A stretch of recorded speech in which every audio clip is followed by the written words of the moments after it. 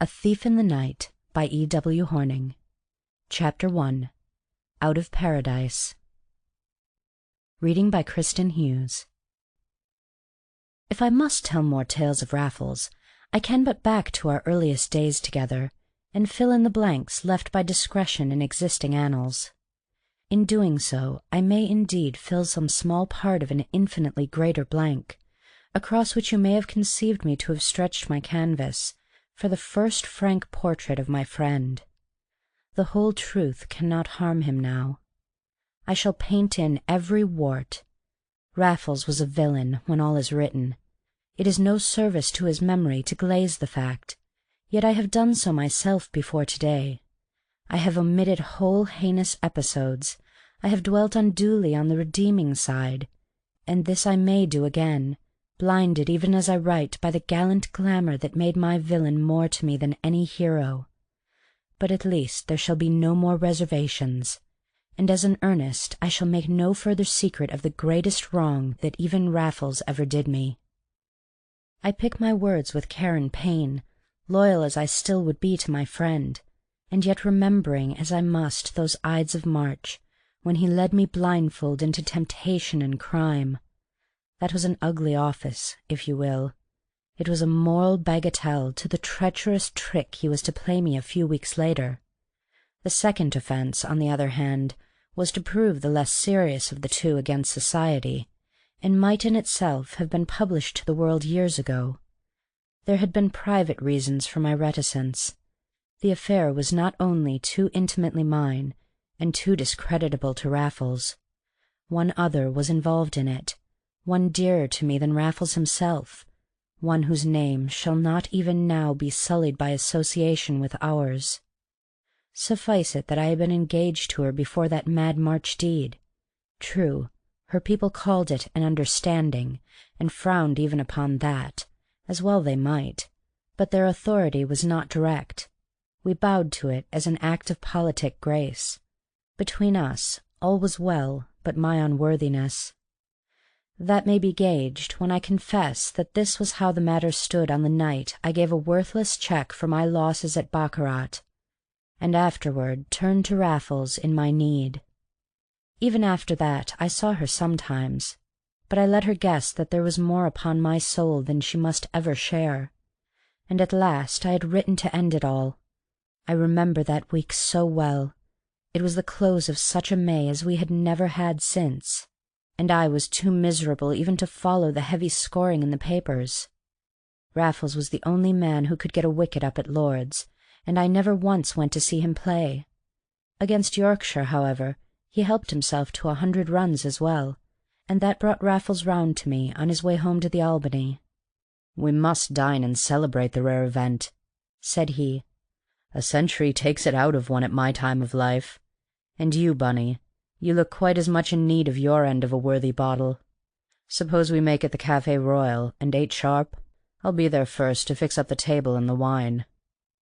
And at the Café Royal I incontinently told him of the trouble I was in. It was the first he had ever heard of my affair, and I told him all, though not before our bottle had been succeeded by a pint of the same exemplary brand. Raffles heard me out with grave attention. His sympathy was the more grateful for the tactful brevity with which it was indicated rather than expressed. He only wished that I had told him of this complication in the beginning. As I had not, he agreed with me that the only course was a candid and complete renunciation. It was not as though my divinity had a penny of her own, or I could earn an honest one. I had explained to Raffles that she was an orphan, who spent most of her time with an aristocratic aunt in the country, and the remainder under the repressive roof of a pompous politician in Palace Gardens. The aunt had, I believe, still a sneaking softness for me, but her illustrious brother had set his face against me from the first. "Hector Carruthers," murmured Raffles, repeating the detested name with his clear, cold eye on mine. "I suppose you haven't seen much of him?" "Not a thing for ages," I replied. "I was at the house 2 or 3 days last year, but they've neither asked me since nor been at home to me when I've called. The old beast seems a judge of men." And I laughed bitterly in my glass. "Nice house?" said Raffles, glancing at himself in his silver cigarette-case. "Top shelf," said I. "You know the house is in Palace Gardens, don't you?" "Not so well as I should like to know them, Bunny." "Well, it's about the most palatial of the lot. The old ruffian is as rich as Croesus. It's a country place in town." "What about the window fastenings?" asked Raffles casually. I recoiled from the open cigarette-case that he proffered as he spoke. Our eyes met, and in his there was that starry twinkle of mirth and mischief, that sunny beam of audacious devilment, which had been my undoing 2 months before, which was to undo me as often as he chose until the chapter's end. Yet for once I withstood its glamour. For once I turned aside that luminous glance with front of steel. There was no need for Raffles to voice his plans. I read them all between the strong lines of his smiling, eager face, and I pushed back my chair in the equal eagerness of my own resolve. "Not if I know it," said I. "A house I've dined in, a house I've seen her in, a house where she stays by the month together. Don't put it into words, Raffles, or I'll get up and go." "You mustn't do that before the coffee and liqueur," said Raffles, laughing. "Have a small Sullivan first. It's the royal road to a cigar. And now let me observe that your scruples would do you honor if old Carruthers still lived in the house in question." "Do you mean to say he doesn't?" Raffles struck a match and handed it first to me.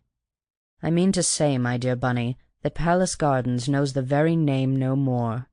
You began by telling me you had heard nothing of these people all this year. That's quite enough to account for our little misunderstanding.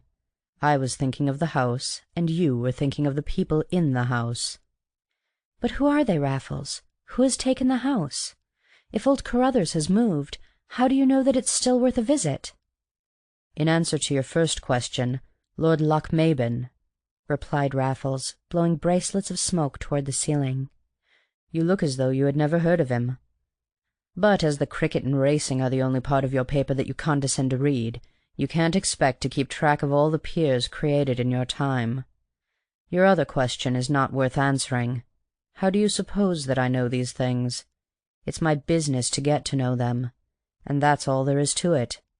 As a matter of fact, Lady Lochmaben has just as good diamonds as Mrs. Carruthers ever had, and the chances are that she keeps them where Mrs. Carruthers kept hers, if you could enlighten me on that point." As it happened, I could, since I knew from his niece that it was one on which Mr. Carruthers had been a faddist in his time. He had made quite a study of the cracksman's craft, in a resolve to circumvent it with his own. I remembered myself how the ground-floor windows were elaborately bolted and shuttered, and how the doors of all the rooms opening upon the square inner hall were fitted with extra Yale locks, at an unlikely height, not to be discovered by one within the room.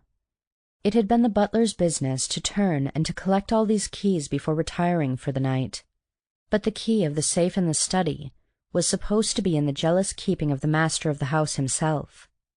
That safe was in its turn so ingeniously hidden that I never should have found it for myself. I well remember how one who showed it to me, in the innocence of her heart, laughed as she assured me that even her little trinkets were solemnly locked up in it every night.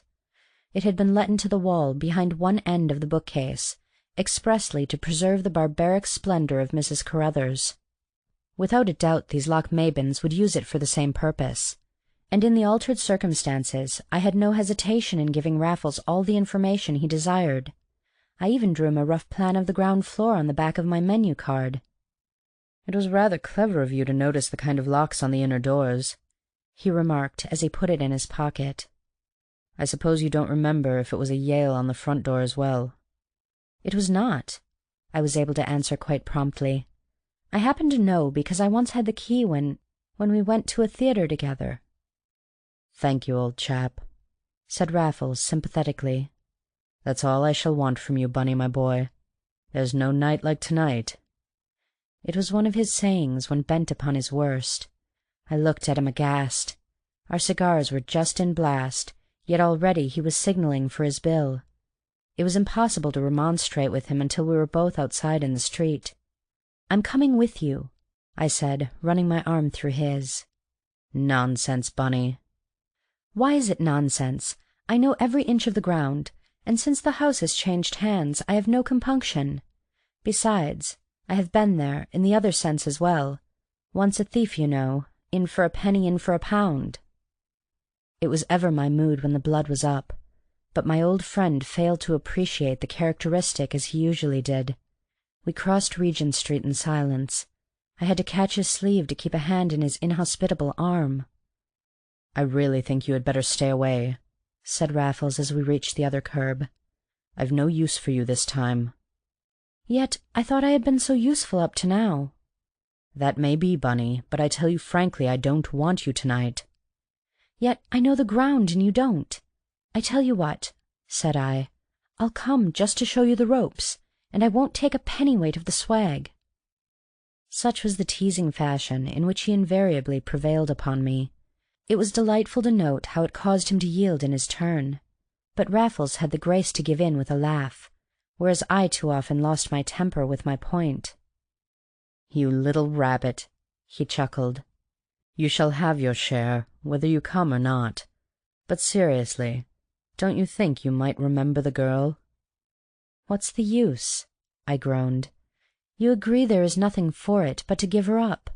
I am glad to say that for myself, before I asked you, and wrote to tell her so on Sunday. Now it is Wednesday, and she hasn't answered by line or sign. It's waiting for one word from her that's driving me mad." "Perhaps you wrote to Palace Gardens?" "No, I sent it to the country. There's been time for an answer, wherever she may be." We had reached the Albany, and halted with one accord at the Piccadilly portico, red cigar to red cigar. "You wouldn't like to go and see if the answer's in your rooms?" he asked. "No, what's the good? Where's the point in giving her up, if I'm going to straighten out when it's too late?" "It's too late. I have given her up, and I am coming with you." The hand that bowled the most puzzling ball in England, once it found its length, descended on my shoulder with surprising promptitude. "Very well, Bunny, that's finished. But your blood be on your own pate if evil comes of it. Meanwhile, we can't do better than turn in here till you have finished your cigar as it deserves, and topped up with such a cup of tea as you must learn to like if you hope to get on in your new profession. And when the hours are small enough, Bunny, my boy, I don't mind admitting I shall be very glad to have you with me." I have a vivid memory of the interim in his rooms. I think it must have been the first and last of its kind that I was called upon to sustain with so much knowledge of what lay before me. I passed the time with one restless eye upon the clock, and the other on the tantalus which Raffles ruthlessly declined to unlock. He admitted that it was like waiting with one's pads on, and in my slender experience of the game, of which he was a world's master, that was an ordeal not to be endured without a general quaking of the inner man.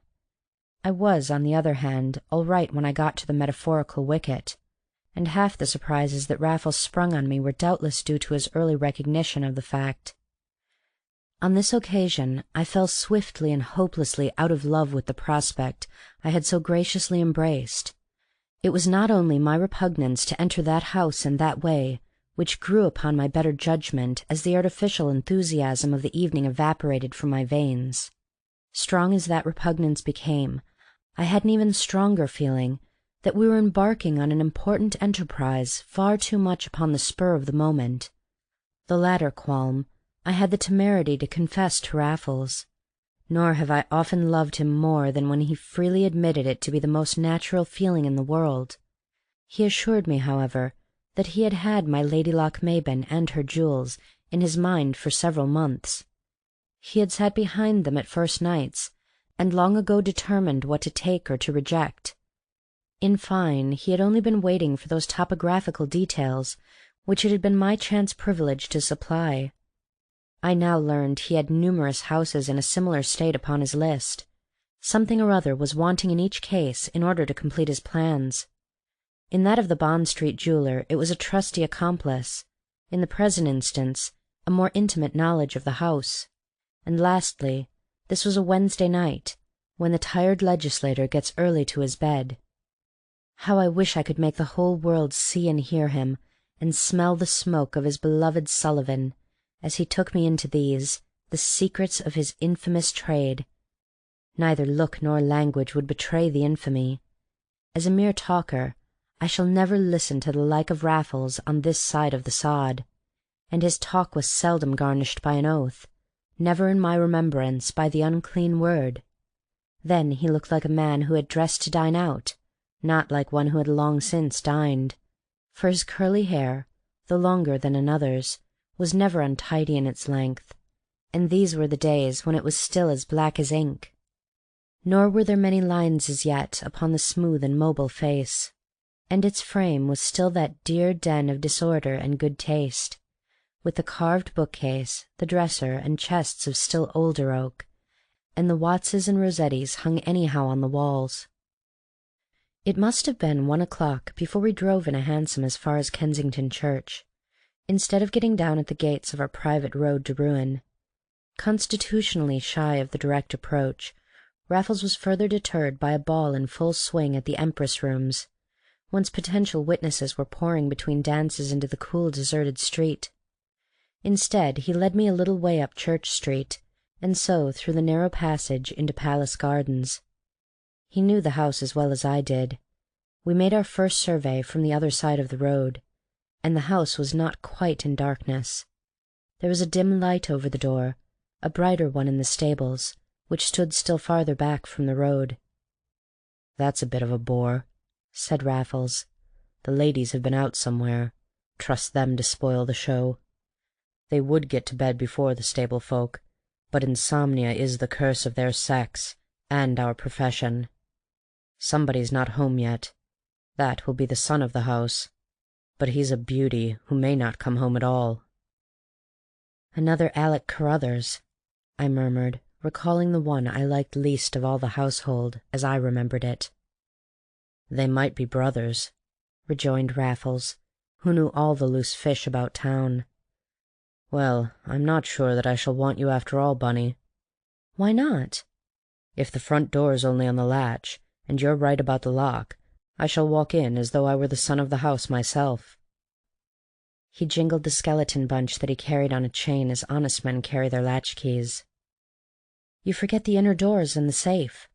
"True, you might be useful to me there, but I still don't like leading you in where it isn't absolutely necessary, Bunny." "Then let me lead you," I answered, and forthwith marched across the broad secluded road, with the great houses standing back on either side in their ample gardens, as though the one opposite belonged to me. I thought Raffles had stayed behind, for I never heard him at my heels, yet there he was when I turned round at the gate. "I must teach you the step," he whispered, shaking his head. "You shouldn't use your heel at all. Here's a grass border for you. Walk it as you would walk the plank. Gravel makes a noise and flower beds tell a tale. Wait, I must carry you across this." It was the sweep of the drive, and in the dim light from above the door, the soft gravel ploughed into ridges by the night's wheels threatened an alarm at every step. Yet Raffles, with me in his arms, crossed the zone of peril softly as the pard. "Shoes in your pocket. That's the beauty of pumps," he whispered on the step. His light bunch tinkled faintly. A couple of keys he stooped and tried, with the touch of a humane dentist. The third let us into the porch, and as we stood together on the mat, as he was gradually closing the door, a clock within chimed a half-hour in fashion so thrillingly familiar to me that I caught Raffles by the arm. My half-hours of happiness had flown to just such chimes. I looked wildly about me in the dim light. Hat-stand and oak settee belonged equally to my past, and Raffles was smiling in my face as he held the door wide for my escape. "You told me a lie," I gasped in whispers. "I did nothing of the sort," he replied. "The furniture's the furniture of Hector Carruthers, but the house is the house of Lord Lochmaben. Look here." He had stooped and was smoothing out the discarded envelope of a telegram. "Lord Lochmaben," I read in pencil by the dim light, and the case was plain to me on the spot. My friends had let their house furnished, as anybody but Raffles would have explained to me in the beginning. "All right," I said, "shut the door." And he not only shut it without a sound, but drew a bolt that might have been sheathed in rubber. In another minute we were at work upon the study door, I with the tiny lantern and the bottle of rock oil, he with the brace and the largest bit. The Yale lock he had given up at a glance. It was placed high up in the door, feet above the handle, and the chain of holes with which Raffles had soon surrounded it were bored on a level with his eyes. Yet the clock in the hall chimed again, and 2 ringing strokes resounded through the silent house before we gained admittance to the room.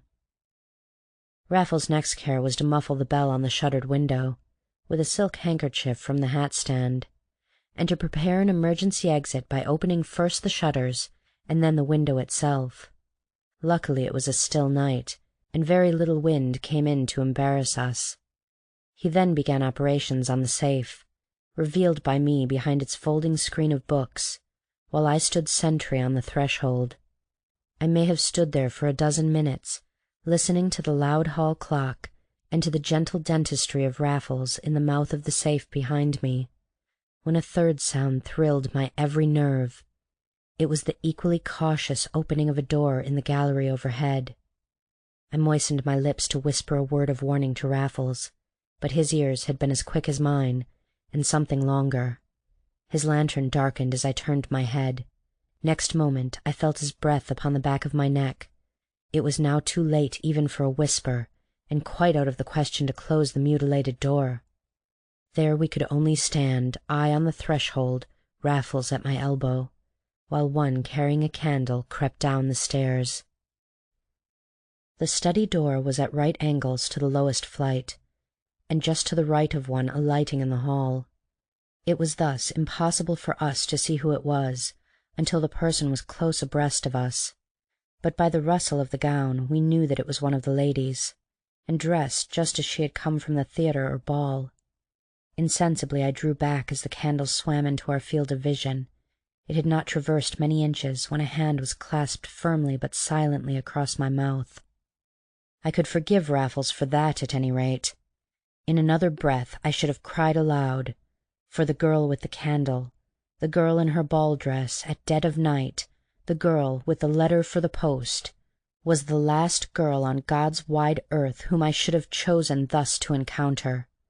A midnight intruder in the very house where I had been reluctantly received on her account. I forgot Raffles. I forgot the new and unforgivable grudge I had against him now. I forgot his very hand across my mouth, even before he paid me the compliment of removing it.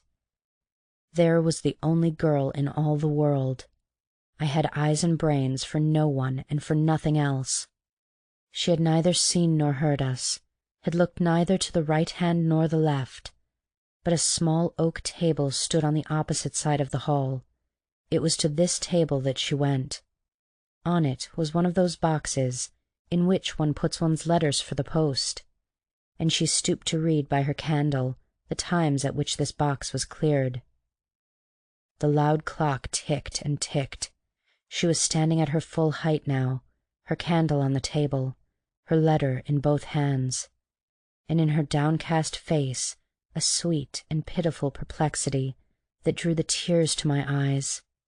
Through a film I saw her open the envelope so lately sealed and read her letter once more, as though she would have altered it a little at the last. It was too late for that, but of a sudden she plucked a rose from her bosom and was pressing it in with her letter, when I groaned aloud. How could I help it? The letter was for me. Of that I was as sure as though I had been looking over her shoulder. She was as true as tempered steel. There were not 2 of us to whom she wrote and sent roses at dead of night. It was her one chance of writing to me. None would know that she had written, and she cared enough to soften the reproaches I had richly earned with a red rose warm from her own warm heart. And there was I, a common thief who had broken in to steal. Yet I was unaware that I had uttered a sound until she looked up, startled, and the hands behind me pinned me where I stood. I think she must have seen us, even in the dim light of the solitary candle. Yet not a sound escaped her as she peered courageously in our direction. Neither did one of us move. But the hall clock went on and on, every tick like the beat of a drum to bring the house about our ears, until a minute must have passed, as in some breathless dream, and then came the awakening, with such a knocking and a ringing at the front door as brought all three of us to our senses on the spot. "The son of the house," whispered Raffles in my ear, as he dragged me back to the window he had left open for our escape. But as he leaped out first, a sharp cry stopped me at the sill. Get back! We're trapped!" he cried, and in the single second that I stood there, I saw him fell one officer to the ground and dart across the lawn with another at his heels. A third came running up to the window. What could I do but double back into the house? And there in the hall I met my lost love face to face. Till that moment she had not recognized me. I ran to catch her as she all but fell, and my touch repelled her into life, so that she shook me off and stood gasping, "You of all men! You of all men!" until I could bear it no more, but broke again for the study window. "Not that way! Not that way!" she cried in an agony at that. Her hands were upon me now. In there!" she whispered, pointing and pulling me to a mere cupboard under the stairs, where hats and coats were hung, and it was she who shut the door on me with a sob. Doors were already opening overhead, voices calling, voices answering, the alarm running like wildfire from room to room. Soft feet pattered in the gallery and down the stairs about my very ears.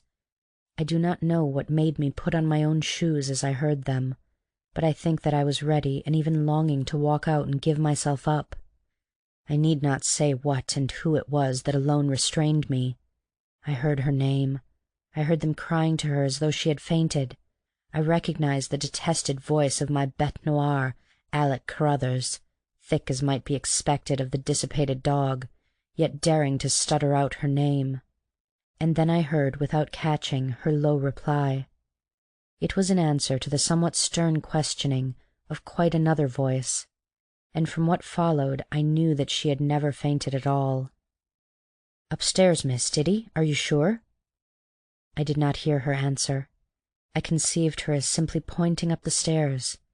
In any case, about my very ears once more there now followed such a patter and tramp of bare-booted feet as renewed me in a base fear for my own skin.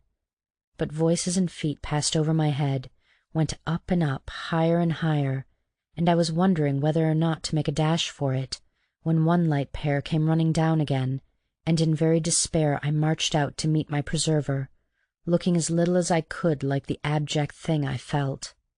"Be quick!" she cried in a harsh whisper, and pointed peremptorily to the porch. But I stood stubbornly before her, my heart hardened by her hardness, and perversely indifferent to all else. And as I stood I saw the letter she had written, in the hand with which she pointed, crushed into a ball. "Quickly!" she stamped her foot. "Quickly, if you ever cared!"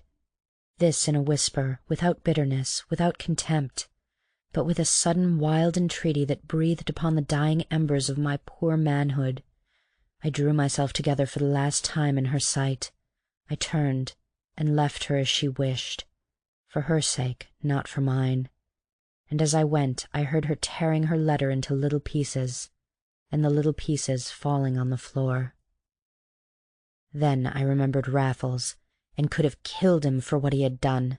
Doubtless by this time he was safe and snug in the Albany. What did my fate matter to him? Never mind. This should be the end between him and me as well. It was the end of everything, this dark night's work. I would go and tell him so. I would jump into a cab and drive there and then to his accursed rooms. But first I must escape from the trap in which he had been so ready to leave me, and on the very steps I drew back in despair. They were searching the shrubberies between the drive and the road.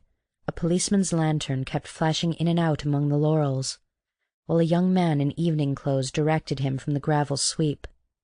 It was this young man whom I must dodge, but at my first step in the gravel he wheeled round, and it was Raffles himself. "Hullo!" he cried. "So you've come up to join the dance as well. Had a look inside, have you? You'll be better employed in helping us to draw the cover in front here. "It's all right, officer. Only another gentleman from the Empress rooms."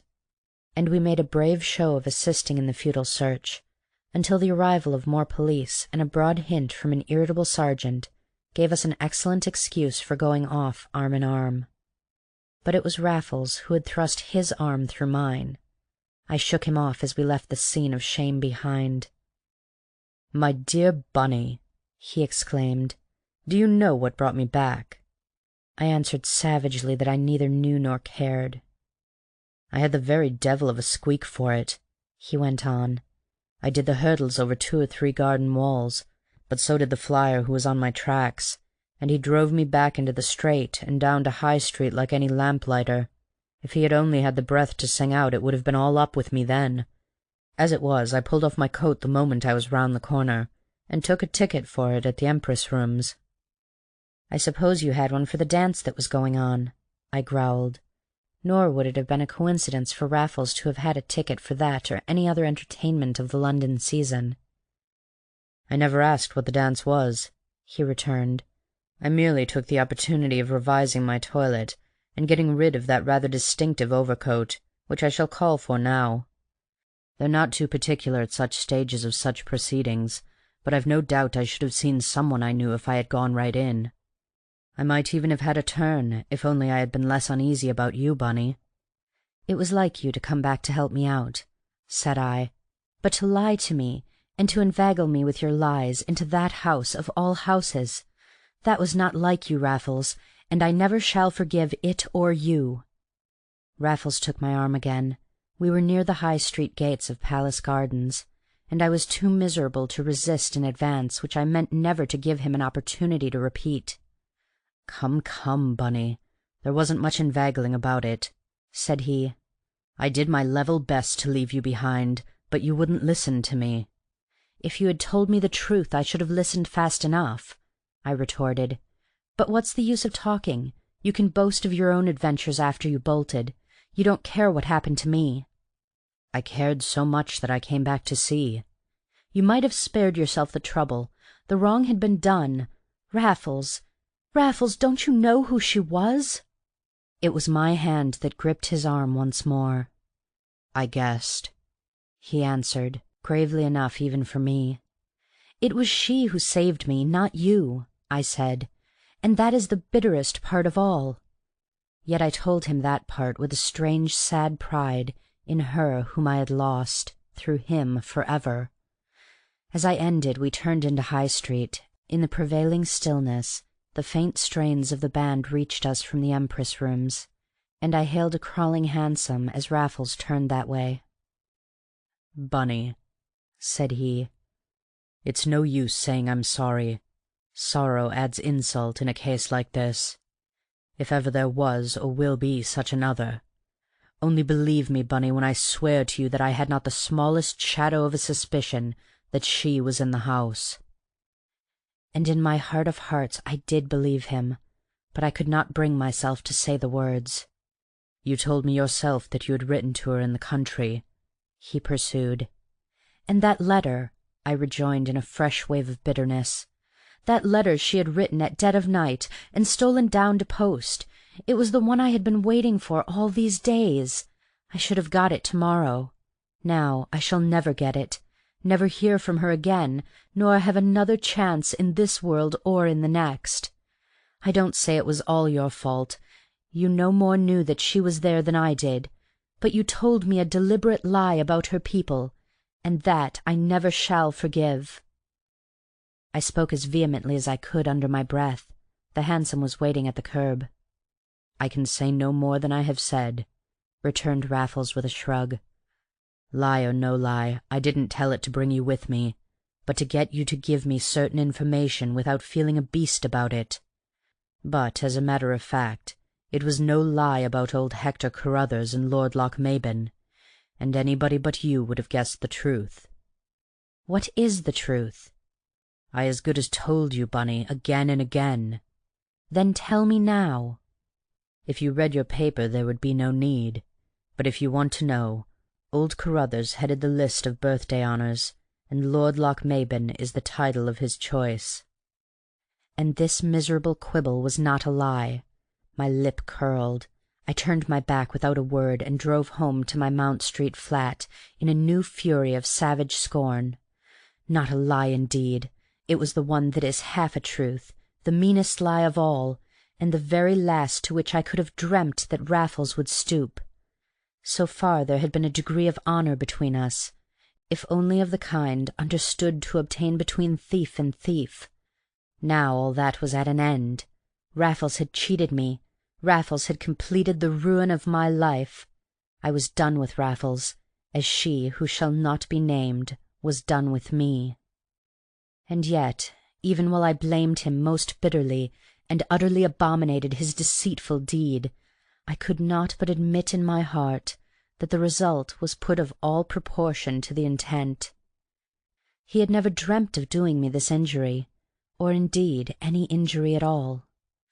Intrinsically, the deceit had been quite venial, the reason for it obviously the reason that Raffles had given me. It was quite true that he had spoken of this Lochmaben peerage as a new creation, and of the heir to it in a fashion only applicable to Alec Carruthers. He had given me hints which I had been too dense to take, and he had certainly made more than one attempt to deter me from accompanying him on this fatal enterprise. Had he been more explicit, I might have made it my business to deter him. I could not say in my heart that Raffles had failed to satisfy such honour as I might reasonably expect to subsist between us. Yet it seems to me to require a superhuman sanity always and unerringly to separate cause from effect, achievement from intent. And I, for one, was never quite able to do so in this case. I could not be accused of neglecting my newspaper during the next few wretched days. I read every word that I could find about the attempted jewel robbery in Palace Gardens, and the reports afforded me my sole comfort. In the first place, it was only an attempted robbery. Nothing had been taken after all. And then, the one member of the household who had come nearest to a personal encounter with either of us was unable to furnish any description of the man, had even expressed a doubt as to the likelihood of identification in the event of an arrest. I will not say with what mingled feelings I read and dwelt on that announcement. It kept a certain faint glow alive within me, until the morning brought me back the only presents I had ever made her. They were books. Jewelry had been tabooed by the authorities. And the books came back without a word, though the parcel was directed in her hand. I had made up my mind not to go near Raffles again, but in my heart I already regretted my resolve. I had forfeited love, I had sacrificed honour, and now I must deliberately alienate myself from the one being whose society might yet be some recompense for all that I had lost. The situation was aggravated by the state of my exchequer.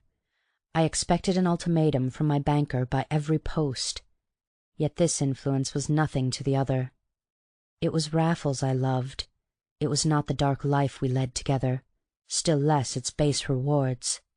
It was the man himself, his gaiety, his humour, his dazzling audacity, his incomparable courage and resource, and a very horror of turning to him again in mere need of greed set the seal on my first angry resolution.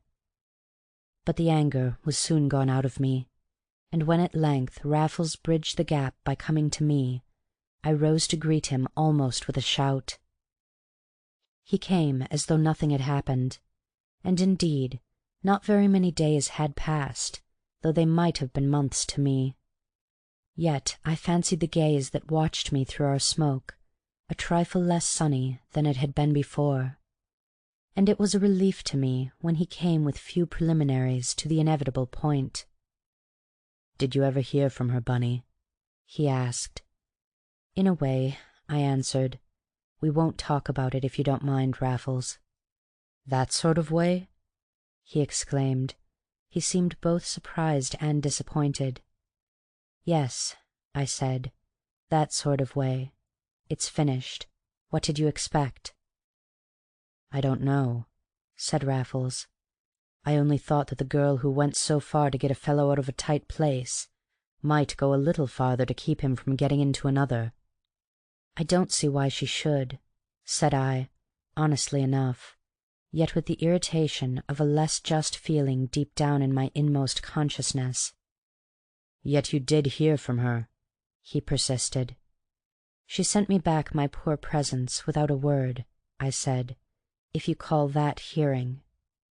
I could not bring myself to own to Raffles that I had given her only books. He asked if I was sure that she had sent them back herself, and that was his last question. My answer was enough for him, and to this day I cannot say whether it was more in relief than in regret that he laid a hand upon my shoulder. "So you are out of Paradise after all," said Raffles. "I was not sure, or I should have come round before. Well, Bunny, if they don't want you there, there's a little inferno in the Albany where you will be as welcome as ever." And still, with all the magic mischief of his smile, there was that touch of sadness which I was yet to read aright. End of Chapter 1.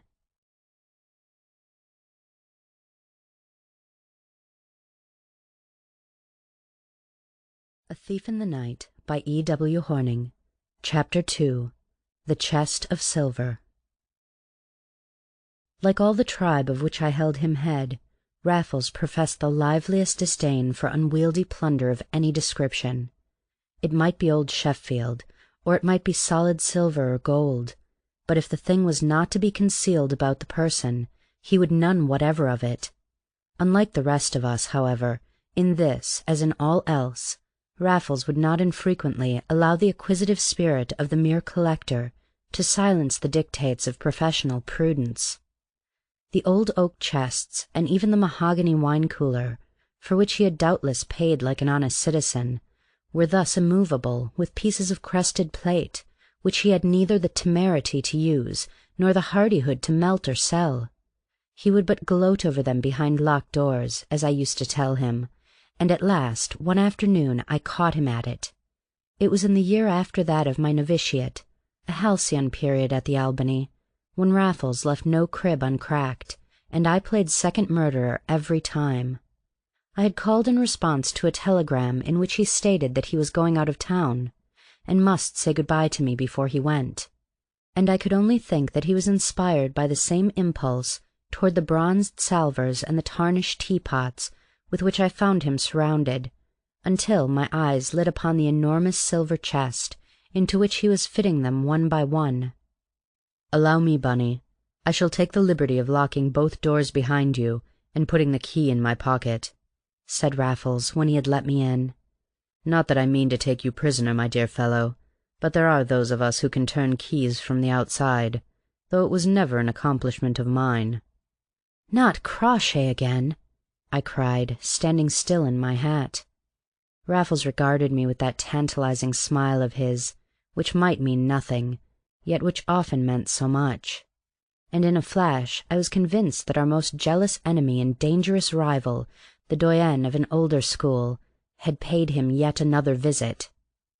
"That remains to be seen," was the measured reply, "and I for one have not set naked eyes on the fellow since I saw him off through that window, and left myself for dead on this very spot.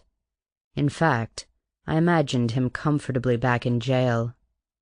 "Not old Crawshay," said I. "He's far too good a man to be taken twice. I should call him the very prince of professional cracksmen." "Should you?" said Raffles coldly, with as cold an eye looking into mine. "Then you had better prepare to repel princes when I'm gone." "But gone where?" I asked, finding a corner for my hat and coat, and helping myself to the comforts of the venerable dresser, which was one of our friend's greatest treasures. "Where is it you are off to, and why are you taking this herd of white elephants with you?" Raffles bestowed the cachet of his smile on my description of his motley plate. He joined me in one of his favorite cigarettes, only shaking a superior head at his own decanter. "One question at a time, Bunny," said he. "In the first place, I am going to have these rooms freshened up with a pot full of paint, the electric light, and the telephone you've been at me about so long." "Good!" I cried. "Then we shall be able to talk to each other day and night." "And get overheard and run in for our pains?" I shall wait till you are run in, I think," said Raffles cruelly. "But the rest's a necessity. Not that I love new paint or am pining for electric light, but for reasons which I will just breathe in your private ear, Bunny. You must not try to take them too seriously, but the fact is, there is just the least bit of a twitter against me in this rookery of an Albany. It must have been started by that tame old bird, Policeman Mackenzie. It isn't very bad as yet, but it needn't be that to reach my ears.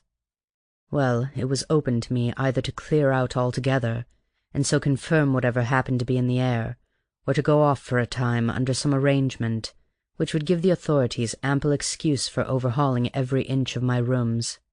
Which would you have done, Bunny?" "Cleared out while I could," said I devoutly.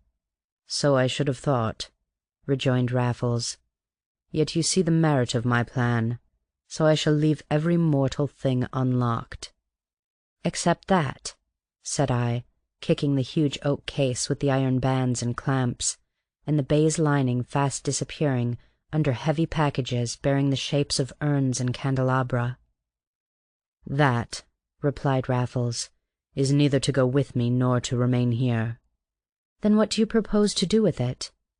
"You have your banking account and your banker," he went on. This was perfectly true, though it was Raffles alone who had kept the one open and enabled me to propitiate the other in moments of emergency. "Well?" "Well, pay in this bundle of notes this afternoon, and say you have had a great week at Liverpool and Lincoln. Then ask them if they can do with your silver while you run over to Paris for a merry Easter. I should tell them it's rather heavy, a lot of old family stuff that you've got a good mind to leave with them till you marry and settle down." I winced at this, but consented to the rest after a moment's consideration. After all, and for more reasons than I need enumerate, it was a plausible tale enough, and Raffles had no banker. It was quite impossible for him to explain across any single counter the large sums of hard cash which did sometimes fall into his hands, and it might well be that he had nursed my small account in view of the very quandary which had now arisen.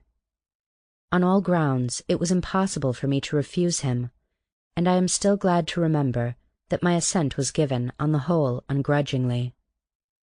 "But when will the chest be ready for me?" I merely asked as I stuffed the notes into my cigarette case.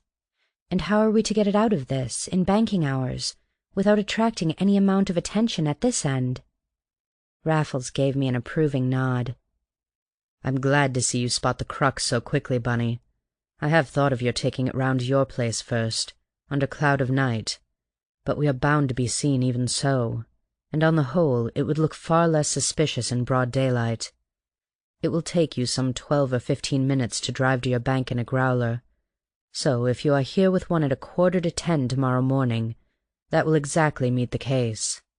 But you must have a hansom this minute if you mean to prepare the way with those notes this afternoon." It was only too like the Raffles of those days to dismiss a subject and myself in the same breath, with a sudden nod and a brief grasp of the hand he was already holding out for mine. I had a great mind to take another of his cigarettes instead, for there were one or two points on which he had carefully omitted to enlighten me. Thus I had still to learn the bare direction of his journey, and it was all that I could do to drag it from him as I stood buttoning my coat and gloves. "Scotland," he vouchsafed at last. "At Easter," I remarked. "To learn the language," he explained. "I have no tongue but my own, you see, but I try to make up for it by cultivating every shade of that. Some of them have come in useful even to your knowledge, Bunny. What price my Cockney that night in St. John's Wood? I can keep up my end in stage Irish, real Devonshire, very fair Norfolk, and 3 distinct Yorkshire dialects. But my good Galloway Scots might be better, and I mean to make it so." "You still haven't told me where to write to you." "I'll write to you first, Bunny." "At least let me see you off," I urged at the door. "I promise not to look at your ticket if you tell me the train." "The 11:50 from Euston." "Then I'll be with you by 9:45."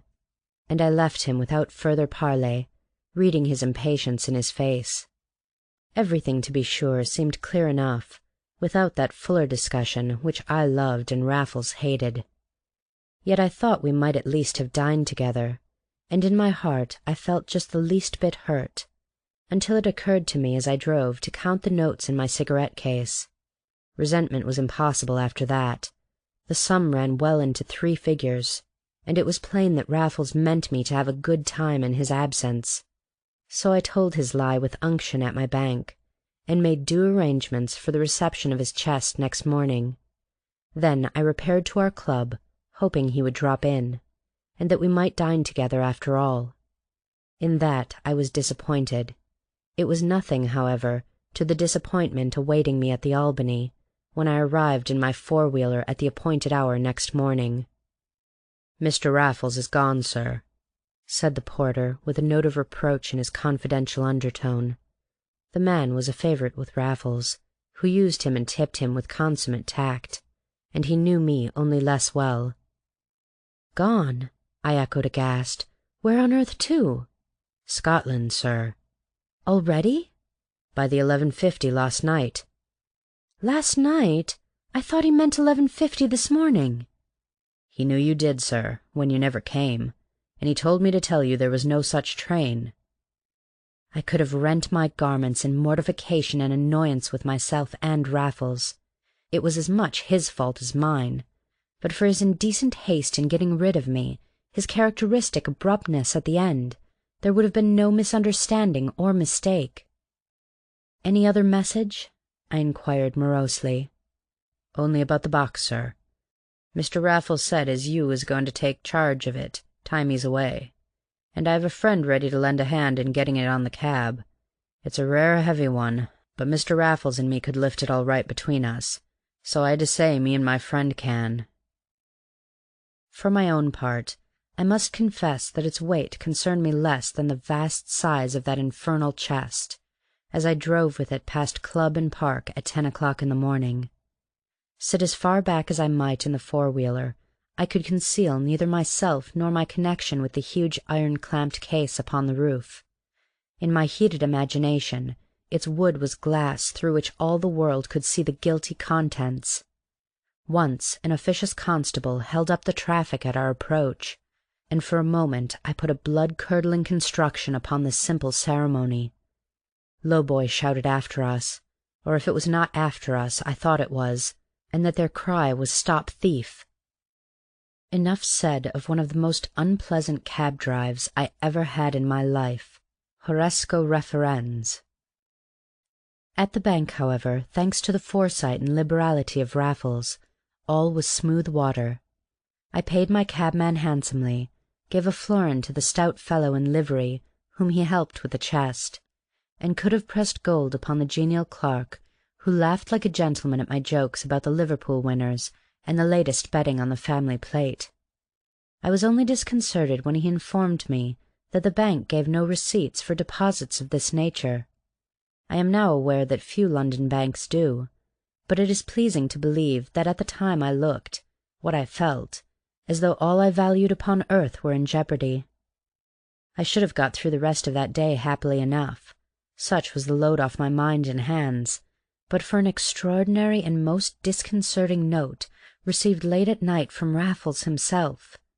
He was a man who telegraphed freely, but seldom wrote a letter. Sometimes, however, he sent a scribbled line by special messenger, and overnight, evidently in the train, he had scribbled this one to post in the small hours at Crewe. "Where, Prince of Professors, he was in the offing when I left. If slightest cause for uneasiness about bank, withdraw at once and keep in own rooms, like good chap. AJR. P.S. Other reasons, as you shall hear." There was a nice nightcap for a puzzled head. I had made rather an evening of it, what with increase of funds and decrease of anxiety. But this cryptic admonition spoiled the remainder of my night. It had arrived by a late post, and I only wished that I had left it all night in my letter-box. What exactly did it mean? And what exactly must I do? These were questions that confronted me with fresh force in the morning. The news of Crawshay did not surprise me. I was quite sure that Raffles had been given good reason to bear him in mind before his journey, even if he had not again beheld the ruffian in the flesh. That ruffian and that journey might be more intimately connected than I had yet supposed. Raffles never told me all. Yet the solid fact held good, held better than ever, that I had seen his plunder safely planted in my bank. Crawshay himself could not follow it there. I was certain he had not followed my cab. In the acute self-consciousness induced by that abominable drive, I should have known it in my bones if he had. I thought of the porter's friend who had helped me with the chest. No, I remembered him as well as I remembered Crawshay. They were quite different types. To remove that vile box from the bank, on top of another cab, with no stronger pretext and no further instructions, was not to be thought of for a moment. Yet I did think of it for hours. I was always anxious to do my part by Raffles. He had done more than his by me, not once or twice, to-day or yesterday, but again and again from the very first. I need not state the obvious reasons I had for fighting shy of the personal custody of his accursed chest. Yet he had run worse risks for me, and I wanted him to learn that he, too, could depend on a devotion not unworthy of his own. In my dilemma, I did what I have often done when at a loss for light and leading. I took hardly any lunch, but went to Northumberland Avenue and had a Turkish bath instead. I know nothing so cleansing to mind as well as body, nothing better calculated to put the finest possible edge on such judgment as one may happen to possess. Even Raffles, without an ounce to lose or a nerve to soothe, used to own a sensuous appreciation of the peace of mind and person to be gained in this fashion when all others failed. For me, the fun began before the boots were off one's feet, the muffled footfalls, the thin sound of the fountain, even the spent swathed forms upon the couches, and the whole clean, warm, idle atmosphere were so much unction to my simpler soul. The half-hour in the hot rooms I used to count but a strenuous step to a divine lassitude of limb and accompanying exaltation of intellect. And yet, it was in the hottest room of all, in a temperature of 270 degrees Fahrenheit, that the bolt fell from the Pall Mall Gazette, which I had bought outside the bath. I was turning over the hot, crisp pages, and positively revelling in my fiery furnace, when the following headlines and leaded paragraphs leapt to my eye with the force of a veritable blow. Bank robbers in the West End, daring and mysterious crime. An audacious burglary and dastardly assault have been committed on the premises of the City and Suburban Bank in Sloane Street, West. From the details so far to hand, the robbery appears to have been deliberately planned and adroitly executed in the early hours of this morning. A night watchman named Fawcett states that between 1 and 2 o'clock he heard a slight noise in the neighbourhood of the lower strong-room, used as a repository for the plate and other possessions of various customers of the bank. Going down to investigate, he was instantly attacked by a powerful ruffian, who succeeded in felling him to the ground before an alarm could be raised.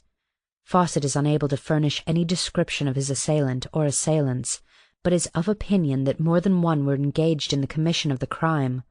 When the unfortunate man recovered consciousness, no trace of the thieves remained, with the exception of a single candle which had been left burning on the flags of the corridor.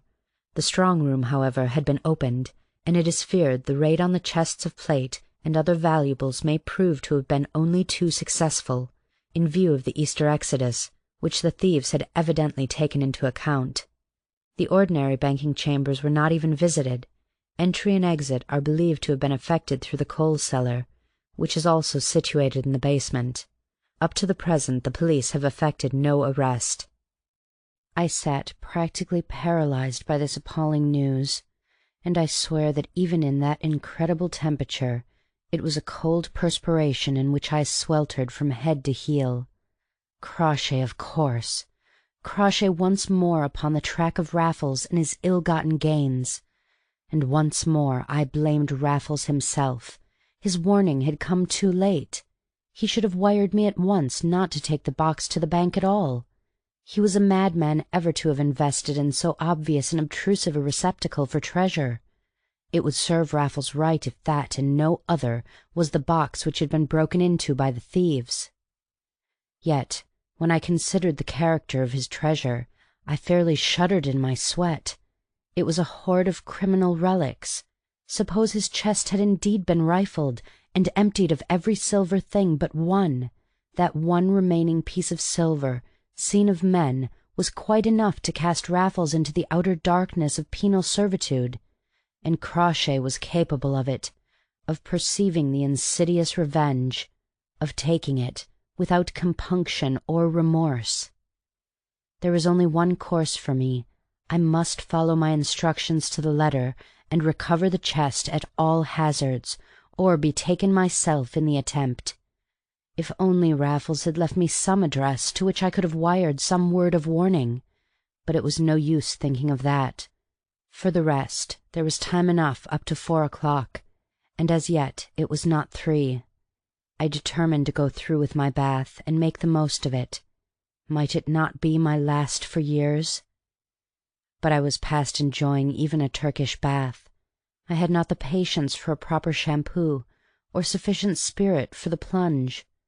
I weighed myself automatically, for that was a matter near my heart, but I forgot to give my man his sixpence until the reproachful intonation of his adieu recalled me to myself.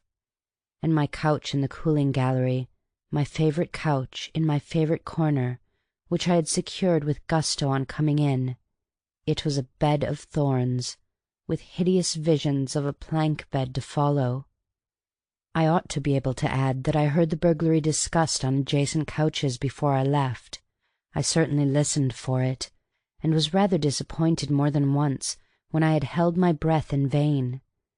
But this is the unvarnished record of an odious hour, and it passed without further aggravation from without. Only as I drove to Sloane Street, the news was on all the posters, and on one I read of a clue which spelt for me a doom I was grimly resolved to share. Already there was something in the nature of a run upon the Sloane Street branch of the City and Suburban. A cab drove away with a chest of reasonable dimensions as mine drove up, while in the bank itself a lady was making a painful scene. As for the genial clerk who had roared at my jokes the day before, he was mercifully in no mood for any more, but, on the contrary, quite rude to me at sight. "I've been expecting you all the afternoon," he said. "You needn't look so pale." "Is it safe?" "That Noah's Ark of yours? Yes, so I hear.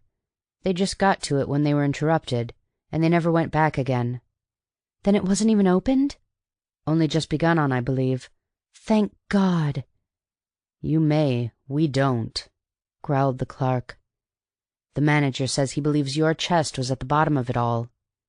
"How could it be?" I asked uneasily. "By being seen on the cab a mile off, and followed," said the clerk. "Does the manager want to see me?" I asked boldly. "Not unless you want to see him," was the blunt reply. "He's been at it with others all the afternoon. They haven't all got off as cheap as you." "Then my silver shall not embarrass you any longer," I said grandly. "I meant to leave it if it was all right, but after all you have said I certainly shall not. Let your man or men bring up the chest at once. I dare say they also have been at it with others all the afternoon, but I shall make this worth their while." I did not mind driving through the streets with the thing this time. My present relief was too overwhelming as yet to admit of pangs and fears for the immediate future. No summer sun had ever shone more brightly than that rather watery one of early April. There was a green and gold dust of buds and shoots on the trees as we passed the park. I felt greater things sprouting in my heart. Hansoms passed with schoolboys just home for the Easter holidays, four-wheelers outward bound, with bicycles and perambulators atop. None that rode in them were half so happy as I, with the great load on my cab, but the greater one off my heart. At Mount Street it just went into the lift. That was a stroke of luck, and the liftman and I between us carried it into my flat. It seemed a featherweight to me now. I felt a Samson in the exultation of that hour, and I will not say what my first act was when I found myself alone with my white elephant in the middle of the room. Enough that the siphon was still doing its work when the glass slipped through my fingers to the floor. "Bunny!" It was Raffles. Yet for a moment I looked about me quite in vain. He was not at the window, he was not at the open door, and yet Raffles it had been, or at all events his voice, and that bubbling over with fun and satisfaction, be his body where it might. In the end I dropped my eyes, and there was his living face in the middle of the lid of the chest, like that of the saint upon its charger.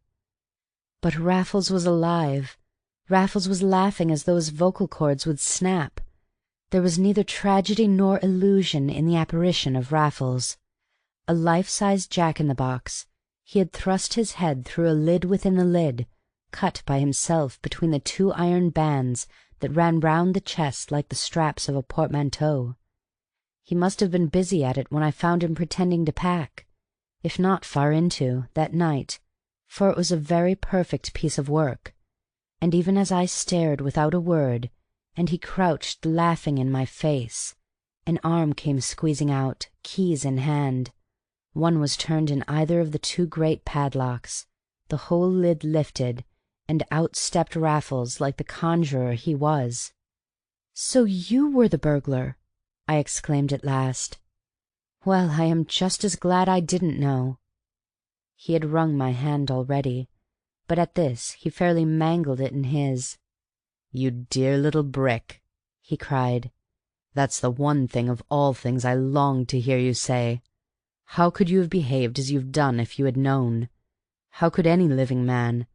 How could you have acted as the polar star of all the stages could not have acted in your place? Remember that I have heard a lot, and as good as seen as much as I've heard. Bunny, I don't know where you were greatest, at the Albany here or at your bank."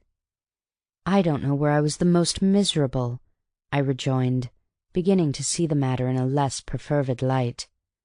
"I know you don't credit me with much finesse, but I would undertake to be in the secret, and to do quite as well.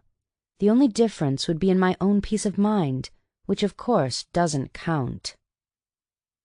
But Raffles wagged away with his most charming and disarming smile. He was in old clothes, rather tattered and torn, and more than a little grimy as to the face and hands, but on the surface wonderfully little the worse for his experience. And, as I say, his smile was the smile of the Raffles I loved best. "You would have done your damnedest, Bunny. There is no limit to your heroism. But you forget the human equation in the pluckiest of the plucky. I couldn't afford to forget it, Bunny. I couldn't afford to give a point away. Don't talk as though I hadn't trusted you. I trusted my very life to your loyal tenacity. What do you suppose would have happened to me if you had let rip in that strong room? Do you think I ever would have crept out and given myself up? Yes, I'll have a peg for once. The beauty of all laws is in the breaking, even of the kind we make unto ourselves." I had a Sullivan for him, too, and in another minute he was spread out on my sofa, stretching his cramped limbs with infinite gusto, a cigarette between his fingers, a yellow bumper at hand on the chest of his triumph and my tribulation. Never mind when it occurred to me, Bunny. As a matter of fact, it was only the other day, when I had decided to go away for the real reasons I have already given you. I may have made more of them to you than I do in my own mind, but at all events they exist. And I really did want the telephone and the electric light. "But where did you stow the silver before you went?" "Nowhere. It was in my luggage, a portmanteau, cricket bag, and suit-case, full of very little else. And by the same token I left the lot at Euston, and one of us must fetch them this evening." "I can do that," said I. "But did you really go all the way to Crewe?" "Didn't you get my note? I went all the way to Crewe to post you those few lines, my dear Bunny. It's no use taking trouble if you don't take trouble enough. I wanted you to show the proper set of faces at the bank and elsewhere, and I know you did. Besides, There was an up train 4 minutes after mine got in. I simply posted my letter in Crewe station and changed from one train to the other." "At 2 in the morning?" "Nearer 3, Bunny. It was after 7 when I slung in with the Daily Mail. The milk had beaten me by a short can, but even so I had 2 very good hours before you were due." "And to think," I murmured, "how you deceived me there." "With your own assistance," said Raffles, laughing. "If you had looked it up, you would have seen there was no such train in the morning, and I never said there was. But I meant you to be deceived, Bunny, and I won't say I didn't. It was all for the sake of the side. Well, when you carted me away with such laudable dispatch, I had rather an uncomfortable half-hour, but that was all just then. I had my candle, I had matches, and lots to read. It was quite nice in that strong room, until a very unpleasant incident occurred." "Do tell me, my dear fellow." "I must have another Sullivan, thank you, and a match." "The unpleasant incident was steps outside and a key in the lock. I was disporting myself on the lid of the trunk at the time. I had barely time to knock out my light and slip down behind it. Luckily it was only another box of sorts, a jewel case to be more precise. You shall see the contents in a moment. The Easter exodus has done me even better than I dared to hope." His words reminded me of the Pall Mall Gazette, which I had brought in my pocket from the Turkish bath. I fished it out, all wrinkled and bloated by the heat of the hottest room, and handed it to Raffles with my thumb upon the leaded paragraphs. "Delightful," said he when he had read them. "More thieves than one, and the coal cellar of all places is a way in. I certainly tried to give it that appearance. I left enough candle grease there to make those coals burn bravely, but it looked up into a blind backyard, Bunny, and a boy of 8 couldn't have squeezed through the trap. Long may that theory keep them happy at Scotland Yard." "But what about the fellow you knocked out?" I asked. "That was not like you, Raffles." Raffles blew pensive rings as he lay back on my sofa, his black hair tumbled on the cushion, his pale profile as clear and sharp against the light as though slashed out with the scissors. "I know it wasn't Bunny," he said regretfully, "but things like that, as the poet will tell you, are really inseparable from victories like mine. It had taken me a couple of hours to break out of that strong room. I was devoting a third to the harmless task of simulating the appearance of having broken in, and it was then I heard the fellow's stealthy step. Some might have stood their ground and killed him. More would have bolted into a worse corner than they were in already. I left my candle where it was, crept to meet the poor devil, flattened myself against the wall, and let him have it as he passed. I acknowledge the foul blow, but here's evidence that it was mercifully struck. The victim has already told his tale." As he drained his glass, but shook his head when I wished to replenish it, Raffles showed me the flask which he had carried in his pocket. It was still nearly full, and I found that he had otherwise provisioned himself over the holidays. On either Easter Day or Bank Holiday, had I failed him, it had been his intention to make the best escape he could, but the risk must have been enormous, and it filled my glowing skin to think that he had not relied on me in vain. As for his gleanings from such jewel cases as were spending the Easter recess in the strong room of my bank, without going into rhapsodies or even particulars on the point, I may mention that they realized enough for me to join Raffles on his deferred holiday in Scotland, besides enabling him to play more regularly for Middlesex in the ensuing summer than had been the case for several seasons. In fine, this particular exploit entirely justified itself in my eyes, in spite of the superfluous but invariable secretiveness which I could seldom help resenting in my heart. I never thought less of it than in the present instance, and my one mild reproach was on the subject of the phantom Crawshay. "You let me think he was in the air again," I said, "but it wouldn't surprise me to find that you had never heard of him since the day of his escape through your window." "I never even thought of him, Bunny, until you came to see me the day before yesterday, and put him into my head with your first words. The whole point was to make you as genuinely anxious about the plate as you must have seemed all along the line." "Of course I see your point," I rejoined, "but mine is that you labored it. You needn't have written me a downright lie about the fellow." "Nor did I, Bunny." "Not about the Prince of Professors being in the offing when you left?"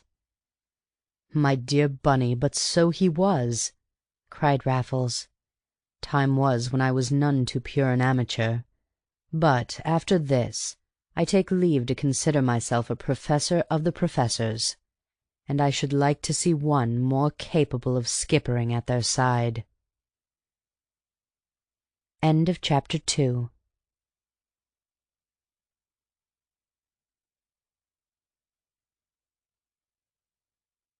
A Thief in the Night by E.W. Hornung. Chapter 3. The Rest Cure. I had not seen Raffles for a month or more, and I was sadly in need of his advice. My life was being made a burden to me by a wretch who had obtained a bill of sale over the furniture in Mount Street, and it was only by living elsewhere that I could keep the vulpine villain from my door. This cost ready money, and my balance at the bank was sorely in need of another lift from Raffles. Yet, had he been in my shoes, he could not have vanished more effectually than he had done, both from the face of the town and from the ken of all who knew him. It was late in August. He never played first-class cricket after July, when a scholastic understudy took his place in the Middlesex 11, and in vain did I scour my field and my sportsmen for the country-house matches with which he wilfully preferred to wind up the season. The matches were there, but never the magic name of A.J. Raffles. Nothing was known of him at the Albany. He had left no instructions about his letters either there or at the club. I began to fear that some evil had overtaken him. I scanned the features of captured criminals in the illustrated Sunday papers. On each occasion I breathed again, nor was anything worthy of Raffles going on. I will not deny that I was less anxious on his account than on my own, but it was a double relief to me when he gave me a first characteristic sign of life. I had called at the Albany for the 50th time, and returned to Piccadilly in my usual despair, when a street sloucher sidled up to me in furtive fashion and inquired if my name was what it is. "'Cause this 'ere's for you," he rejoined to my affirmation, and with that I felt a crumpled note in my palm. It was from Raffles. I smoothed out the twisted scrap of paper, and on it were just a couple of lines in pencil. "Meet me in Holland. Walk at dark tonight. Walk up and down till I come. A.J.R." That was all? Not another syllable after all these weeks, and the few words scribbled in a wild caricature of his scholarly and dainty hand. I was no longer to be alarmed by this sort of thing. It was all so like the Raffles I loved least. And to add to my indignation, when at length I looked up from the mysterious missive, the equally mysterious messenger had disappeared in a manner worthy of the whole affair. He was, however, the first creature I espied under the tattered trees of Holland Walk that evening. "Seen him yet?" he inquired confidentially, blowing a vile cloud from his horrid pipe. "No, I haven't, and I want to know where you've seen him," I replied sternly. "Why did you run away like that the moment you had given me his note?" Orders, orders," was the reply. "I ain't such a juggins as to go again a toff makes it worth while to do as I'm bid, and 'old me tongue." "And who may you be?" I asked jealously. "And what are you to Mr. Raffles?" "You silly ass, Bunny, don't tell all Kensington that I'm in town," replied my tatterdemalion, shooting up and smoothing out into a merrily shabby Raffles. "Here, take my arm. I'm not so beastly as I look. But neither am I in town, nor in England, nor yet on the face of the earth, for all that's known of me to a single soul but you." "Then where are you?" I asked. "Between ourselves." "I've taken a house near here for the holidays, where I'm going in for a rest cure of my own description. Why? Oh, for lots of reasons, my dear Bunny. Among others, I have long had a wish to grow my own beard. Under the next lamp-post you will agree that it's training on very nicely. Then, you mayn't know it, but there's a canny man at Scotland Yard who has had a quiet eye on me longer than I like. I thought it about time to have an eye on him, and I stared him in the face outside the Albany this very morning. That was when I saw you go in, and scribbled a line to give you when you came out. If he had caught us talking, he would have spotted me at once. So you are lying low out here? I prefer to call it my rest cure, returned Raffles, and it's really nothing else.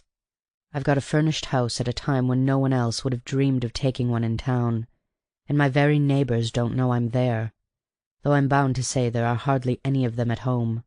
I don't keep a servant, and do everything for myself. It's the next best fun to a desert island. Not that I make much work, for I'm really resting, but I haven't done so much solid reading for years. Rather a joke, Bunny. The man whose house I've taken is one of Her Majesty's inspectors of prisons, and his study's a storehouse in criminology. It has been quite amusing to lie on one's back and have a good look at oneself as others fondly imagine they see one. But surely you get some exercise? I asked, for he was leading me at a good rate through the leafy byways of Campden Hill, and his step was as springy and as light as ever. The best exercise I've had in my life, said Raffles, and you would never live to guess what it is. It's one of the reasons why I went in for this seedy kit. I follow cabs. Yes, Bunny, I turn out about dusk and meet the expresses at Euston or King's Cross.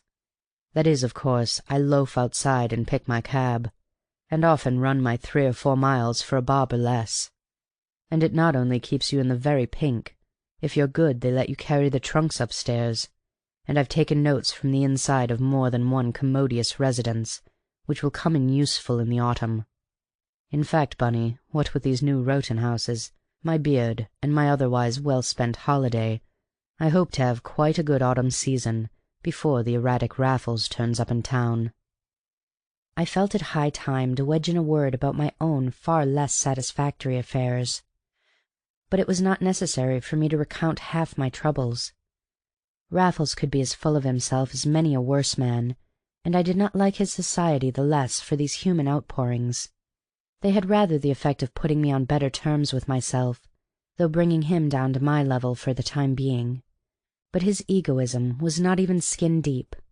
It was rather a cloak, which Raffles could cast off quicker than any man I ever knew, as he did not fail to show me now. "Why, Bunny, this is the very thing!" he cried. "You must come and stay with me, and we'll lie low side by side. Only remember it really is a rest cure. I want to keep literally as quiet as I was without you. What do you say to forming ourselves at once into a practically silent order? You agree? Very well, then. Here's the street, and that's the house." It was ever such a quiet little street, turning out of one of those which climb right over the pleasant hill. One side was monopolized by the garden wall of an ugly but enviable mansion, standing in its own ground. Opposite were a solid file of smaller but taller houses. On neither side were there many windows alight, nor a solitary soul on the pavement or in the road. Raffles led the way to one of the small tall houses. It stood immediately behind a lamp-post, and I could not but notice that a love-lock of Virginia creeper was trailing almost to the step, and that the bow window on the ground floor was closely shuttered. Raffles admitted himself with his latch-key, and I squeezed past him into a very narrow hall. I did not hear him shut the door, but we were no longer in the lamplight, and he pushed softly past me in his turn. "I'll get a light," he muttered as he went, but to let him pass I had leaned against some electric switches, and while his back was turned I tried one of these without thinking. In an instant hall and staircase were flooded with light. In another Raffles was upon me in a fury, and all was darkness once more. He had not said a word, but I heard him breathing through his teeth. Nor was there anything to tell me now. The mere flash of electric light upon a hail of chaos and uncarpeted stairs, and on the face of Raffles as he sprang to switch it off, had been enough even for me. "So this is how you have taken the house," I said in his own undertone. "Taken is good. Taken is beautiful." "Did you think I'd done it through an agent?" he snarled. "Upon my word, Bunny, I did give you the credit of supposing you saw the joke all the time." "Why shouldn't you take a house," I asked, "and pay for it?" "Why should I?" he retorted, "within 3 miles of the Albany? Besides, I should have had no peace, and I meant every word I said about my rest cure." "You are actually staying in a house where you've broken in to steal?" "Not to steal, Bunny. I haven't stolen a thing. But staying here I certainly am, and having the most complete rest a busy man could wish." "There'll be no rest for me." Raffles laughed as he struck a match. I had followed him into what would have been the back drawing-room in the ordinary little London house. The inspector of prisons had converted it into a separate study by filling the folding doors with bookshelves, which I scanned at once for the congenial works of which Raffles had spoken. I was not able to carry my examination very far. Raffles had lighted a candle, stuck, by its own grease, in the crown of an opera hat, which he opened the moment the wick caught. The light thus struck the ceiling in an oval shaft, which left the rest of the room almost as dark as it had been before. "Sorry, Bunny," said Raffles, sitting on one pedestal of a desk from which the top had been removed, and setting his makeshift lantern on the other. "In broad daylight, when it can't be spotted from the outside, you shall have as much artificial light as you like. If you want to do some writing, that's the top of the desk on end against the mantelpiece. You'll never have a better chance so far as interruption goes. But no midnight oil or electricity. You observe that their last care was to fix up these shutters. They appear to have taken the top off the desk to get at 'em without standing on it, but the beastly thing wouldn't go all the way up, and the strip they leave would give us away to the backs of the other houses if we lit up after dark. Mind that telephone. If you touch the receiver they will know at the Exchange that the house is not empty, and I wouldn't put it past the Colonel to have told them exactly how long he was going to be away. He's pretty particular. Look at the strips of paper to keep the dust off his precious books." "Is he a colonel?" I asked, perceiving that Raffles referred to the absentee householder. "Of sappers," he replied, "and a V.C. into the bargain, confound him. Got it at Rorke's Drift. Prison governor or inspector ever since. Favorite recreation? What do you think? Revolver shooting. You can read all about him in his own Who's Who. A devil of a chap to tackle, Bunny, when he's at home." "And where is he now?" I asked uneasily. "And do you know he isn't on his way home?" "Switzerland," replied Raffles, chuckling. "He wrote a one too many labels, and was considerate enough to leave it behind for our guidance.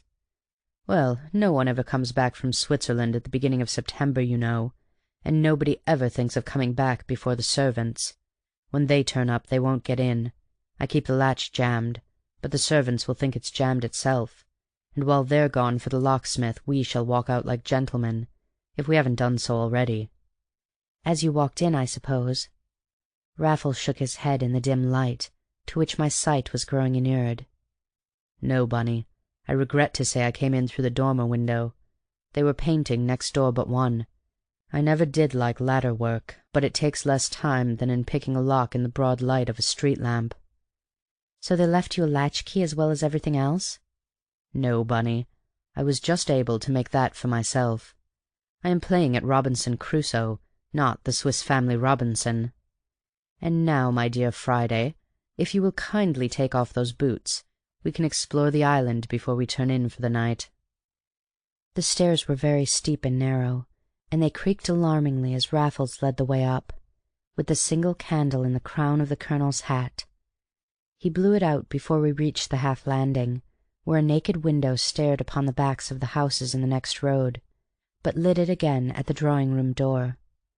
I just peeped in upon a semi-grand swathed in white, and a row of water-colors mounted in gold. An excellent bathroom broke our journey to the second floor. "I'll have one to-night," said I, taking heart of a luxury unknown in my last sordid sanctuary. "You'll do no such thing," snapped Raffles. "Have the goodness to remember that our island is one of a group inhabited by hostile tribes. You can fill the bath quietly if you try, but it empties under the study window and makes the very devil of a noise about it. No, Bunny, I bail out every drop and pour it away through the scullery sink, so you will kindly consult me before you turn a tap. Here's your room. Hold the light outside while I draw the curtains. It's the old chap's dressing room. Now you can bring the glim. How's that for a jolly wardrobe? And look at his coats on their cross-trees inside. Dapper old dog, shouldn't you say? Mark the boots on the shelf above, and the little brass rail for his ties. Didn't I tell you he was particular? And wouldn't he simply love to catch us at his kit? Let's only hope it would give him an apoplexy, I said, shuddering. I shouldn't build on it, replied Raffles. That's a big man's trouble, and neither you nor I could get into the old chap's clothes. But come into the best room, Bunny. You won't think me selfish if I don't give it up to you. Look at this, my boy, look at this. It's the only one I use in all the house. I had followed him into a good room, with ample windows closely curtained, and he had switched on the light in a hanging lamp at the bedside. The rays fell from a thick green funnel in a plateful of strong light upon a table deep in books. I noticed several volumes of the Invasion of the Crimea. That's where I rest the body and exercise the brain, said Raffles. I have long wanted to read my Kinglake from A to Z, and I manage about a volume a night. There's a style for you, Bunny. I love the punctilious thoroughness of the whole thing. One can understand its appeal to our careful colonel. His name, did you say? Crutchley, Bunny. Colonel Crutchley, R.E.V.C. We'd put his valor to the test, said I, feeling more valiant myself after our tour of inspection. Not so loud on the stairs, whispered Raffles. There's only one door between us and... Raffles stood still at my feet, and well he might. A deafening double knock had resounded through the empty house, and to add to the utter horror of the movement, Raffles instantly blew out the light. I heard my heart pounding. Neither of us breathed. We were on our way down to the first landing, and for a moment we stood like mice. Then Raffles heaved a deep sigh, and in the depths I heard the gate swing home. Only the postman, Bunny. He will come now and again, though they have obviously left instructions at the post office. I hope the old colonel will let him have it when he gets back. I confess it gave me a turn. Turn? I gasped. I must have a drink if I die for it. My dear Bunny, that's no part of my rest cure. Then good-bye. I can't stand it. Feel my forehead. Listen to my heart. Crusoe found a footprint, but he never heard a double knock at the street door. Better live in the midst of alarms, quoted Raffles, than dwell in this horrible place. I must confess we get it both ways, Bunny. Yet I've nothing but tea in the house. And where do you make that? Aren't you afraid of smoke? There's a gas stove in the dining room. But surely to goodness, I cried, there's a cellar lower down. My dear good Bunny, said Raffles, I've told you already that I didn't come in here on business. I came in for the cure. Not a penny will these people be the worse, except for their washing and their electric light, and I mean to leave enough to cover both items.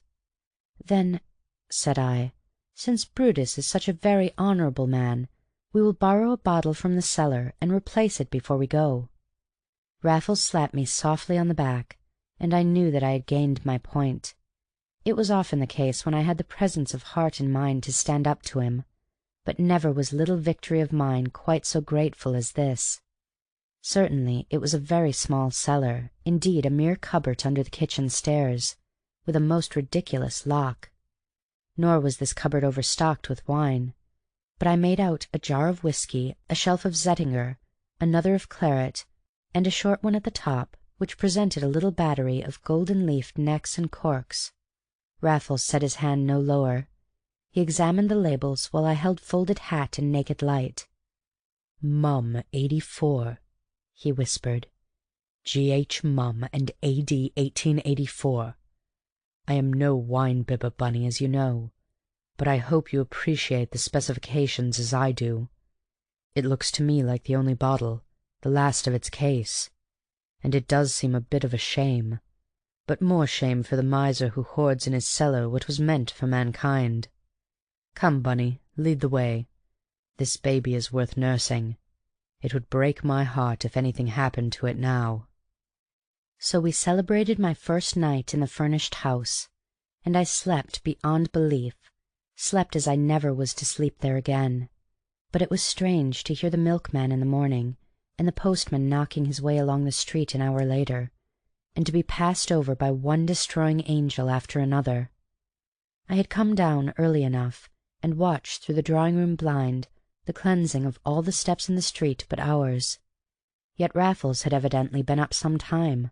The house seemed far purer than overnight, as though he had managed to air it room by room, and from the one with the gas stove there came a frizzling sound that fattened the heart. I only would I had the pen to do justice to the week I spent indoors on Campden Hill. It might make amusing reading. The reality for me was far removed from the realm of amusement. Not that I was denied many a laugh of suppressed heartiness when Raffles and I were together, but half our time we very literally saw nothing of each other. I need not say whose fault that was. He would be quiet. He was in ridiculous and offensive earnest about his egregious cure. Kinglake he would read by the hour together, day and night, by the hanging lamp, lying upstairs on the best bed. Often I longed to do something hysterically desperate, to rouse Raffles and bring the street about our ears. Once I did bring him about mine by striking a single note on the piano, with the soft pedal down. His neglect of me seemed wanton at the time. I have long realized that he was only wise to maintain silence at the expense of perilous amenities, and as fully justified in those secret and solitary sorties which made bad blood in my veins. He was far cleverer than I am at getting in and out, but even had I been his match for stealth and wariness, my company would have doubled every risk. I admit now that he treated me with quite as much sympathy as common caution would permit, but at the time I took it so badly as to plan a small revenge. What with his flourishing beard and the increasing shabbiness of the only suit he had brought with him to the house, there was no denying that Raffles had now the advantage of a permanent disguise. That was another of his excuses for leaving me as he did, and it was the one I was determined to remove. On a morning, therefore, when I awoke to find him flown again, I proceeded to execute a plan which I had already matured in my mind. Colonel Crutchley was a married man. There were no signs of children in the house. On the other hand, there was much evidence that the wife was a woman of fashion. Her dresses overflowed the wardrobe and her room. Large flat cardboard boxes were to be found in every corner of the upper floors. She was a tall woman. I was not too tall a man. Like Raffles, I had not shaved on Campden Hill. That morning, however, I did my best with a very fair razor which the Colonel had left behind in my room. Then I turned out the lady's wardrobe and the cardboard boxes and took my choice. I have fair hair, and at the time it was rather long. With a pair of Mrs. Crutchley's tongs and a discarded hair-net, I was able to produce an almost immodest fringe. A big black hat with a wintry feather completed a head-dress as unseasonable as my skating skirt and feather boa. Of course the good lady had all her summer frocks away with her in Switzerland. This was all the more annoying from the fact that we were having a very warm September. So I was not sorry to hear Raffles return, as I was busy adding a layer of powder to my heated countenance. I listened a moment on the landing, but as he went into the study, I determined to complete my toilet in every detail. My idea was first to give him the fright he deserved, and secondly to show him that I was quite as fit to move abroad as he. It was, however, I confess, a pair of the Colonel's gloves that I was buttoning as I slipped down to the study even more quietly than usual.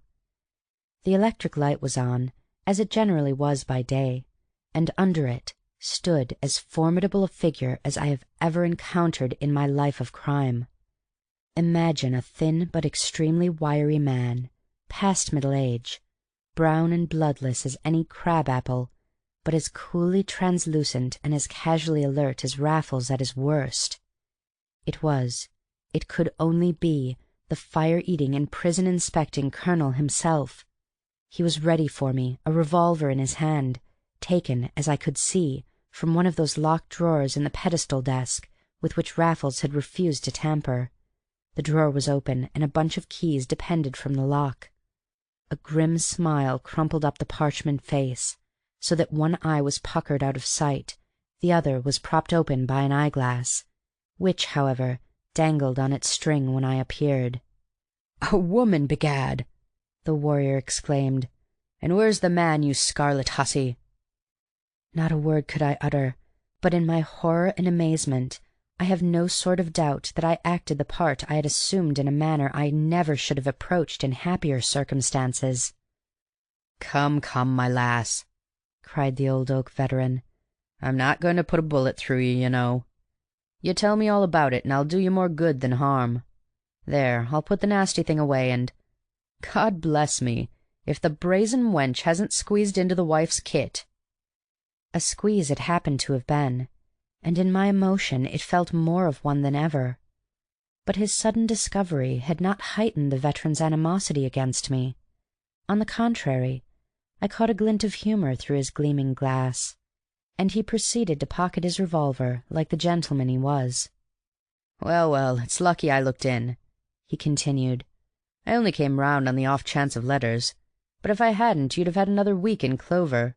Begad, though, I saw your handwriting the moment I'd got my nose inside. Now just be sensible and tell me where your good man is." I had no man. I was alone, had broken in alone. There was not a soul in the affair, much less the house, except myself. So much I stuttered out in tones too hoarse to betray me on the spot.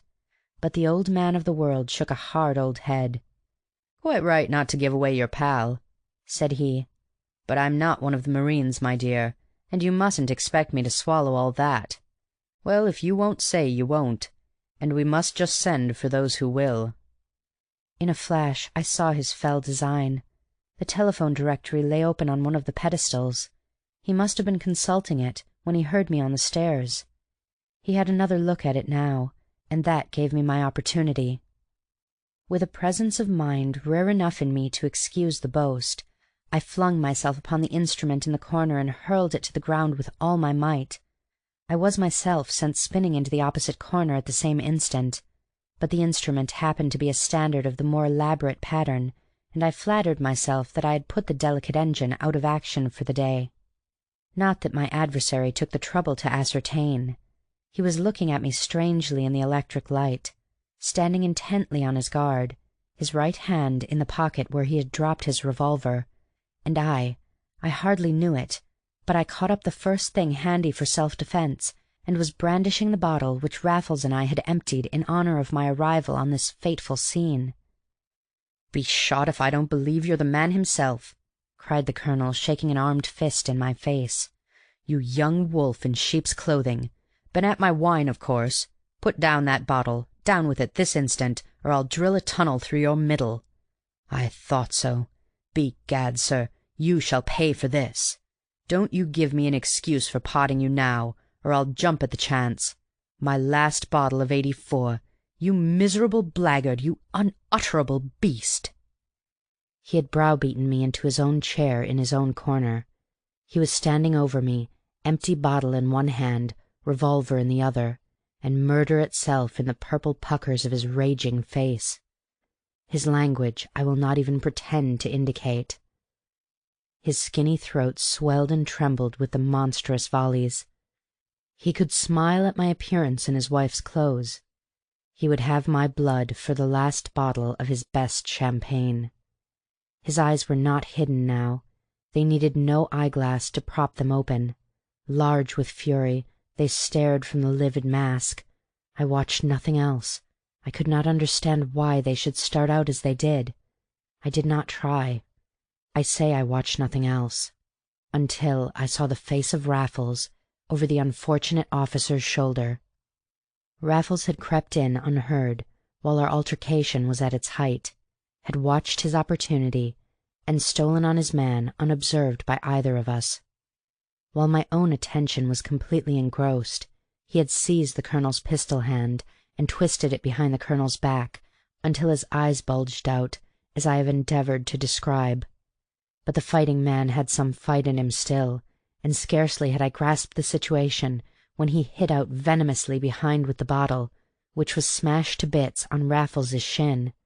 Then I threw my strength into the scale, and before many minutes we had our officer gagged and bound in his chair. But it was not one of our bloodless victories. Raffles had been cut to the bone by the broken glass, his leg bled wherever he limped, and the fierce eyes of the bound man followed the wet trail with gleams of sinister satisfaction.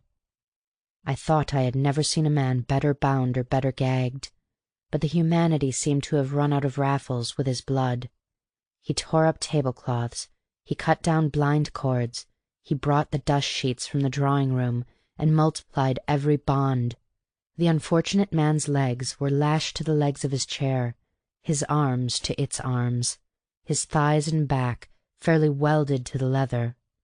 Either end of his own ruler protruded from his bulging cheeks.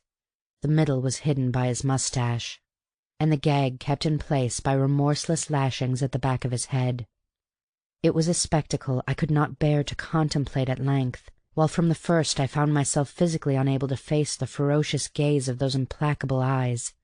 But Raffles only laughed at my squeamishness, and flung a dust sheet over man and chair, and the stark outline drove me from the room. It was Raffles at his worst, Raffles as I never knew him before or after, a Raffles mad with pain and rage, and desperate as any other criminal in the land. Yet he had struck no brutal blow, he had uttered no disgraceful taunt, and probably not inflicted a tithe of the pain he himself had to bear. It is true that he was flagrantly in the wrong, his victim as laudably in the right. Nevertheless, granting the original sin of the situation, and given this unforeseen development, even I failed to see how Raffles could have combined greater humanity with any regard for our joint safety. And had his barbarities ended here, I for one should not have considered them an extraordinary aggravation of an otherwise minor offence. But in the broad daylight of the bathroom, which had a ground-glass window but no blind, I saw at once the serious nature of his wound, and of its effect upon the man. "It will maim me for a month," said he, "and if the V.C. comes out alive, the wound he gave may be identified with the wound I've got." The V.C. There indeed was an aggravation to one illogical mind. But to cast a moment's doubt upon the certainty of his coming out alive!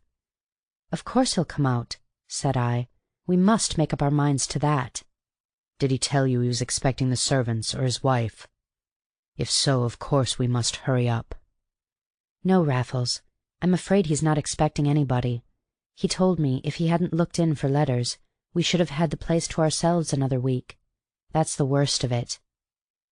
Raffles smiled as he secured a regular putty of dusting sheet. No blood was coming through. "I don't agree, Bunny," said he. "It's quite the best of it, if you ask me." "What, that he should die the death?" "Why not?" And Raffles stared me out with a hard and merciless light in his clear blue eyes, a light that chilled the blood. "If it's a choice between his life and our liberty, you're entitled to your decision and I'm entitled to mine, and I took it before I bound him as I did," said Raffles. "I'm only sorry I took so much trouble if you're going to stay behind and put him in the way of releasing himself before he gives up the ghost. Perhaps you will go and think it over, while I wash my bags and dry 'em at the gas stove. It will take me at least an hour, which will give me just time to finish the last volume of Kinglake." Long before he was ready to go, however, I was waiting in the hall, clothed indeed, but not in a mind which I care to recall. Once or twice I peered into the dining-room, where Raffles sat before the stove, without letting him hear me. He too was ready for the street at a moment's notice, but a steam ascended from his left leg as he sat immersed in his read volume. Into the study I never went again, but Raffles did, to restore to its proper shelf this and every other book he had taken out, and so destroy that clue to the manner of man who had made himself at home in the house. On his last visit, I heard him whisk off the dust sheet. Then he waited a minute, and when he came out it was to lead the way into the open air, as though the accursed house belonged to him. "We shall be seen," I whispered at his heels. "Raffles, Raffles, there's a policeman at the corner." "I know him intimately," replied Raffles, turning, however, the other way. "He accosted me on Monday, when I explained that I was an old soldier of the Colonel's regiment, who came in every few days to air the place and send on any odd letters. You see, I have always carried one or two about me, redirected to that address in Switzerland, and when I showed them to him it was all right. But after that it was no use listening at the letter box for a clear coast, was it?" I did not answer. There was too much to exasperate in these prodigies of cunning which he could never trouble to tell me at the time, and I knew why he had kept his latest feats to himself. Unwilling to trust me outside the house, he had systematically exaggerated the dangers of his own walks abroad, and when to these injuries he added the insult of a patronizing compliment on my late disguise, I again made no reply. "What's the good of you coming with me?" he asked, when I had followed him across the main stream of Notting Hill. "We may as well sink or swim together," I answered sullenly. "Yes. Well, I'm going to swim into the provinces, have a shave on the way, buy a new kit piecemeal, including a cricket bag, which I really want, and come limping back to the Albany with the same old strain in my bowling leg. I needn't add that I have been playing country house cricket for the last month, under an alias. It's the only decent way to do it when one's country has need of one. That's my itinerary, Bunny, but I really can't see why you should come with me." "We may as well swing together," I growled. "As you will, my dear fellow," replied Raffles, "but I begin to dread your company on the drop." I shall hold my pen on that provincial tour. Not that I joined Raffles in any of the little enterprises with which he beguiled the breaks in our journey. Our last deed in London was far too great a weight upon my soul. I could see that gallant officer in his chair, see him at every hour of the day and night, now with his indomitable eyes meeting mine ferociously, now a stark outline underneath a sheet. The vision darkened my day and gave me sleepless nights. I was with our victim in all his agony. My mind would only leave him for that gallows of which Raffles had said true things in jest. No, I could not face so vile a death lightly, but I could meet it, somehow, better than I could endure guilty suspense. In the watches of the second night I made up my mind to meet it half-way, that very morning, while still there might be time to save the life that we had left in jeopardy, and I got up early to tell Raffles of my resolve. His room in the hotel where we were staying was littered with clothes and luggage new enough for any bridegroom. I lifted the locked cricket bag, and found it heavier than a cricket bag has any right to be. But in the bed Raffles was sleeping like an infant, his shaven self once more, and when I shook him he awoke with a smile. "Going to confess, eh, Bunny? Well, wait a bit. The local police won't thank you for knocking them up at this hour. And I bought a late edition which you ought to see. That must be it on the floor. You have a look in the stop press column, Bunny." I found the place with a sunken heart, and this is what I read. West End outrage. Colonel Crutchley, R.E., V.C., has been the victim of a dastardly outrage at his residence, Peter Street, Campden Hill. Returning unexpectedly to the house, which had been left untenanted during the absence of the family abroad, it was found occupied by two ruffians, who overcame and secured the distinguished officer by the exercise of considerable violence. When discovered through the intelligence of the Kensington police, the gallant victim was gagged and bound hand and foot, and in an advanced state of exhaustion. "Thanks to the Kensington police," observed Raffles as I read the last words aloud in my horror. "They can't have gone when they got my letter." "Your letter?" "I printed them a line while we were waiting for our train at Euston. They must have got it that night, but they can't have paid any attention to it until yesterday morning. And when they do, they take all the credit, and give me no more than you did, Bunny." I looked at the curly head upon the pillow, at the smiling, handsome face under the curls, and at last I understood. So all the time you never meant it? Slow murder? You should have known me better. A few hours' enforced rest cure was the worst I wished him. You might have told me, Raffles. That may be, Bunny, but you ought certainly to have trusted me. End of Chapter 3.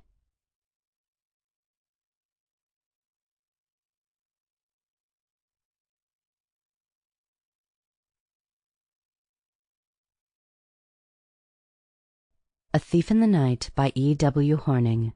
Chapter 4. The Criminologists' Club. But who are they, Raffles, and where's their house? There's no such club on the list in Whitaker. The criminologists, my dear Bunny, are too few for a local habitation, and too select to tell their name in Gath. They are merely so many solemn students of contemporary crime, who meet and dine periodically at each other's clubs or houses. But why in the world should they ask us to dine with them? And I brandished the invitation which had brought me hot-foot to the Albany. It was from the Right Honourable the Earl of Thornby, K.G., and it requested the honour of my company at dinner at Thornby House, Park Lane, to meet the members of the Criminologists' Club. That in itself was a disturbing compliment. Judge then of my dismay on learning that Raffles had been invited too.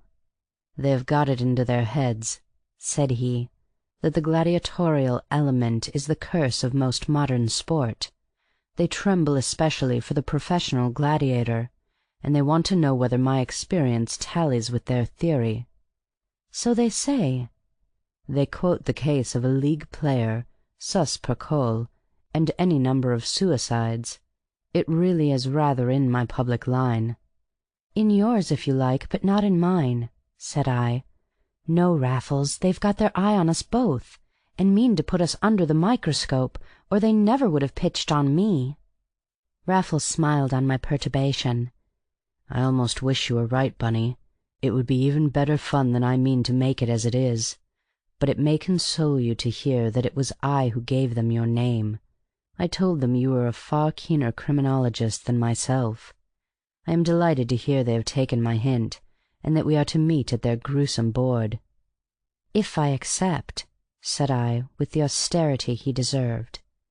"If you don't," rejoined Raffles, "you will miss some sport after both our hearts.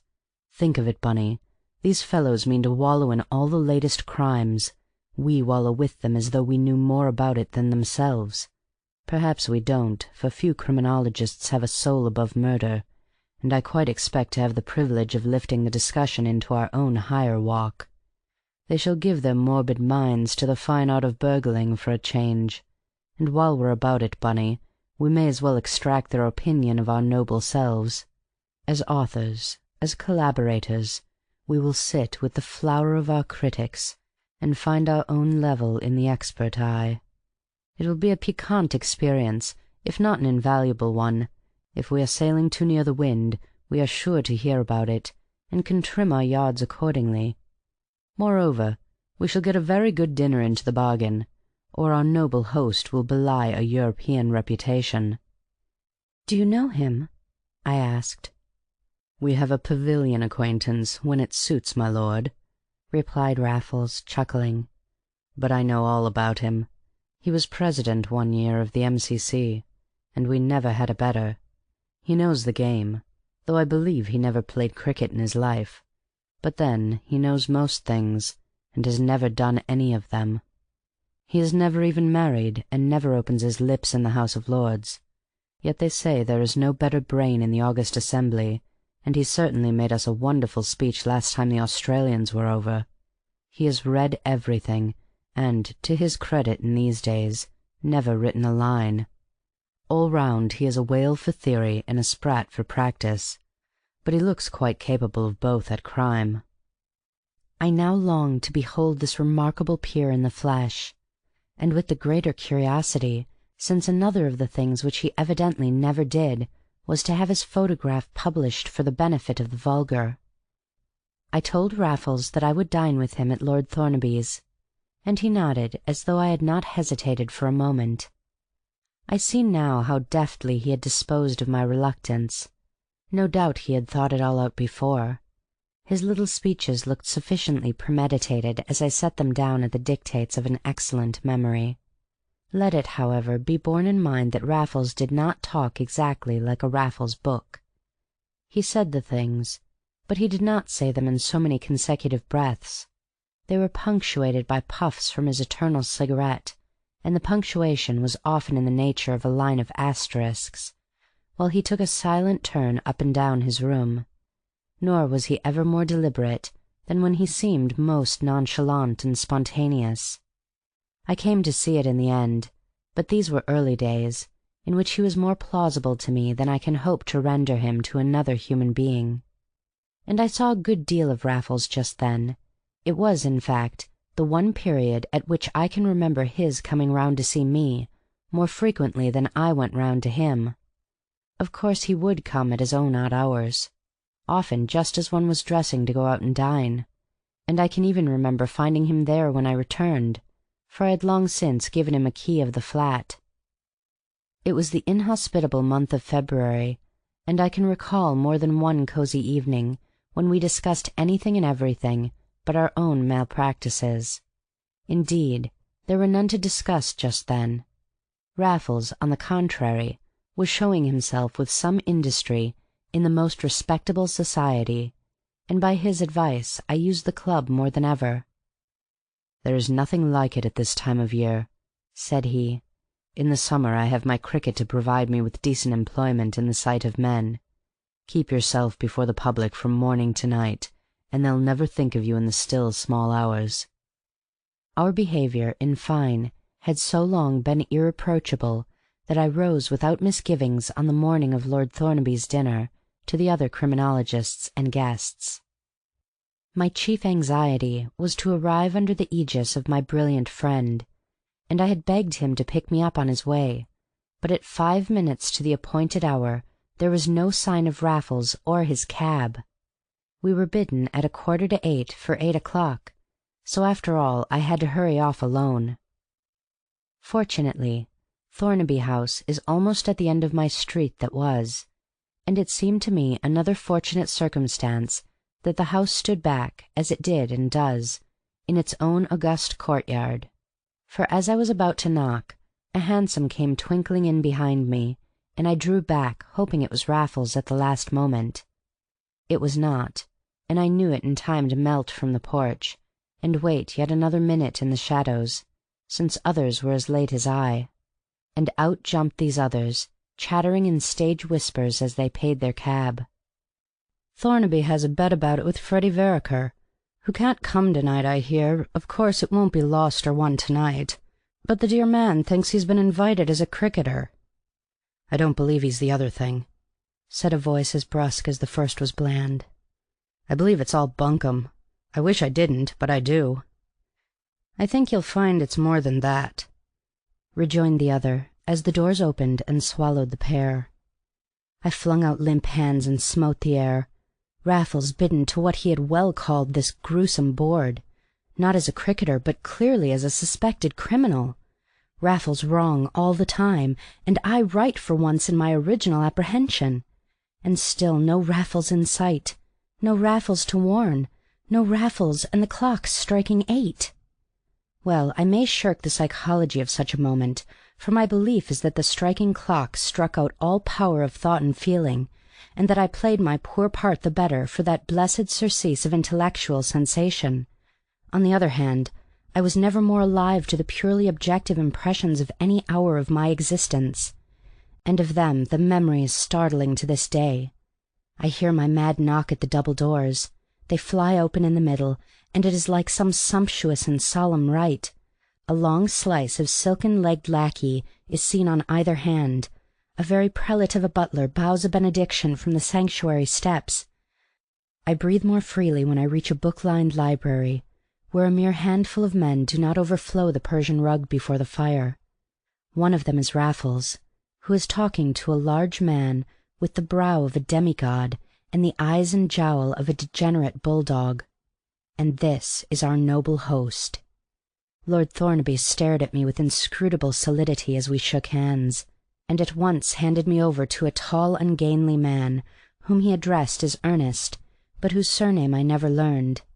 Ernest, in turn, introduced me, with a shy and clumsy courtesy, to the two remaining guests.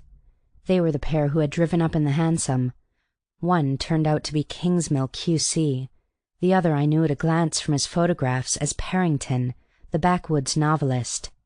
They were admirable foils to each other, the barrister being plump and dapper, with a Napoleonic cast of countenance, and the author one of the shaggiest dogs I have ever seen in evening clothes. Neither took much stock of me, but both had an eye on Raffles, as I exchanged a few words with each in turn. Dinner, however, was immediately announced, and the six of us had soon taken our places round a brilliant little table stranded in a great dark room. I had not been prepared for so small a party, and at first I felt relieved. If the worst came to the worst, I was fool enough to say in my heart they were but 2 to 1. But I was soon sighing for that safety which the adage associates with numbers. We were far too few for the confidential duologue with one's neighbour, in which I, at least, would have taken refuge from the perils of a general conversation, and the general conversation soon resolved itself into an attack, so subtly concerted and so artistically delivered that I could not conceive how Raffles should ever know it for an attack, and that against himself, or how to warn him of his peril. But to this day I am not convinced that I also was honoured by the suspicions of the club. It may have been so, and they may have ignored me for the bigger game. It was Lord Thornaby himself who fired the first shot, over the very sherry. He had Raffles on his right hand, and the backwoodsman of letters on his left. Raffles was hemmed in by the law on his right, while I sat between Parrington and Ernest, who took the foot of the table, and seemed a sort of feudatory cadet of the noble house. But it was the motley lot of us that my lord addressed, as he sat back blinking his baggy eyes. "Mr. Raffles," said he, "has been telling me about that poor fellow who suffered the extreme penalty last March. A great end, gentlemen, a great end. It is true that he had been unfortunate enough to strike a jugular vein, but his own end should take its place among the most glorious traditions of the gallows. You tell them, Mr. Raffles. It will be as new to my friends as it was to me." "I tell the tale as I heard it last time I played at Trent Bridge. It was never in the papers, I believe," said Raffles gravely. "You may remember the tremendous excitement over the Test matches out in Australia at the time. It seems that the result of the crucial game was expected on the condemned man's last day on earth, and he couldn't rest until he knew it. We pulled it off, if you recollect, and he said it would make him swing happy." "Tell him what else he said," cried Lord Thornaby, rubbing his podgy hands. "The chaplain remonstrated with him on his excitement over a game at such a time, and the convict is said to have replied, 'Why, it's the first thing they'll ask me at the other end of the drop.'" The story was new even to me, but I had no time to appreciate its points. My concern was to watch its effect upon the other members of the party. Ernest on my left doubled up with laughter, and tittered and shook for several minutes. My other neighbour, more impressionable by temperament, winced first, and then worked himself into a state of enthusiasm which culminated in an assault upon his shirt cuff with a joiner's pencil. Kingsmill, Q.C., beaming tranquilly on Raffles, seemed the one least impressed, until he spoke. "I am glad to hear that," he remarked in a high, bland voice. "I thought that man would die game." "Did you know anything about him, then?" inquired Lord Thornaby. "I led for the Crown," replied the barrister with a twinkle. "You might almost say that I measured the poor man's neck." The point must have been quite unpremeditated. It was not the less effective for that. Lord Thornaby looked askance at the callous silk. It was some moments before Ernest tittered and Parrington felt for his pencil. And in the interim I had made short work of my hock, though it was Johannisberger. As for Raffles, one had but to see his horror to feel how completely he was off his guard. In itself, I have heard it was not a sympathetic case," was the remark with which he broke the general silence. "Not a bit." "That must have been a comfort for you," Raffles said dryly. "It would have been to me," vowed our author, while the barrister merely smiled. "I should have been very sorry to have had a hand in hanging Peckham and Solomons the other day." "Why Peckham and Solomons?" inquired my lord. "They never meant to kill that old lady." "But they strangled her in her bed with her own pillow-case." "I don't care," said the uncouth scribe. "They didn't break in for that. They never thought of scragging her. The foolish old person would make a noise, and one of them tied too tight. I call it jolly bad luck on them." "On quiet, harmless, well-behaved thieves," added Lord Thornaby, in the unobtrusive exercise of their humble avocation. And as he turned to Raffles with his puffy smile, I knew that we had reached that part of the programme which had undergone rehearsal. It had been perfectly timed to arrive with the champagne, and I was not afraid to signify my appreciation of that small mercy. But Raffles laughed so quickly at his lordship's humour, and yet with such a natural restraint, as to leave no doubt that he had taken kindly to my own old part, and was playing the innocent inimitably in his turn, by reason of his very innocence. It was a poetic judgment on old Raffles, and in my momentary enjoyment of the novel situation, I was able to enjoy some of the good things of this rich man's table. The saddle of mutton more than justified its place in the menu, but it had not spoiled me for my wing of pheasant, and I was even looking forward to a sweet, when a further remark from the literary light recalled me from the table to its talk. "But I suppose," said he to Kingsmill, "it's many a burglar you've restored to his friends and his relations." "Let us say many a poor fellow who has been charged with burglary," replied the cheery Q.C. "It's not quite the same thing, you know, nor is many the most accurate word. I never touch criminal work in town." "It's the only kind I should care about," said the novelist, eating jelly with a spoon. "I quite agree with you," our host chimed in. "And of all the criminals one might be called upon to defend, give me the enterprising burglar." "It must be the breeziest branch of the business," remarked Raffles, while I held my breath. But his touch was as light as gossamer, and his artless manner a triumph of even his incomparable art. Raffles was alive to the danger at last.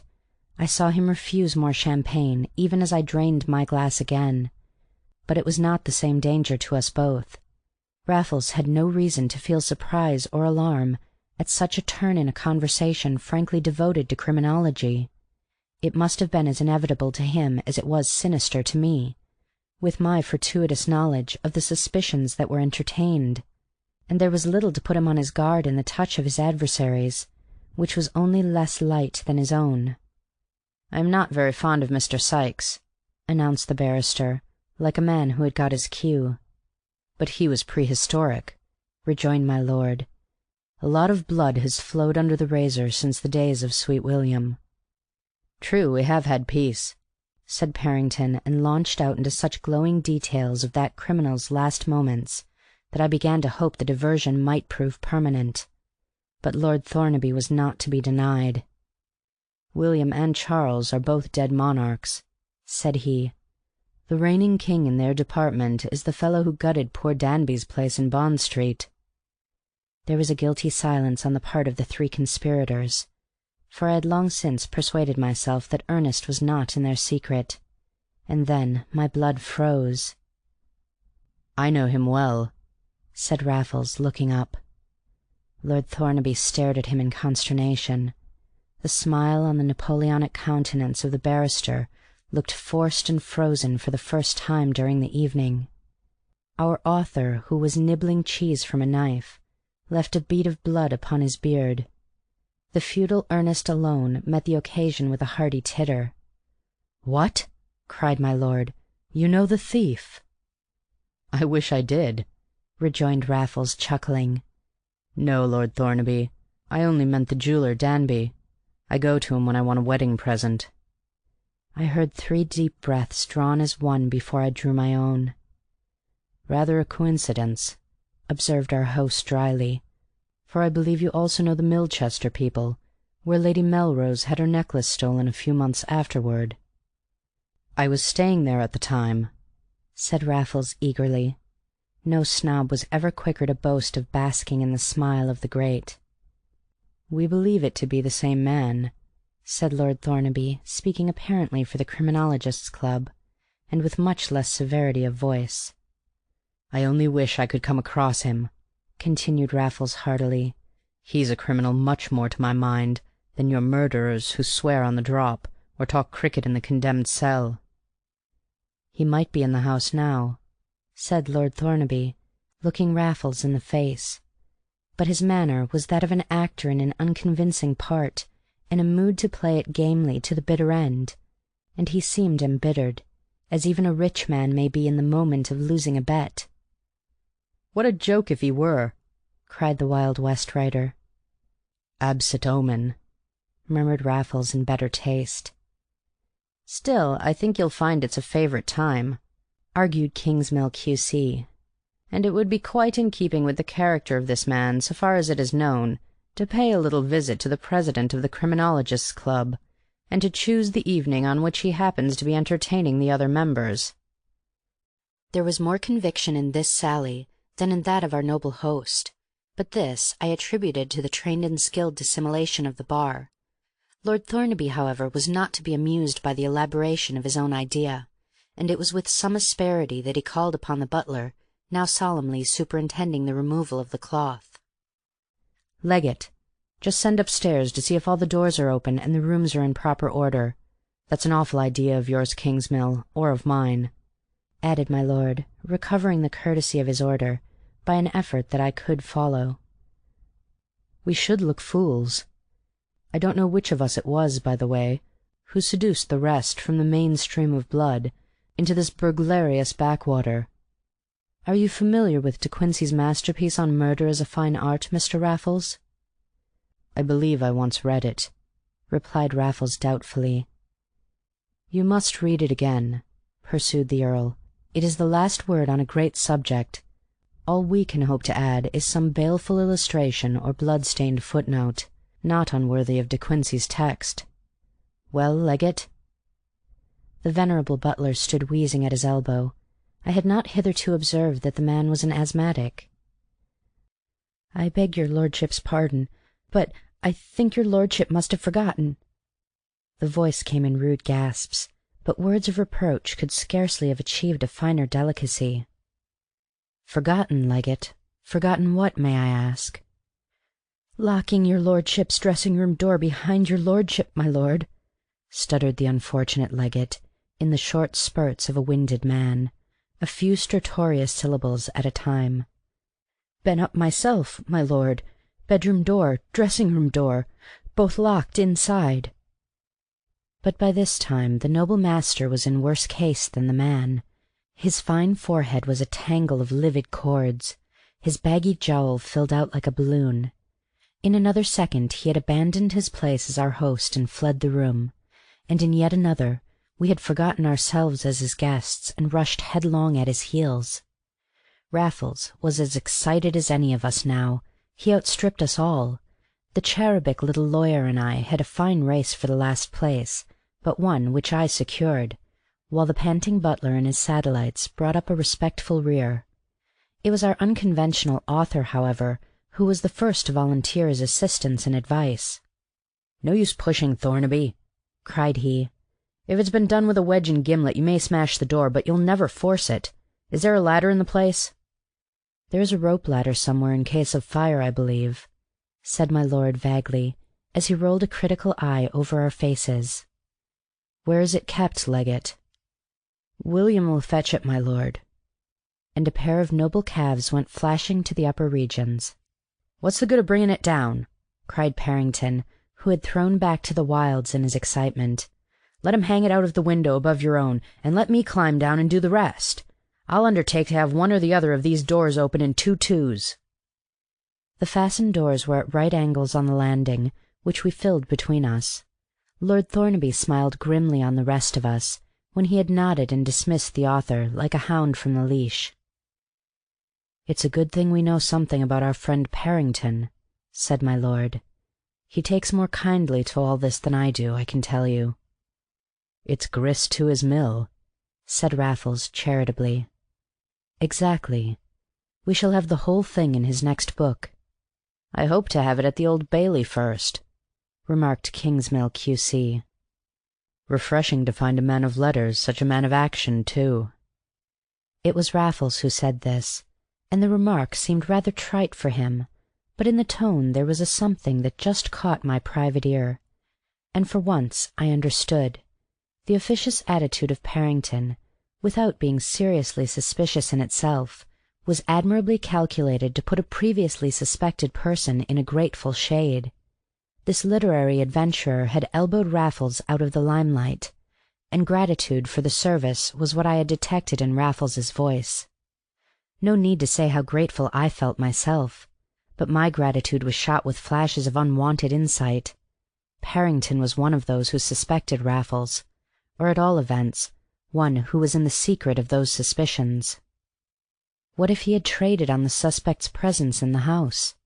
What if he were a deep villain himself, and the villain of this particular piece? I had made up my mind about him, and that in a tithe of the time I take to make it up as a rule, when we heard my man in the dressing-room. He greeted us with an impudent shout. In a few moments the door was open, and there stood Parrington, flushed and dishevelled, with a gimlet in one hand and a wedge in the other. Within was a scene of eloquent disorder. Drawers had been pulled out and now stood on end, their contents heaped upon the carpet. Wardrobe doors stood open, empty stud cases strewed the floor. A clock tied up in a towel had been tossed into a chair at the last moment. But a long tin lid protruded from an open cupboard in one corner, and one had only to see Lord Thornaby's wry face behind the lid to guess that it was bent over a somewhat empty tin trunk. "What a rum lot to steal," said he, with a twitch of humour at the corners of his canine mouth. "My peer's robes, with coronet complete." We rallied around him in a seemly silence.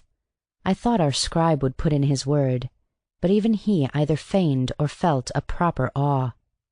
"You may say it was a rum place to keep 'em," continued Lord Thornaby. "But where would you gentlemen stable your white elephants? And these were elephants as white as snow, by Jove! I'll job them for the future." And he made merrier over his loss than any of us could have imagined the minute before.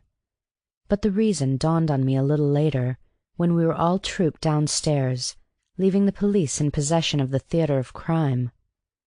Lord Thornaby linked arms with Raffles as he led the way. His step was lighter, his gaiety no longer sardonic, his very looks had improved, and I divined the load that had been lifted from the hospitable heart of our host.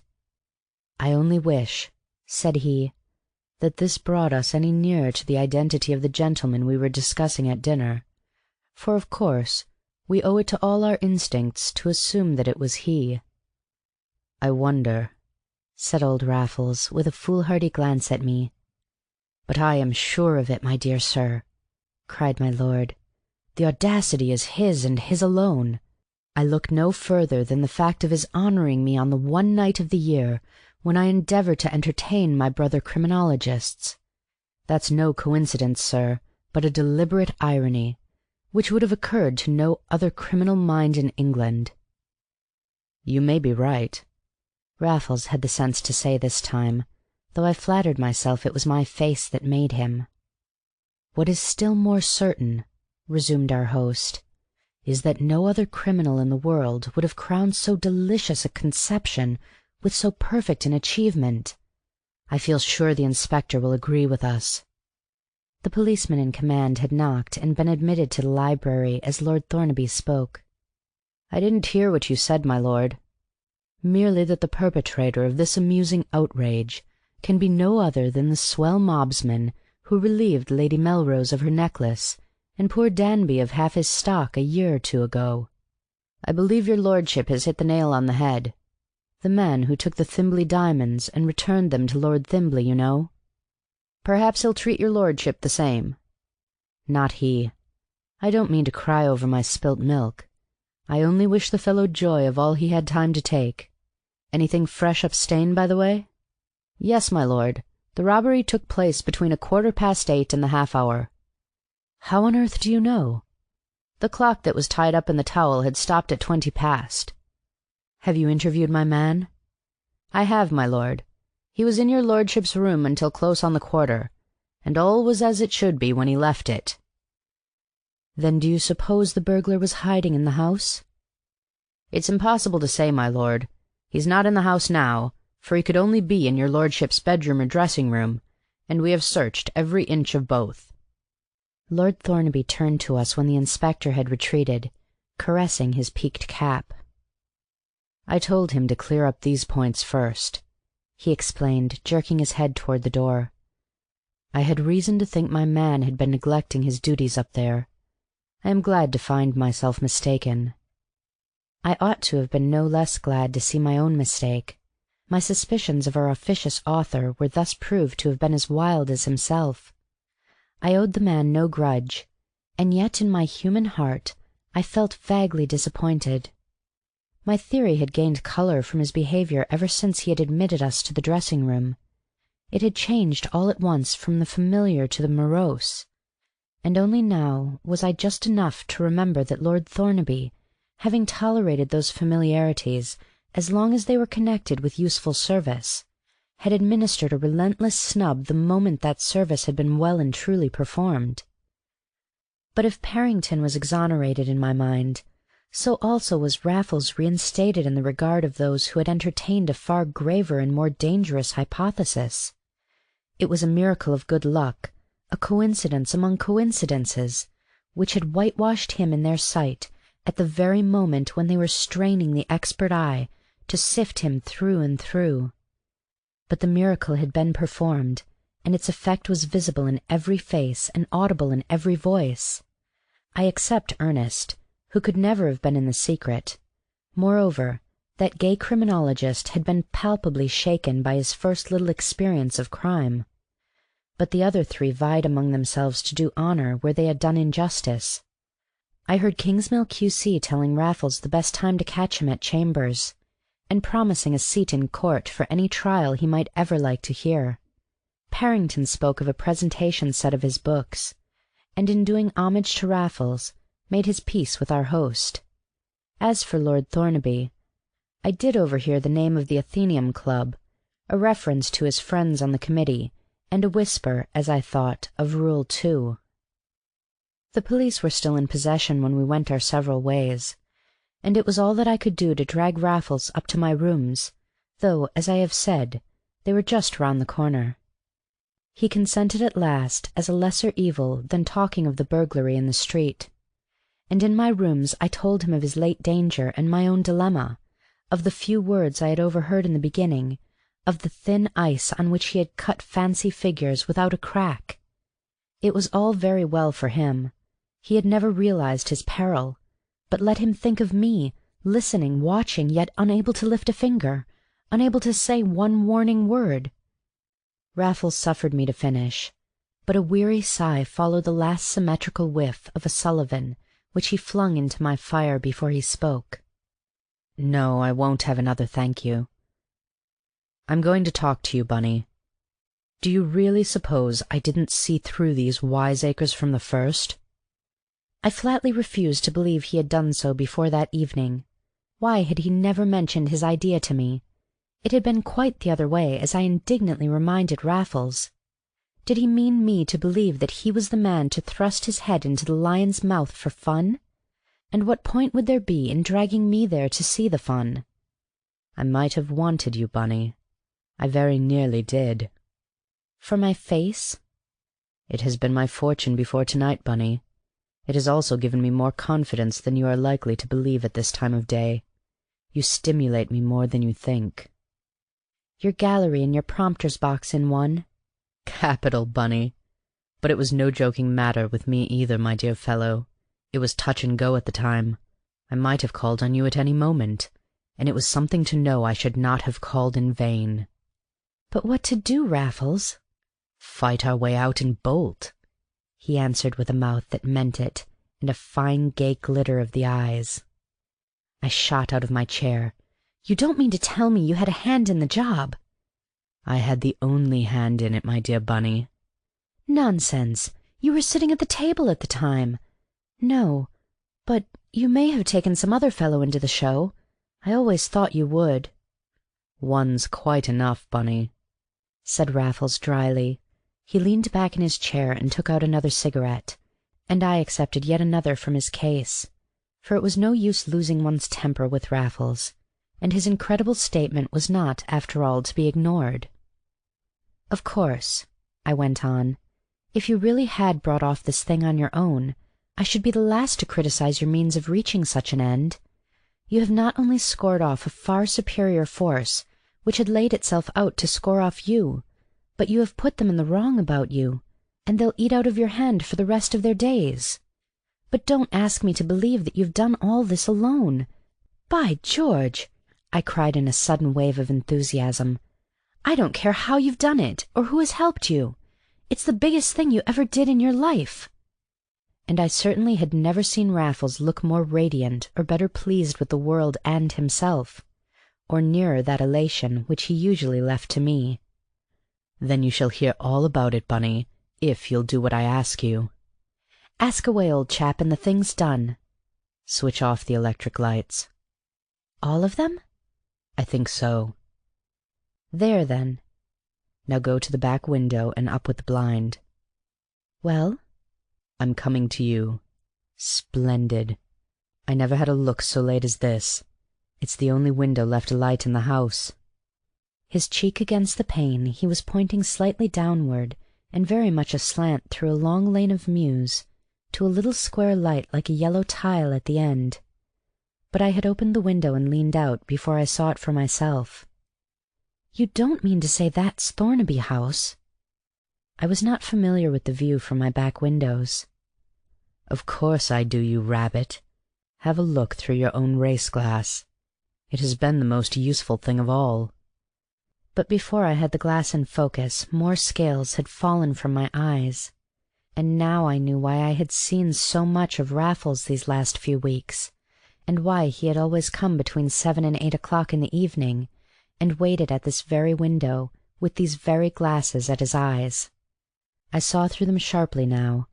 The one lighted window pointed out by Raffles came tumbling into the dark circle of my vision.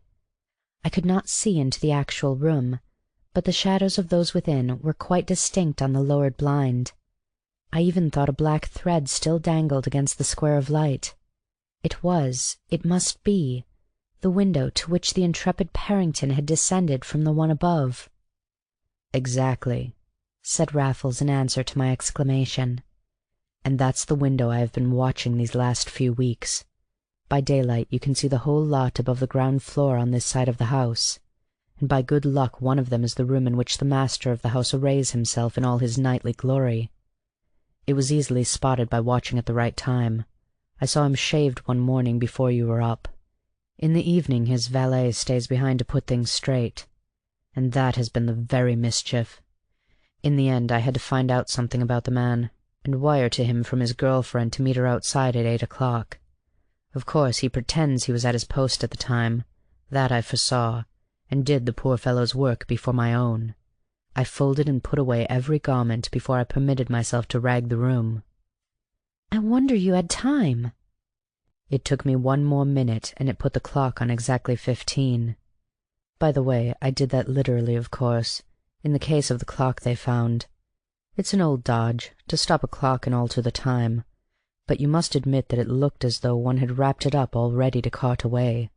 There was thus any amount of prima facie evidence of the robbery having taken place when we were all at table. As a matter of fact, Lord Thornaby left his dressing-room 1 minute, his valet followed him the minute after, and I entered the minute after that. Through the window? To be sure. I was waiting below in the garden.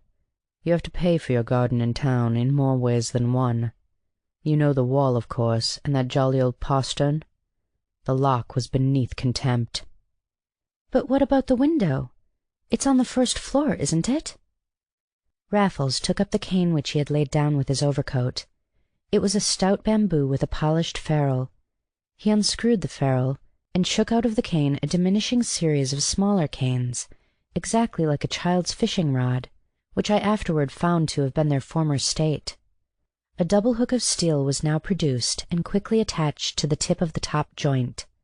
Then Raffles undid 3 buttons of his waistcoat, and lapped round and round his waist was the finest of manila ropes, with the neatest of foot loops at regular intervals. "Is it necessary to go any further?" asked Raffles when he had unwound the rope. "This end is made fast to that end of the hook. The other half of the hook fits over anything that comes its way, and you leave your rod dangling while you swarm up your line.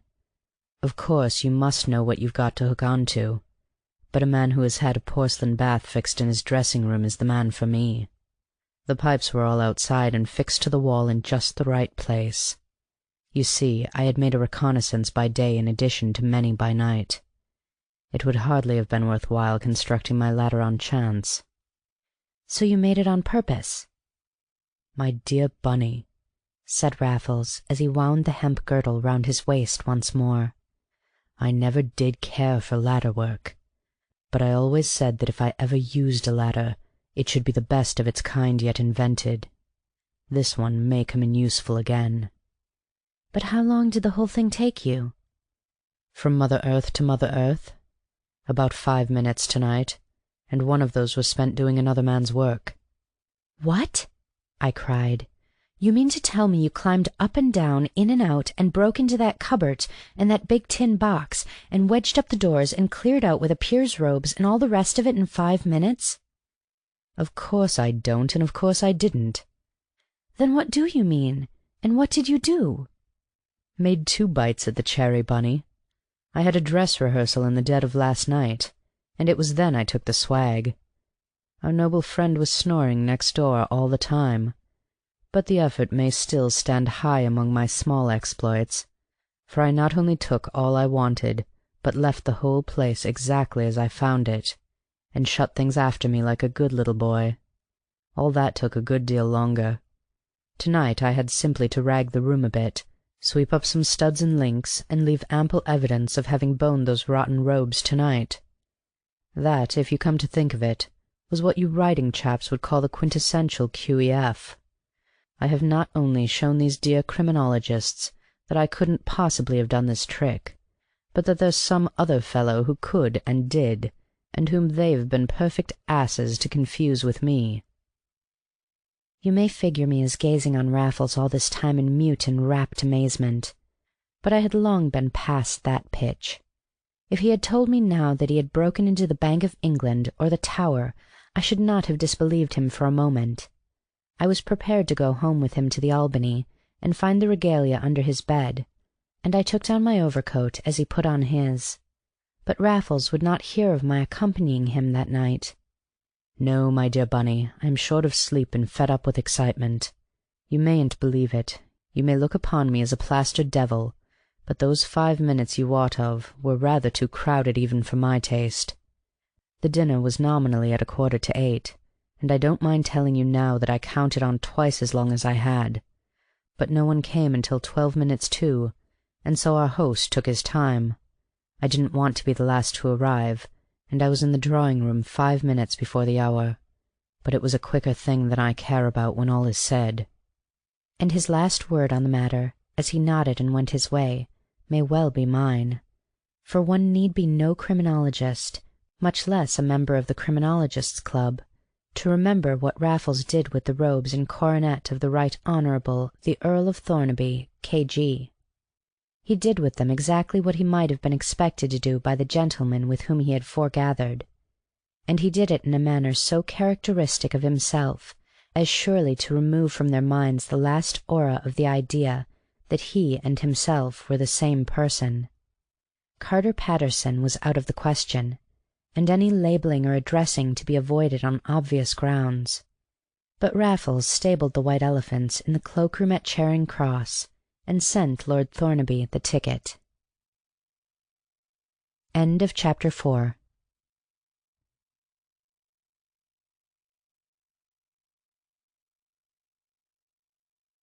A Thief in the Night by E.W. Hornung.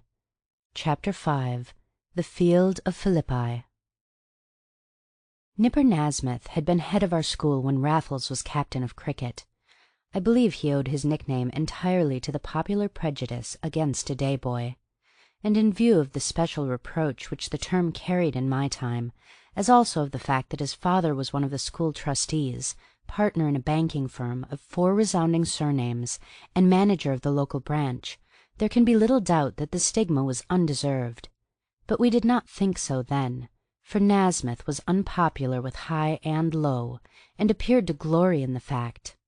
A swollen conscience caused him to see and hear even more than was warranted by his position, and his uncompromising nature compelled him to act on whatsoever he heard or saw. A savage custodian of public morals, he had in addition a perverse enthusiasm for lost causes, loved a minority for its own sake, and untenable tenets for theirs. Such, at all events, was my impression of Nipper Nasmyth after my first term, which was also his last. I had never spoken to him, but I had heard him speak with extraordinary force and fervour in the school debates. I carried a clear picture of his unkempt hair, his unbrushed coat, his dominant spectacles, his dogmatic jaw. And it was I who knew the combination at a glance, after years and years, when the fateful whim seized Raffles to play once more in the old boys' match, and his will took me down with him to participate in the milder festivities of Founder's Day. It was, however, no ordinary occasion. The bicentenary loomed but a year ahead, and a movement was on foot to mark the epoch with an adequate statue of our pious founder. A special meeting was to be held at the schoolhouse, and Raffles had been specially invited by the new headmaster, a man of his own standing, who had been in the 11 with him up at Cambridge. Raffles had not been near the old place for years, but I had never gone down since the day I left, and I will not dwell on the emotions which the once familiar journey awakened in my unworthy bosom. Paddington was alive with old boys of all ages, but very few of ours, if not as lively as we used to make it when we all landed back for the holidays. More of us had moustaches and cigarettes and loud ties. That was all. Yet of the throng, though 2 or 3 looked twice or thrice at Raffles, neither he nor I knew a soul until we had to change at the junction near our journey's end, when, as I say, it was I who recognized Nipper Nasmyth at sight. The man was own son of the boy we both remembered. He had grown a ragged beard and a moustache that hung about his face like a neglected creeper. He was stout and bent and older than his years, but he spurned the platform with a stamping stride which even I remembered in an instant, and which was enough for Raffles before he saw the man's face. "The Nipper it is!" he cried. "I could swear to that walk in a pantomime procession. See the independence in every step. That's his heel on the neck of the oppressor. It's the nonconformist conscience in baggy breeches. I must speak to him, Bunny. There was a lot of good in the old Nipper, though he and I did bar each other." And in a moment he had accosted the man by the boy's nickname, obviously without thinking of an affront which few would have read in that hearty open face and hand. "My name's Nasmyth," snapped the other, standing upright to glare. "Forgive me," said Raffles, undeterred. "One remembers a nickname and forgets all it never used to mean. Shake hands, my dear fellow. I'm Raffles. It must be 15 years since we met." "At least," replied Nasmyth coldly, but he could no longer refuse Raffles his hand. "So you are going down," he sneered, "to this great gathering?" And I stood listening at my distance, as though still in the middle fourth. "Rather!" cried Raffles. "I'm afraid I've let myself lose touch, but I mean to turn over a new leaf. I suppose that isn't necessary in your case, Nasmyth." He spoke with an enthusiasm rare indeed in him. It had grown upon Raffles in the train. The spirit of his boyhood had come rushing back at 50 miles an hour.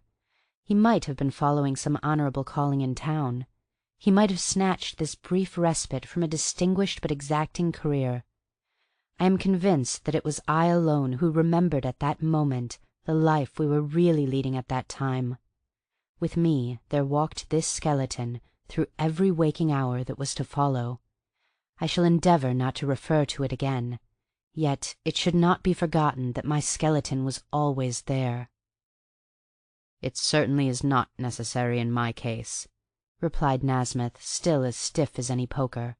"I happen to be a trustee." "Of the school?" "Like my father before me." "I congratulate you, my dear fellow," cried the hearty Raffles, a younger Raffles than I had ever known in town. "I don't know that you need," said Nasmyth sourly. "But it must be a tremendous interest, and the proof is that you're going down to this show, like all the rest of us." "No, I'm not. I live there, you see." And I think the Nipper recalled that name as he ground his heel upon an unresponsive flagstone. "But you're going to this meeting at the schoolhouse, surely?" "I don't know. If I do, there may be squalls. I don't know what you think about this precious scheme, Raffles, but I—" The ragged beard stuck out, set teeth showed through the wild moustache, and in a sudden outpouring we had his views. They were narrow and intemperate and perverse as any I had heard him advocate as the firebrand of the debating society in my first term. But they were stated with all the old vim and venom. The mind of Nasmyth had not broadened with the years, but neither had its natural force abated, nor that of his character either. He spoke with great vigor at the top of his voice. Soon we had a little crowd about us, but the tall collars and broad smiles of the younger old boys did not deter our doughty demagogue. Why spend money on a man who has been dead 200 years? What good could it do him or the school? Besides, he was only technically our founder. He had not founded a great public school.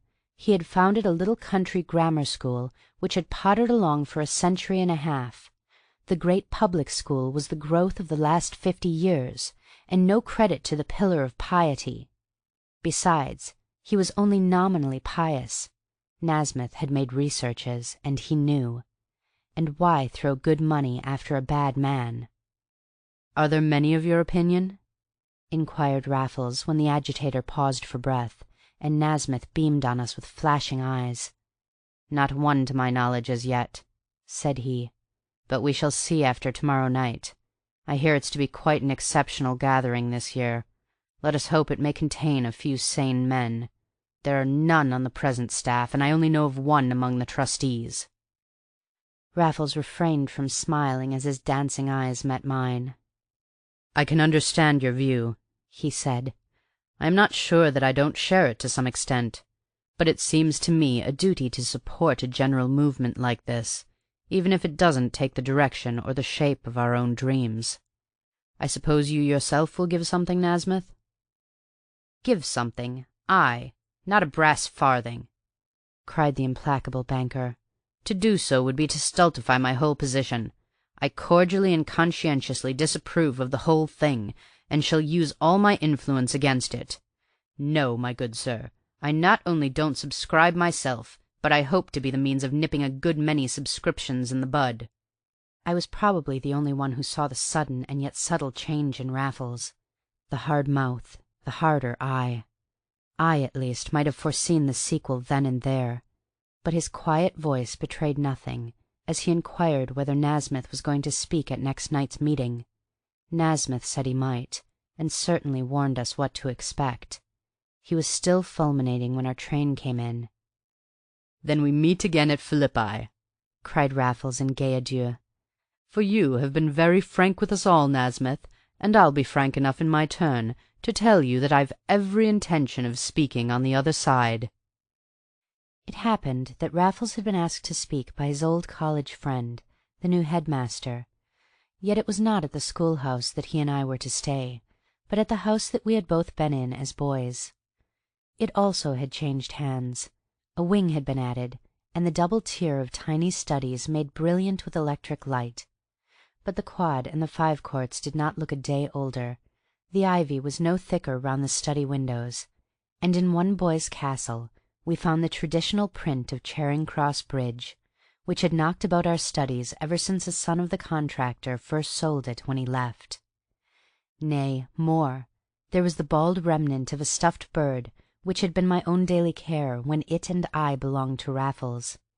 And when we all filed into prayers through the green baize door which still separated the master's part of the house from that of the boys, there was a small boy posted in the passage to give the sign of silence to the rest assembled in the hall, quite identically as in the dim old days. The picture was absolutely unchanged. It was only we who were out of it in body and soul. On our side of the baize door, a fine hospitality and a finer flow of spirits were the order of the night. There was a sound representative assortment of quite young old boys, to whom ours was a prehistoric time, and in the trough of their modern chaff and chat we old stagers might well have been left far astern of the fun. Yet it was Raffles who was the life and soul of the party, and that not by meretricious virtue of his cricket. There happened not to be another cricketer among us, and it was on their own subjects that Raffles laughed with the lot in turn and in the lump. I never knew him in quite such form.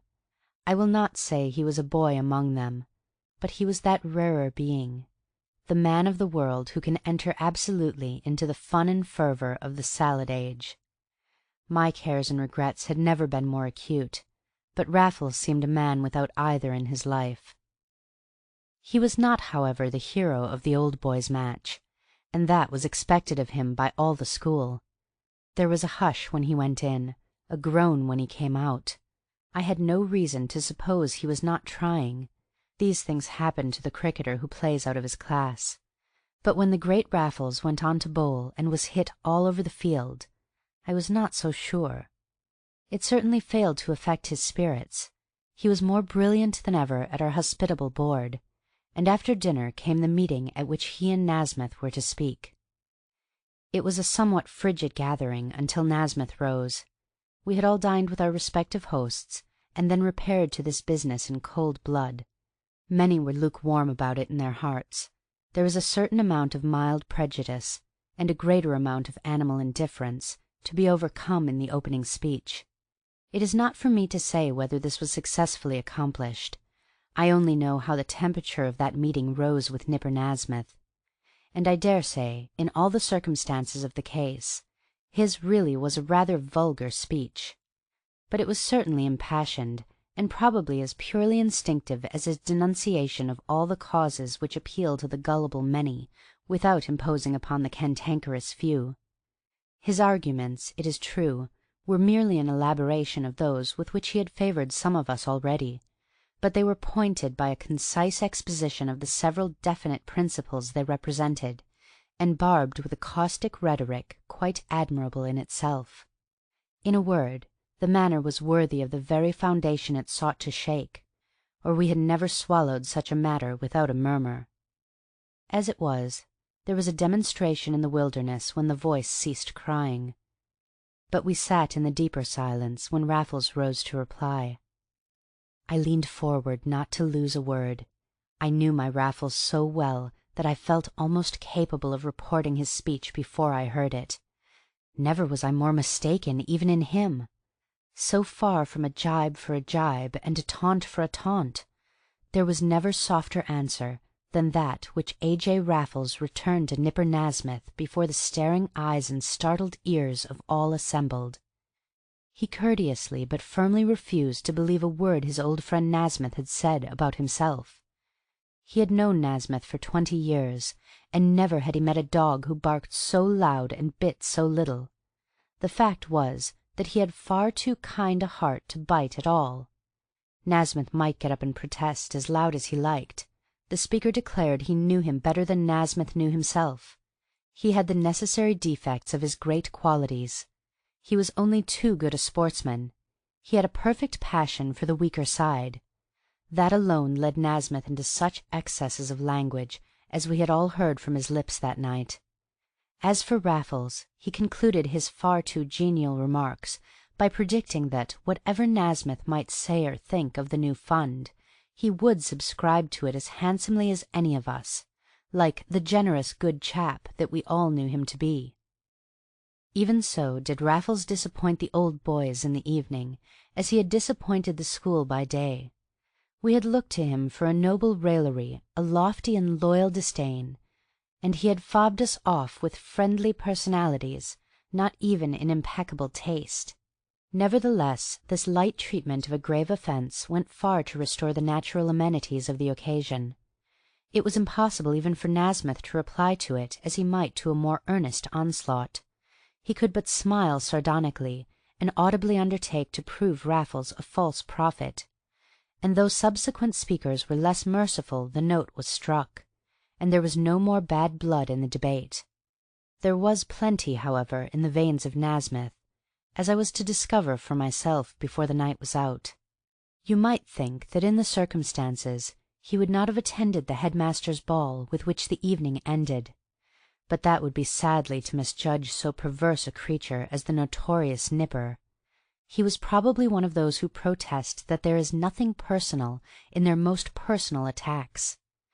Not that Nasmyth took this tone about Raffles when he and I found ourselves cheek by jowl against the ballroom wall. He could forgive his franker critics, but not the friendly enemy who had treated him so much more gently than he deserved. "I seem to have seen you with this great man Raffles," began Nasmyth, as he overhauled me with his fighting eye. "Do you know him well?" "Intimately." "I remember now. You were with him when he forced himself upon me on the way down yesterday. He had to tell me who he was, yet he talks as though we're old friends." "You were in the upper sixth together," I rejoined, nettled by his tone. "What does that matter? I'm glad to say I had too much self-respect and too little respect for Raffles ever to be a friend of his then. I knew too many of the things he did," said Nipper Nasmyth. His fluent insults had taken my breath, but in a lucky flash I saw my retort. "You must have had special opportunities of observation, living in the town," said I, and drew first blood between the long hair and the ragged beard, but that was all. "So he really did get out at nights," remarked my adversary. "You certainly give your friend away. What's he doing now?" I let my eyes follow Raffles round the room before replying. He was waltzing with a master's wife, waltzing as he did everything else. Other couples seemed to melt before them, and the woman on his arm looked a radiant girl. "I meant in town, or wherever he lives his mysterious life," explained Nasmyth, when I told him that he could see for himself. But his clever tone did not trouble me. It was his epithet that caused me to prick my ears, and I found some difficulty in following Raffles right round the room. "I thought everybody knew what he was doing. He's playing cricket most of his time," was my measured reply, and if it bore an extra touch of insolence I can honestly ascribe that to my nerves. "And is that all he does for a living?" pursued my inquisitor keenly. "You had better ask Raffles himself," said I to that. "It's a pity you didn't ask him in public, at the meeting." But I was beginning to show temper in my embarrassment, and of course that made Nasmyth the more imperturbable. "Really, he might be following some disgraceful calling by the mystery you make of it," he exclaimed. "And for that matter, I call first-class cricket a disgraceful calling when it's followed by men who ought to be gentlemen, but are really professionals in gentlemanly clothing.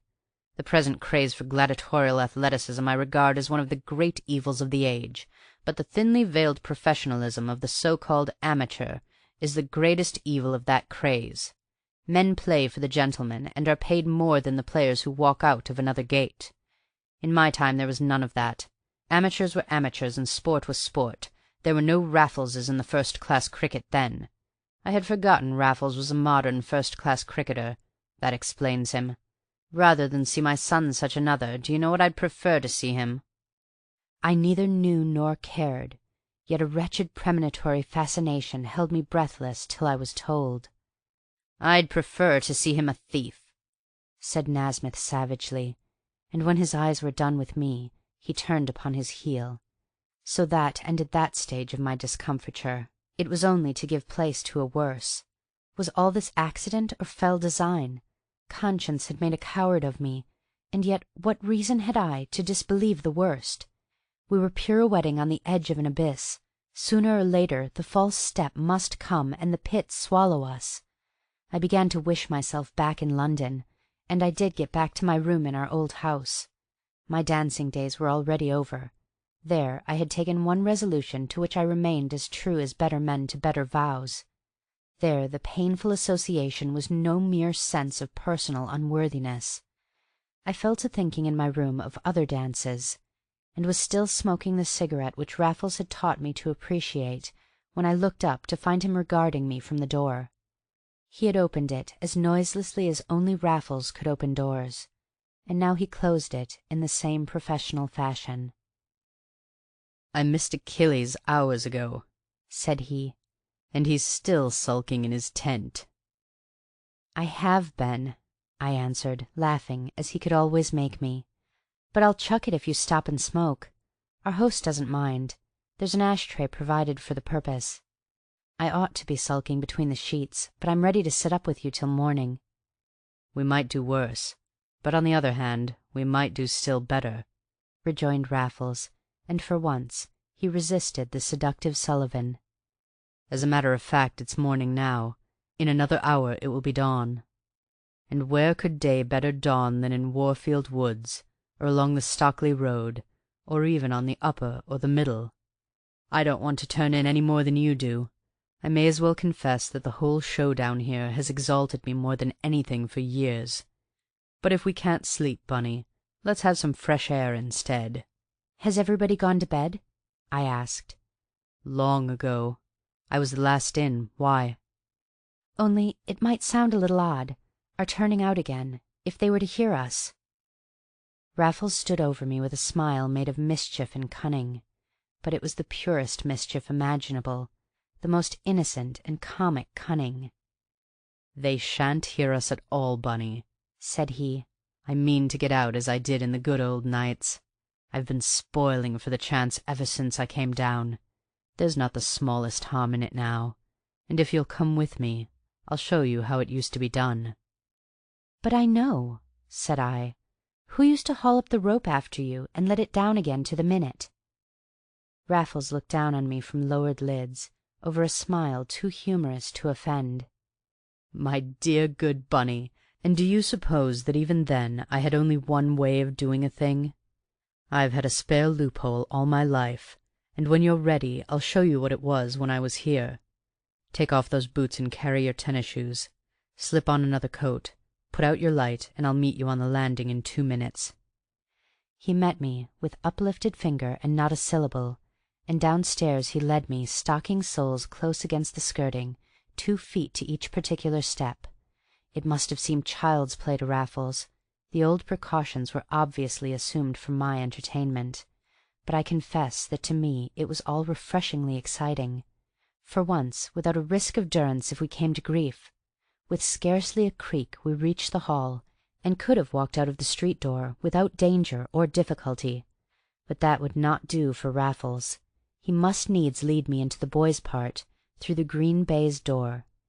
It took a deal of opening and shutting, but Raffles seemed to enjoy nothing better than these mock obstacles, and in a few minutes we were resting with sharp ears in the boys' hall. "Through these windows?" I whispered, when the clock over the piano had had matters its own way long enough to make our minds quite easy. "How else?" whispered Raffles, as he opened the one on whose ledge our letters used to await us of a morning. "And then through the quad?" "And over the gate at the end. No talking, Bunny. There's a dormitory just overhead. But ours was in front, you remember, and if they had ever seen me, I should have nipped back this way, while they were watching the other." His finger was on his lips as we got out softly into the starlight. I remember how the gravel hurt as we left the smooth-flagged margin of the house for the open quad. But the nearer of 2 long green seats, whereon you prepared your construe for the second school in the summer term, was mercifully handy. And once on our rubber soles, we had no difficulty in scaling the gates beyond the Fives Courts. Moreover, we dropped into a very desert of a country road, nor saw a soul when we doubled back beneath the outer study windows, nor heard a footfall in the main street of the slumbering town. Our own fell like the night dews and the petals of the poet, but Raffles ran his arm through mine, and would chatter in whispers as we went. "So you and Nipper had a word, or was it words? I saw you out of the tail of my eye when I was dancing, and I heard you out of the tail of my ear. It sounded like words, Bunny, and I thought I caught my name. He's the most consistent man I know and the least altered from a boy, but he'll subscribe all right, you'll see, and be very glad I made him." I whispered back that I did not believe it for a moment. Raffles had not heard all Nasmyth had said of him, and neither would he listen to the little I meant to repeat to him. He would but reiterate a conviction so chimerical to my mind that I interrupted in my turn to ask him what ground he had for it. "I've told you already," said Raffles. "I mean to make him." "But how?" I asked. "And when and where?" "At Philippi, Bunny, where I said I'd see him. What a rabbit you are at a quotation! And I think that in the field of Philippi was where Caesar came to an end, but who gave old Brutus the tip I can't comprehend. You may have forgotten your Shakespeare, Bunny, but you ought to remember that." And I did vaguely, but I had no idea what it or Raffles meant, as I plainly told him. "The theatre of war," he answered, "and here we are at the stage door." Raffles had stopped suddenly in his walk. It was the last dark hour of the summer night, but the light from a neighbouring lamp-post showed me the look on his face as he turned. "I think you also inquired when," he continued. "Well, then, this minute, if you will give me a leg up." And behind him, scarcely higher than his head, and not even barred, was a wide window with a wire blind, and the name of Nasmyth, among others, lettered in gold upon the wire. "You're never going to break in?" "This instant, if you'll help me. In 5 or 10 minutes, if you won't." "Surely you didn't bring the tools?" He jingled them gently in his pocket. "Not the whole outfit, Bunny, but you never know when you mayn't want one or two. I'm only thankful I didn't leave the lot behind this time. I very nearly did." "I must say I thought you would, coming down here," I said reproachfully. "But you ought to be glad I didn't," he rejoined with a smile. "It's going to mean old Nasmyth's subscription to the Founders' Fund, and that's to be a big one, I promise you. The lucky thing is that I went so far as to bring my bunch of safe keys. Now, are you going to help me use them, or are you not? If so, now's your minute. If not, clear out and be—" "Not so fast, Raffles," said I testily. "You must have planned this before you came down, or you would never have brought all those things with you." "My dear Bunny, they're part of my kit. I take them wherever I take my evening clothes. As to this potty bank, I never even thought of it, much less that it would become a public duty to draw 100 or so without signing for it. That's all I shall touch, Bunny. I'm not on the make to-night. There's no risk in it either. If I am caught, I shall simply sham champagne and stand the racket. It would be an obvious frolic after what happened at that meeting, and they will catch me if I stand talking here. You run away back to bed, unless you're quite determined to give old Brutus the tip." Now we had barely been a minute whispering where we stood, and the whole street was still as silent as the tomb. To me there seemed least danger in discussing the matter quietly on the spot. But even as he gave me my dismissal, Raffles turned and caught the sill above him, first with one hand and then with the other. His legs swung like a pendulum as he drew himself up with one arm, then shifted the position to the other hand, and very gradually worked himself waist-high with the sill. But the sill was too narrow for him, and that was as far as he could get unaided. And it was as much as I could bear to see of a feat which in itself might have hardened my conscience and softened my heart. But I had identified his doggerel verse at last. I am ashamed to say that it was part of a set of my very own writing in the school magazine of my time. So Raffles knew the stuff better than I did myself, and yet scorned to press his flattery to win me over. He had won me. In a second my rounded shoulders were a pedestal for those dangling feet, and before many more I heard the old metallic snap, followed by the raising of a sash so slowly and gently as to be almost inaudible to me listening just below. Raffles went through hands first, disappeared for an instant, then leaned out, lowering his hands for me. "Come on, Bunny. You're safer in than out. Hang on to the sill, and let me get you under the arms. Now all together, quietly does it, and over you come." No need to dwell on our proceedings in the bank. I myself had small part in the scene, being posted rather in the wings, at the foot of the stairs leading to the private premises in which the manager had his domestic being. But I made my mind easy about him, for in the silence of my watch I soon detected a nasal note overhead, and it was resonant and aggressive as the man himself. Of Raffles, on the contrary, I heard nothing, for he had shut the door between us, and I was to warn him if a single sound came through. I need scarcely add that no warning was necessary during the 20 minutes we remained in the bank. Raffles afterward assured me that 19 of them had been spent in filing one key, but one of his latest inventions was a little thick velvet bag in which he carried the keys, and this bag had 2 elastic mouths, which closed so tightly about either wrist that he could file away inside and scarcely hear it himself. As for these keys, they were clever counterfeits of typical patterns by 2 great safe-making firms, and Raffles had come by them in a manner all his own, which the criminal world may discover for itself. When he opened the door and beckoned me, I knew by his face that he had succeeded to his satisfaction, and by experience better than to question him on the point. Indeed, the first thing was to get out of the bank, for the stars were drowning in a sky of ink and water, and it was a comfort to feel that we could fly straight to our beds. I said so in whispers as Raffles cautiously opened our window and peeped out.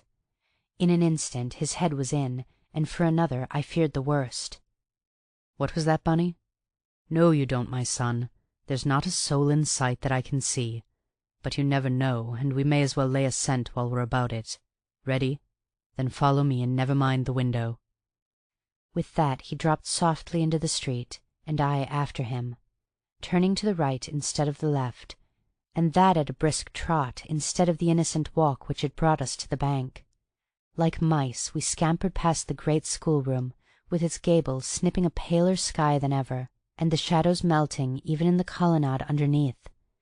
Masters' houses flitted by on the left, lesser landmarks on either side, and presently we were running our heads into the dawn, one under either hedge of the Stockley road. "Did you see that light in Nab's just now?" cried Raffles as he led. "No, why?" I panted, nearly spent. "It was in Nab's dressing-room." "Yes?" "I've seen it there before," continued Raffles. "He never was a good sleeper, and his ears reach to the street. I wouldn't like to say how often I was chased by him in the small hours. I believe he knew who it was toward the end, but Nab was not the man to accuse you of what he couldn't prove." I had no breath for comment, and on sped Raffles like a yacht before the wind, and on I blundered like a wherry at sea, making heavy weather all the way, and nearer foundering at every stride. Suddenly, to my deep relief, Raffles halted, but only to tell me to stop my pipes while he listened. "It's all right, Bunny," he resumed, showing me a glowing face in the dawn.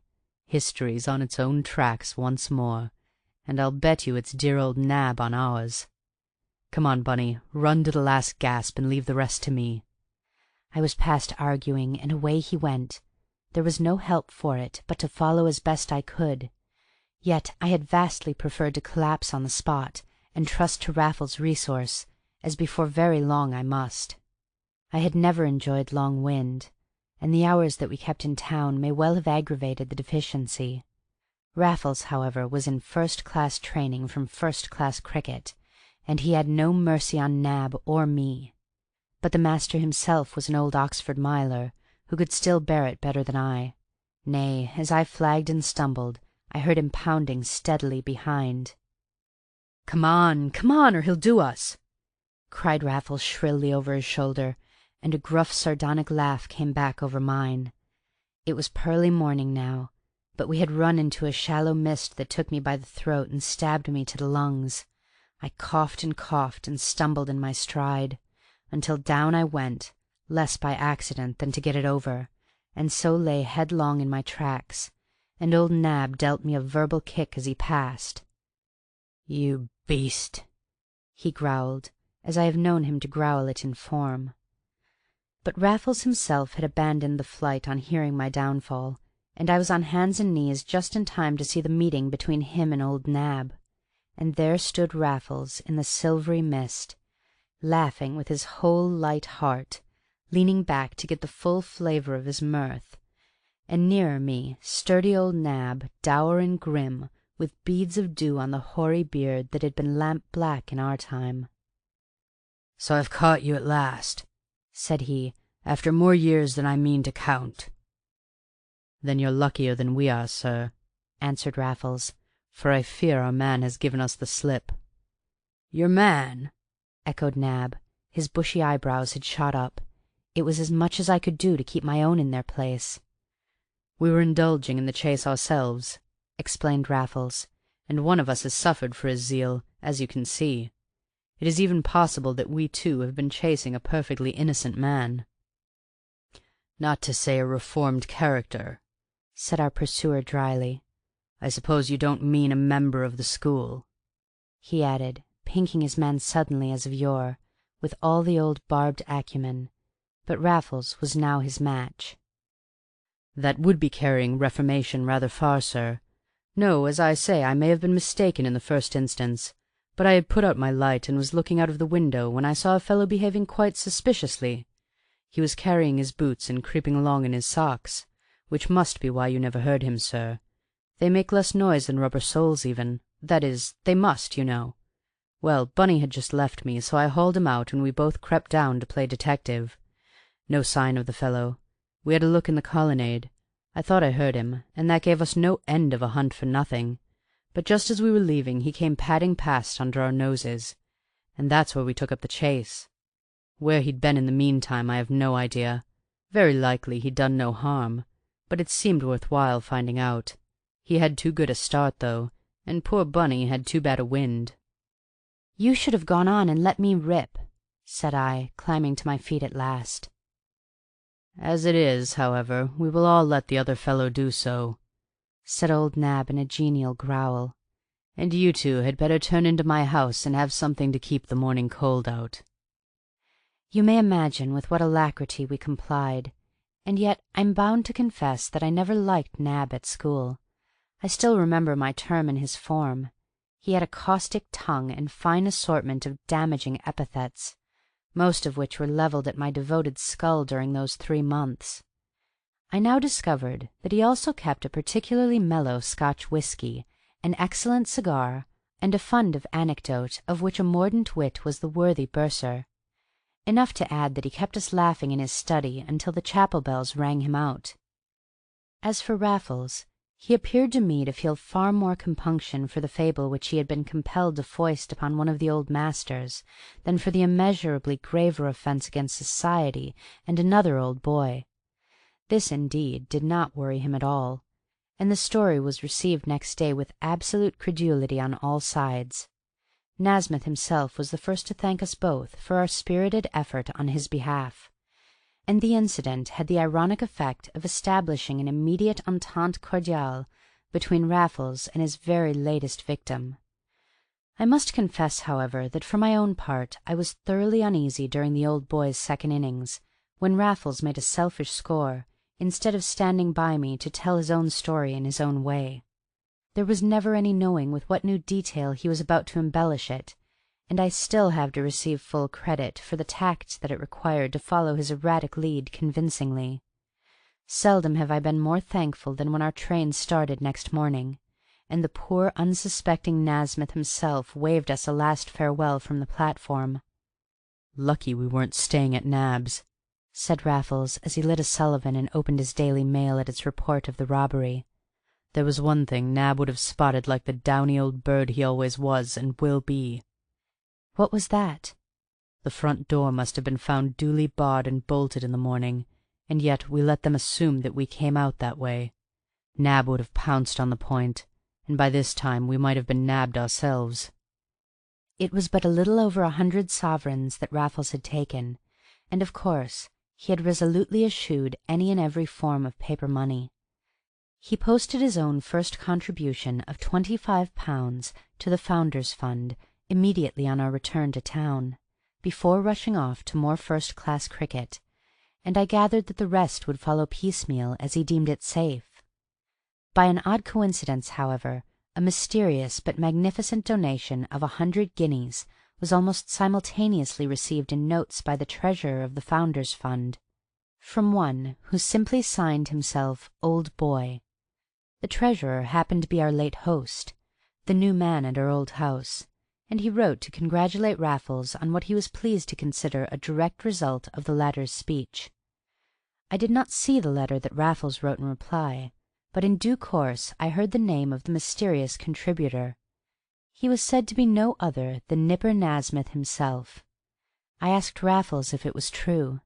He replied that he would ask old Nipper point blank if he came up as usual to the 'varsity match, and if they had the luck to meet. And not only did this happen, but I had the greater luck to be walking round the ground with Raffles when we encountered our shabby friend in front of the pavilion. "My dear fellow," cried Raffles, "I heard it was you who gave that 100 guineas by stealth to the very movement you denounced. Don't deny it, and don't blush to find it fame. Listen to me. There was a great lot in what you said, but it's the kind of thing we ought all to back, whether we strictly approve of it in our hearts or not." "Exactly, Raffles, but the fact is—" "I know what you're going to say. Don't say it. There's not 1 in 1,000 who would do as you've done, and not 1 in 1,000,000 who would do it anonymously." "But what makes you think I did it, Raffles?" "Everybody is saying so. You will find it all over the place when you get back. You will find yourself the most popular man down there, Nasmyth." I never saw a nobler embarrassment than that of this awkward, ungainly, cantankerous man. All his angles seemed to have been smoothed away. There was something quite human in the flushed, undecided, wistful face. "I never was popular in my life," he said. "I don't want to buy my popularity now. To be perfectly candid with you, Raffles—" "Don't. I can't stop to hear. They're ringing the bell. But you shouldn't have been angry with me for saying you were a generous good chap, Nasmyth, when you were one all the time. Good-bye, old fellow." But Nasmyth detained us a second more. His hesitation was at an end. There was a sudden new light in his face. "Was I?" he cried. "Then I'll make it 200, and damn the odds."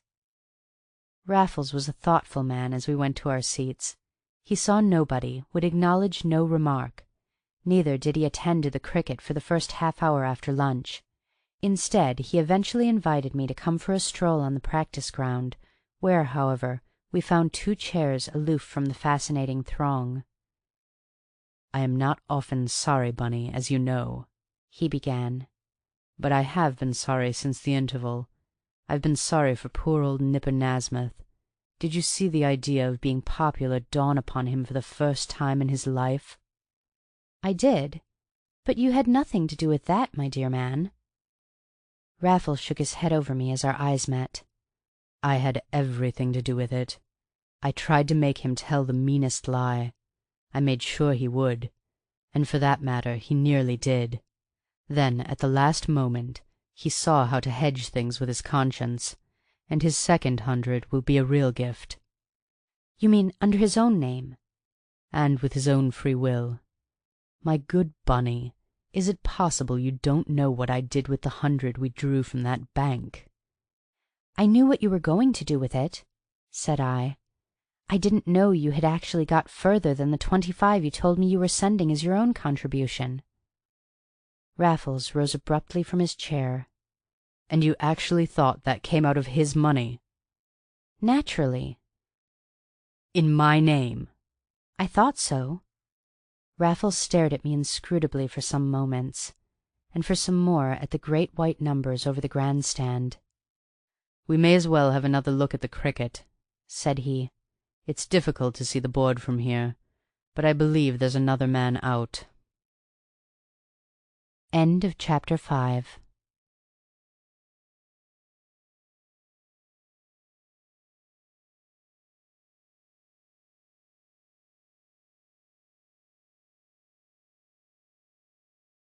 A Thief in the Night by E.W. Hornung. Chapter 6. A Bad Night.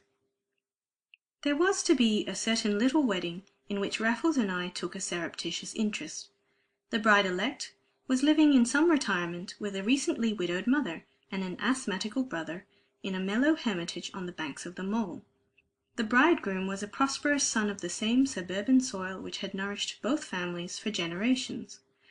The wedding presents were so numerous as to fill several rooms at the pretty retreat upon the Mole, and of an intrinsic value calling for a special transaction with the burglary insurance company in Cheapside. I cannot say how Raffles obtained all this information. I only know that it proved correct in each particular. I was not indeed deeply interested before the event, since Raffles assured me that it was a one-man job, and naturally intended to be the one man himself. It was only at the 11th hour that our positions were inverted by the wholly unexpected selection of Raffles for the English team in the second Test match. In a flash I saw the chance of my criminal career. It was some years since Raffles had served his country in these encounters, and he had never thought to be called upon again, and his gratification was only less than his embarrassment. The match was at Old Trafford on the third Thursday, Friday, and Saturday in July. The other affair had been all arranged for the Thursday night, the night of the wedding at East Molesey. It was for Raffles to choose between the two excitements, and for once I helped him to make up his mind. I duly pointed out to him that in Surrey, at all events, I was quite capable of taking his place. Nay, more, I insisted at once on my prescriptive right, and on his patriotic obligation in the matter. In the country's name and in my own, I implored him to give it and me a chance, and for once, as I say, my arguments prevailed. Raffles sent his telegram. It was the day before the match.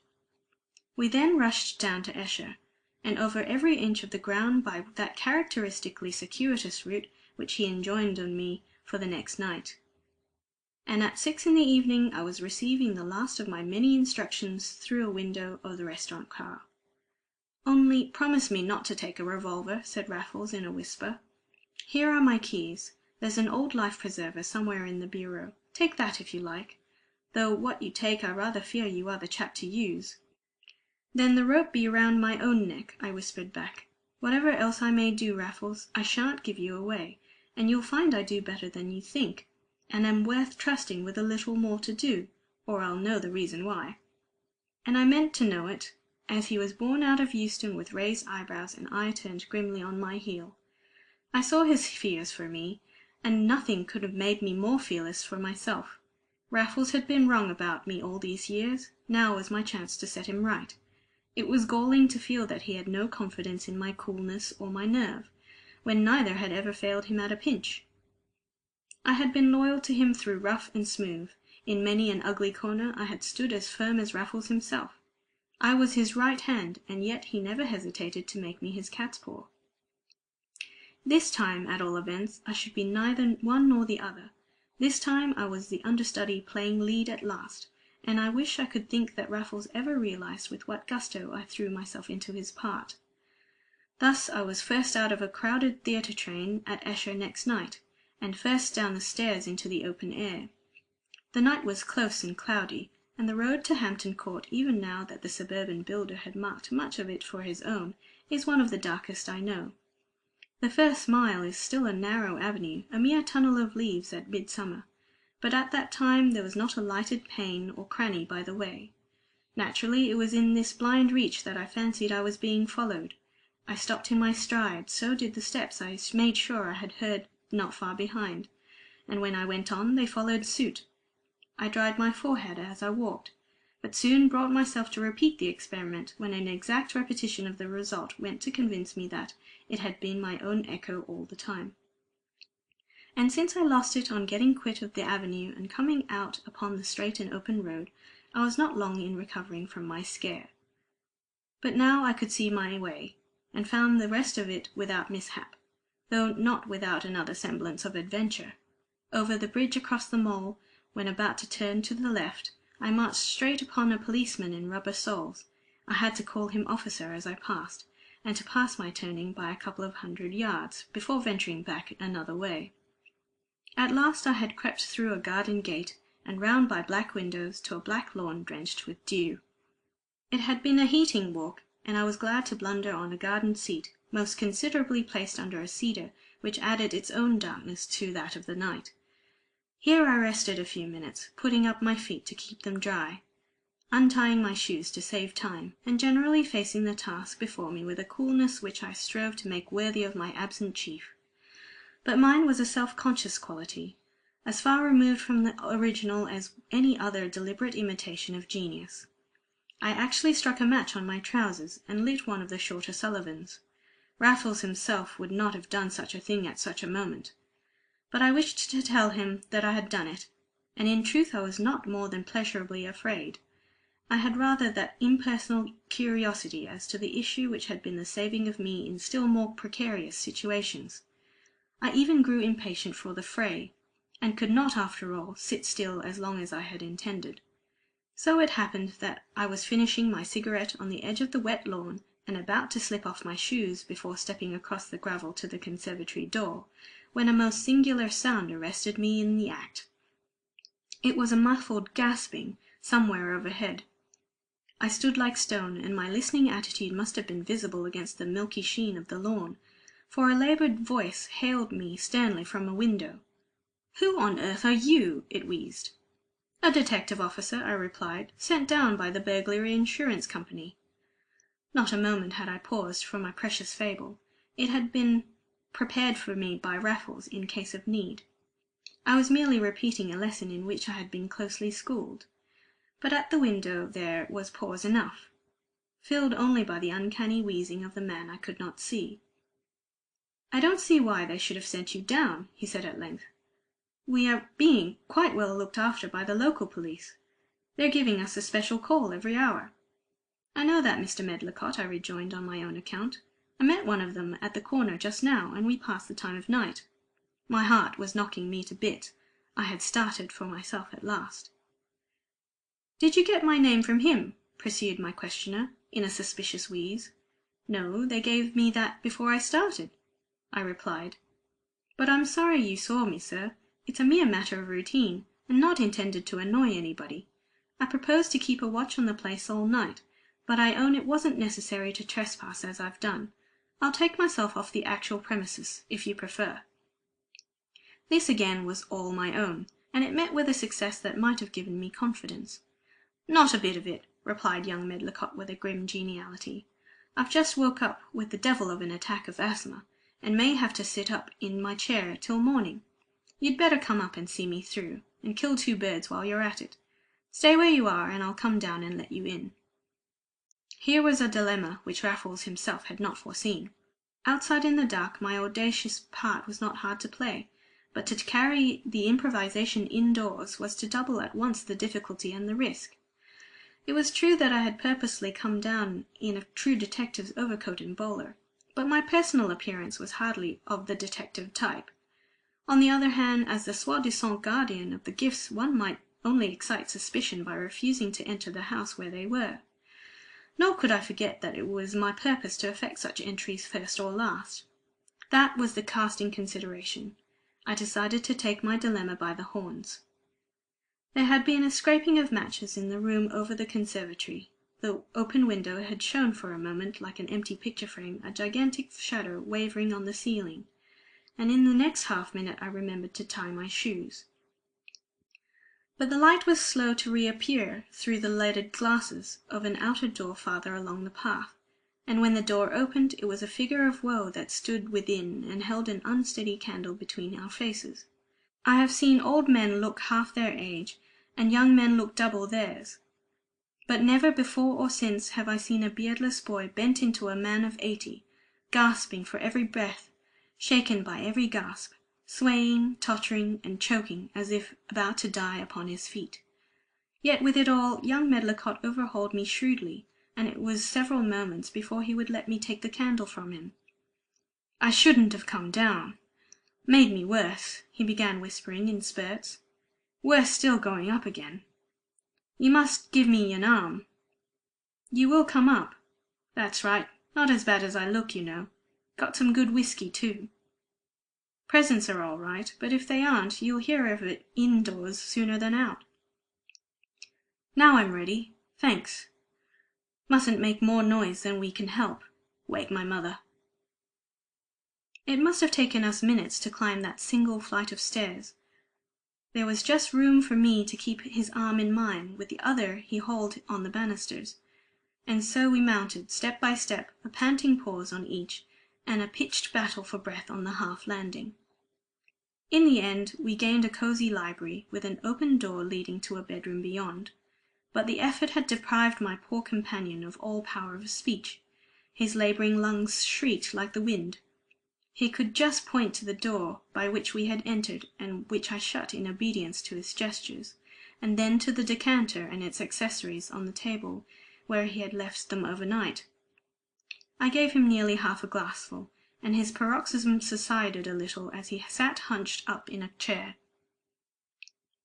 "I was a fool to turn in," he blurted in more whispers between longer pauses. "Lying down is the devil when you're in for a real bad night. You might get me the brown cigarette on the table in there. That's right. Thanks awfully. And now a match." The asthmatic had bitten off either end of the stramonium cigarette, and was soon choking himself with the crude fumes, which he inhaled with desperate gulps to exhale in furious fits of coughing. Never was there more heroic a remedy. It seemed a form of lingering suicide. But by degrees some slight improvement became apparent, and at length the sufferer was able to sit upright and to drain his glass with a sigh of rare relief.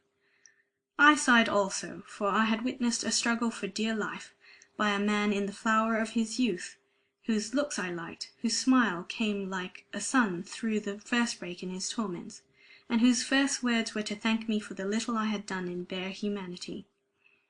That made me feel the thing I was. But the feeling put me on my guard, and I was not unready for the remark which followed a more exhaustive scrutiny than I had hitherto sustained. "Do you know," said young Medlicott, "that you aren't a bit like the detective of my dreams?" "Only too proud to hear it," I replied. "There would be no point in my being in plain clothes if I looked exactly what I was." My companion reassured me with a wheezy laugh. "There's something in that," said he, "although I do congratulate the insurance people on getting a man of your class to do their dirty work. And I congratulate myself," he was quick enough to add, "on having you to see me through as bad a night as I've had for a long time. You're like flowers in the depths of winter. Got a drink? That's right. I suppose you didn't happen to bring down an evening paper?" I said I had brought one down, but had unfortunately left it in the train. "What about the test match?" cried my asthmatic, shooting forward in his chair. "I can tell you that," said I. "We went in first." "Oh, I know all about that," he interrupted. "I've seen the miserable score up to lunch. How many did we scrape altogether?" "We're scraping them still." "No! How many?"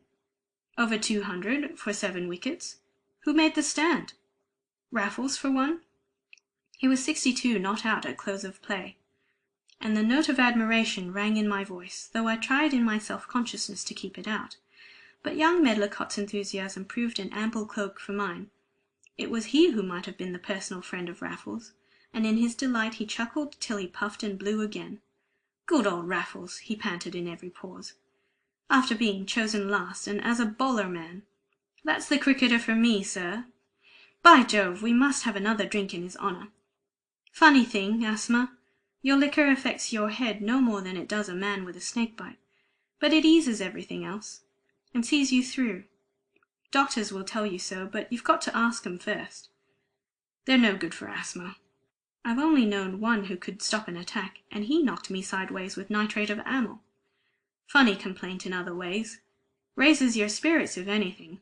You can't look beyond the next breath. Nothing worries you. Well, well, here's luck to A.J. Raffles, and may he get his century in the morning." And he struggled to his feet for the toast, but I drank it sitting down. I felt unreasonably wroth with Raffles for coming into the conversation as he had done, for taking centuries in test matches as he was doing, without bothering his head about me. A failure would have been in better taste. It would have shown at least some imagination, some anxiety on one's account. I did not reflect that even Raffles could scarcely be expected to picture me in my cups with the son of the house that I had come to rob, chatting with him, ministering to him, admiring his cheery courage, and honestly attempting to lighten his load. Truly it was an infernal position. How could I rob him or his after this? And yet I had thrust myself into it, and Raffles would never, never understand. Even that was not the worst. I was not quite sure that young Medlicott was sure of me. I had feared this from the beginning, and now, over the second glass that could not possibly affect a man in his condition, he practically admitted as much to me. Asthma was such a funny thing, he insisted, that it would not worry him a bit to discover that I had come to take the presents instead of to take care of them. I showed a sufficiently faint appreciation of the jest, and it was presently punished as it deserved by the most violent paroxysm that had seized the sufferer yet. The fight for breath became faster and more furious, and the former weapons of no more avail. I prepared a cigarette, but the poor brute was too breathless to inhale. I poured out yet more whisky, but he put it from him with a gesture. "Amyl! Get my amyl!" he gasped. "The tin on the table by my bed." I rushed into his room and returned with a little tin of tiny cylinders, done up like miniature crackers in scraps of calico. The spent youth broke one in his handkerchief, in which he immediately buried his face. I watched him closely as a subtle odour reached my nostrils, and it was like the miracle of oil upon the billows. His shoulders rested from long travail, the stertorous gasping died away to a quick but natural respiration, and in the sudden cessation of the cruel contest an uncanny stillness fell upon the scene. Meanwhile the hidden face had flushed to the ears, and when at length it was raised to mine, its crimson calm was incongruous as an optical illusion. "It takes the blood from the heart," he murmured, "and clears the whole show for the moment. If it only lasted! But you can't take two without a doctor. One's quite enough to make you smell the brimstone. I say, what's up? You're listening to something. If it's the policeman, we'll have a word with him." It was not the policeman. It was no outdoor sound that I had caught in the sudden cessation of the bout for breath. It was a noise, a footstep in the room below us. I went to the window and leaned out. Right underneath, in the conservatory, was the faintest glimmer of a light in the adjoining room. "One of the rooms where the presents are," whispered Medlicott at my elbow, and as we withdrew together I looked him in the face as I had not done all night. I looked him in the face like an honest man, for a miracle was to make me one once more. My knot was cut, my course inevitable, mine after all, to prevent the very thing that I had come to do. My gorge had long since risen at the deed. The unforeseen circumstances had rendered it impossible from the first. But now I could afford to recognize the impossibility, and to think of Raffles and the asthmatic alike without a qualm. I could play the game by them both, for it was one and the same game. I could preserve thieves' honour, and yet regain some shred of that which I had forfeited as a man. So I thought as we stood face to face, our ears straining for the least movement below, our eyes locked in a common anxiety. Another muffled footfall, felt rather than heard, and we exchanged grim nods of simultaneous excitement. But by this time Medlicott was as helpless as he had been before. The flush had faded from his face, and his breathing alone would have spoiled everything. In dumb show I had to order him to stay where he was, to leave my man to me. And then it was that in a gusty whisper, with the same shrewd look that had disconcerted me more than once during our vigil, young Medlicott froze and fired my blood by turns. "I've been unjust to you," he said, with his right hand in his dressing-gown pocket. "I thought for a bit. Never mind what I thought, I soon saw I was wrong. But I've had this thing in my pocket all the time." He would have thrust his revolver upon me as a peace offering, but I would not even take his hand. As I tapped the life-preserver in my pocket and crept out to earn his honest grip or to fall in the attempt. On the landing I drew Raffles's little weapon, slipped my right wrist through the leathern loop, and held it in readiness over my right shoulder. Then downstairs I stole, as Raffles himself had taught me, close to the wall where the planks are nailed. Nor had I made a sound, to my knowledge, for a door was open and a light was burning, and the light did not flicker as I approached the door. I clenched my teeth and pushed it open, and here was the veriest villain waiting for me, his little lantern held aloft. "You blackguard!" I cried, and with a single thwack I felled the ruffian to the floor. There was no question of a foul blow. He had been just as ready to pounce on me. It was simply my luck to have got the first blow home. Yet a fellow feeling touched me with remorse, as I stood over the senseless body sprawling prone, and perceived that I had struck an unarmed man. The lantern only had fallen from his hands. It lay on one side, smoking horribly, and something in the reek caused me to set it up in haste and turn the body over with both hands. Shall I ever forget the incredulous horror of that moment? It was Raffles himself! How it was possible, I did not pause to ask myself. If one man on earth could annihilate space and time, it was the man lying senseless at my feet, and that was Raffles, without an instant's doubt. He was in villainous guise, which I knew of old, now that I know the unhappy wearer. His face was grimy and dexterously plastered with a growth of reddish hair. His clothes were those in which he had followed cabs from the London termini. His boots were muffled in thick socks, and I had laid him low with a bloody scalp that filled my cup of horror. I groaned aloud as I knelt over him and felt his heart, and I was answered by a bronchial whistle from the door. "Jolly well done," cheered my asthmatical friend. "I heard the whole thing. Only hope my mother didn't. We must keep it from her if we can." I could have cursed the creature's mother from my full heart. Yet, even with my hand on that of Raffles, as I felt his feeble pulse, I told myself that this served him right. Even had I brained him, the fault had been his, not mine. And it was a characteristic, an inveterate fault that galled me for all my anguish. To trust, and yet distrust me, to the end, to race through England in the night, to spy upon me at his work, to do it himself after all. "Is he dead?" wheezed the asthmatic coolly. "Not he," I answered, with an indignation that I dared not show. "You must have hit him pretty hard," pursued young Medlicott. "But I suppose it was a case of getting first knock, and a good job you got it if this was his," he added, picking up the murderous little life-preserver which Raffles had provided for his own destruction. "Look here," I answered, sitting back on my heels. "He isn't dead, Mr. Medlicott, and I don't know how long he'll be as much as stunned. He's a powerful brute, and you're not fit to lend a hand. But that policeman of yours can't be far away. Do you think you could struggle out and look for him?" "I suppose I am a bit better than I was," he replied doubtfully. "The excitement seems to have done me good. If you like to leave me on guard with my revolver, I'll undertake that he doesn't escape me." I shook my head with an impatient smile. "I should never hear the last of it," said I. "No, in that case, all I can do is handcuff the fellow and wait till morning if he won't go quietly. And he'll be a fool if he does, where there's still a fighting chance." Young Medlicott glanced upstairs from his post on the threshold.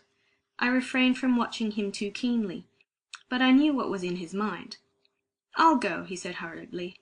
"I'll go as I am, before my mother is disturbed and frightened out of her life. I owe you something, too, not only for what you've done for me, but for what I was fool enough to think about you at the first blush. It's entirely through you that I feel as fit as I do for the moment. So I'll take your tip and go just as I am, before my poor old pipes strike up another tune." I scarcely looked up until the good fellow had turned his back upon the final tableau of watchful officer and prostrate prisoner, and gone out wheezing into the night. But I was at the door to hear the last of him down the path and round the corner of the house. And when I rushed back into the room, there was Raffles sitting cross-legged on the floor and slowly shaking his broken head as he stanched the blood. "Et tu, Bunny," he groaned. "Mine own familiar friend." "Then you weren't even stunned!" I exclaimed. "Thank God for that!" "Of course I was stunned," he murmured, "and no thanks to you that I wasn't brained. Not to know me in the kit you've seen scores of times. You never looked at me, Bunny. You didn't even give me time to open my mouth. I was going to let you run me in so prettily. We'd have walked off arm in arm. Now it's as tight a place as ever we were in, though you did get rid of old blowpipes rather nicely. But we shall have the devil's own run for our money." Raffles had picked himself up between his mutterings, and I had followed him to the door into the garden, where he stood busy with the key in the dark, having blown out his lantern and handed it to me. But, though I followed Raffles, as my nature must, I was far too embittered to answer him again, and so it was for some minutes that might furnish forth a thrilling page, but not a novel one to those who know their Raffles and put up with me. Suffice it that we left a locked door behind, and the key on the garden wall, which was the first of half a dozen that we scaled before dropping into a lane that led to a footbridge higher up the black water. And when we paused upon the footbridge, the houses along the bank were still in peace and darkness. Knowing my Raffles as I did, I was not surprised when he dived under one end of this bridge, and came up with his Inverness cape and opera hat, which he had hidden there on his way to the house. The thick socks were peeled from his patent leathers, the ragged trousers stripped from an evening pair, bloodstains and Newgate fringe removed at the water's edge, and the whole sepulchre whited in less time than the thing takes to tell. Nor was that enough for Raffles, but he must alter me as well, by wearing my overcoat under his cape, and putting his Zingari scarf about my neck. "And now," he said, "you may be glad to hear there's a 3:12 from Surbiton, which we could catch on all fours. If you like, we'll go separately, but I don't think there's the slightest danger now, and I begin to wonder what's happening to old Blowpipes."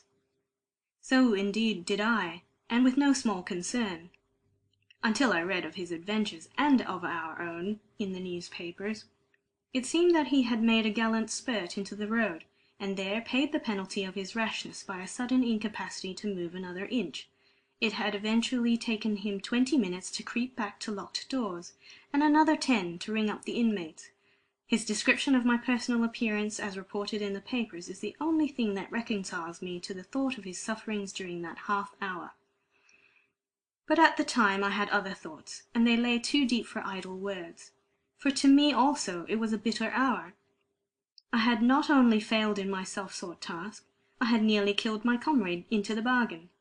I had meant well by friend and foe in turn, and I had ended in doing execrably by both.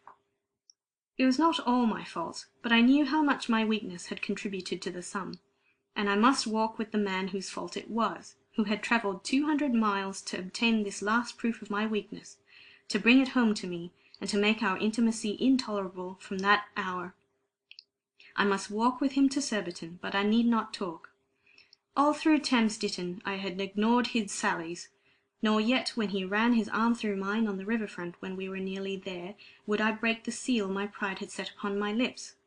"Come, Bunny," he said at last, "I have been the one to suffer most, when all's said and done, and I'll be the first to say that I deserved it. You've broken my head, my hair's all glued up in my gore, and what yarn I'm to put up at Manchester, or how I shall take the field at all, I really don't know. Yet I don't blame you, Bunny, and I do blame myself. Isn't it rather hard luck if I am to go unforgiven into the bargain? I admit that I made a mistake, but, my dear fellow, I made it entirely for your sake." "For my sake!" I echoed bitterly. Raffles was more generous. He ignored my tone. "I was miserable about you, frankly. Miserable," he went on. "I couldn't get it out of my head that somehow you would be laid by the heels.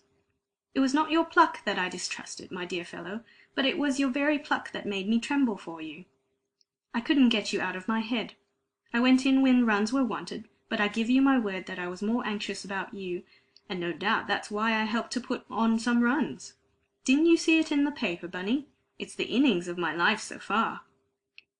"Yes," I said, "I saw that you were in at close of play, but I don't believe it was you. I believe you have a double who plays your cricket for you." And at the moment that seemed less incredible than the fact. "I'm afraid you didn't read your paper very carefully," said Raffles, with the first trace of pique in his tone. "It was rain that closed play before 5 o'clock. I hear it was a sultry day in town, but at Manchester we got the storm, and the ground was under water in 10 minutes. I never saw such a thing in my life. There was absolutely not a ghost of a chance of another ball being bowled. But I had changed before I thought of doing what I did. It was only when I was on my way back to the hotel, by myself, because I couldn't talk to a soul for thinking of you, that on the spur of the moment I made the man take me to the station instead, and was under way in the restaurant car before I had time to think twice about it. I am not sure that of all the mad deeds I have ever done, this was not the maddest of the lot." "It was the finest," I said in a low voice, for now I marvelled more at the impulse which had prompted his feat, and at the circumstances which surrounded it, than even at the feat itself. "Heaven knows," he went on, "what they are saying and doing in Manchester. But what can they say? What business is it of theirs? I was there when play stopped, and I shall be there when it starts again. We shall be at Waterloo just after 3:30, and that's going to give me an hour at the Albany on my way to Euston, and another hour at Old Trafford before play begins. What's the matter with that? I don't suppose I shall notch any more, but all the better if I don't. If we have a hot sun after the storm, the sooner they get in the better, and may I have a bowl at them while the ground bites. I'll come up with you, I said, and see you at it. My dear fellow, replied Raffles, that was my whole feeling about you. I wanted to see you at it. That was absolutely all. I wanted to be near enough to lend a hand if you got tied up, as the best of us will at times. I knew the ground better than you, and I simply couldn't keep away from it. But I didn't mean you to know that I was there. If everything had gone as I hoped it might, I should have sneaked back to town without ever letting you know that I had been up. You should never have dreamt that I had been at your elbow. You would have believed in yourself, and in my belief in you, and the rest would have been silence till the grave. So I dodged you at Waterloo, and I tried not to let you know that I was following you from the Esher station. But you suspected somebody was. You stopped to listen more than once. After the second time I dropped behind, but gained on you by taking the short cut by Imber Court and over the footbridge where I left my coat and hat. I was actually in the garden before you were. I saw you smoke your Sullivan, and I was rather proud of you for it, though you must never do that sort of thing again. I heard almost every word between you and the poor devil upstairs, and up to a certain point, Bunny, I really thought you played the scene to perfection. The station lights were twinkling ahead of us in the fading velvet of the summer's night. I let them increase and multiply before I spoke. And where, I asked, did you think I first went wrong?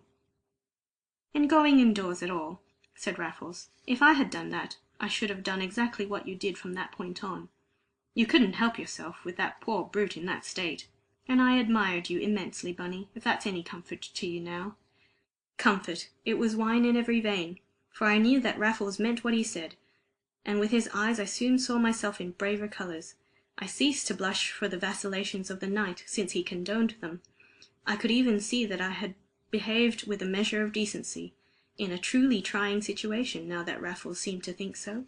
He had changed my whole view of his proceedings, and my own, in every incident of the night but one. There was one thing, however, which he might forgive me, but which I felt that I could forgive neither Raffles or myself, and that was the contused scalp wound over which I shuddered in the train. And to think that I did that, I groaned, and that you laid yourself open to it, and that we have neither of us got another thing to show for our night's work. That poor chap said it was as bad a night as he had ever had in his life, but I call it the very worst that you and I ever had in ours. Raffles was smiling under the double lamps of the first-class compartment that we had to ourselves. I wouldn't say that, Bunny. We have done worse. Do you mean to tell me that you did anything at all? My dear Bunny, replied Raffles, you should remember how long I have been maturing this felonious little plan. What a blow it was to me to have to turn it over to you, and how far I had travelled to see that you did it and yourself as well as might be. You know what I did see, and how well I understood. I tell you again that I should have done the same thing myself in your place. But I was not in your place, Bunny. My hands were not tied like yours. Unfortunately, most of the jewels have gone on the honeymoon with the happy pair, but these emerald links are all right. And I don't know what the bride was doing to leave this diamond comb behind. Here, too, is the old silver skewer I've been wanting for years.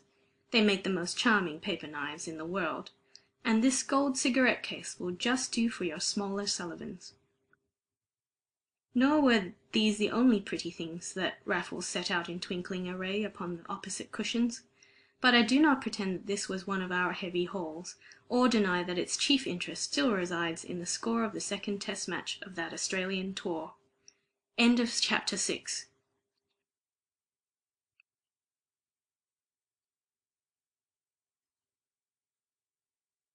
A Thief in Night by E.W. Hornung. 7. A Trap to Catch a Cracksman. I was just putting out my light when the telephone rang a furious tocsin in the next room. I flounced out of bed more asleep than awake. In another minute I should have been past ringing up. It was 1 o'clock in the morning, and I had been dining with Swigger Morrison at his club. "Hello?" "That you, Bunny?" "Yes. Are you Raffles?" "What's left of me? Bunny, I want you quick."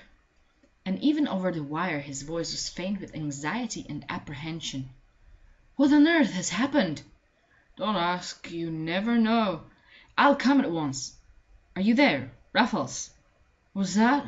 "Are you there, man?" "Yes." "At the Albany?" "No, at Maguire's." "You never said so. And where's Maguire?" "In Half Moon Street." "I know that. Is he there now?" "No, not coming yet. And I'm caught." "Caught?" "In that trap he bragged about. It serves me right. I didn't believe in it. But I'm caught at last. Caught at last." "When he told us he set it every night.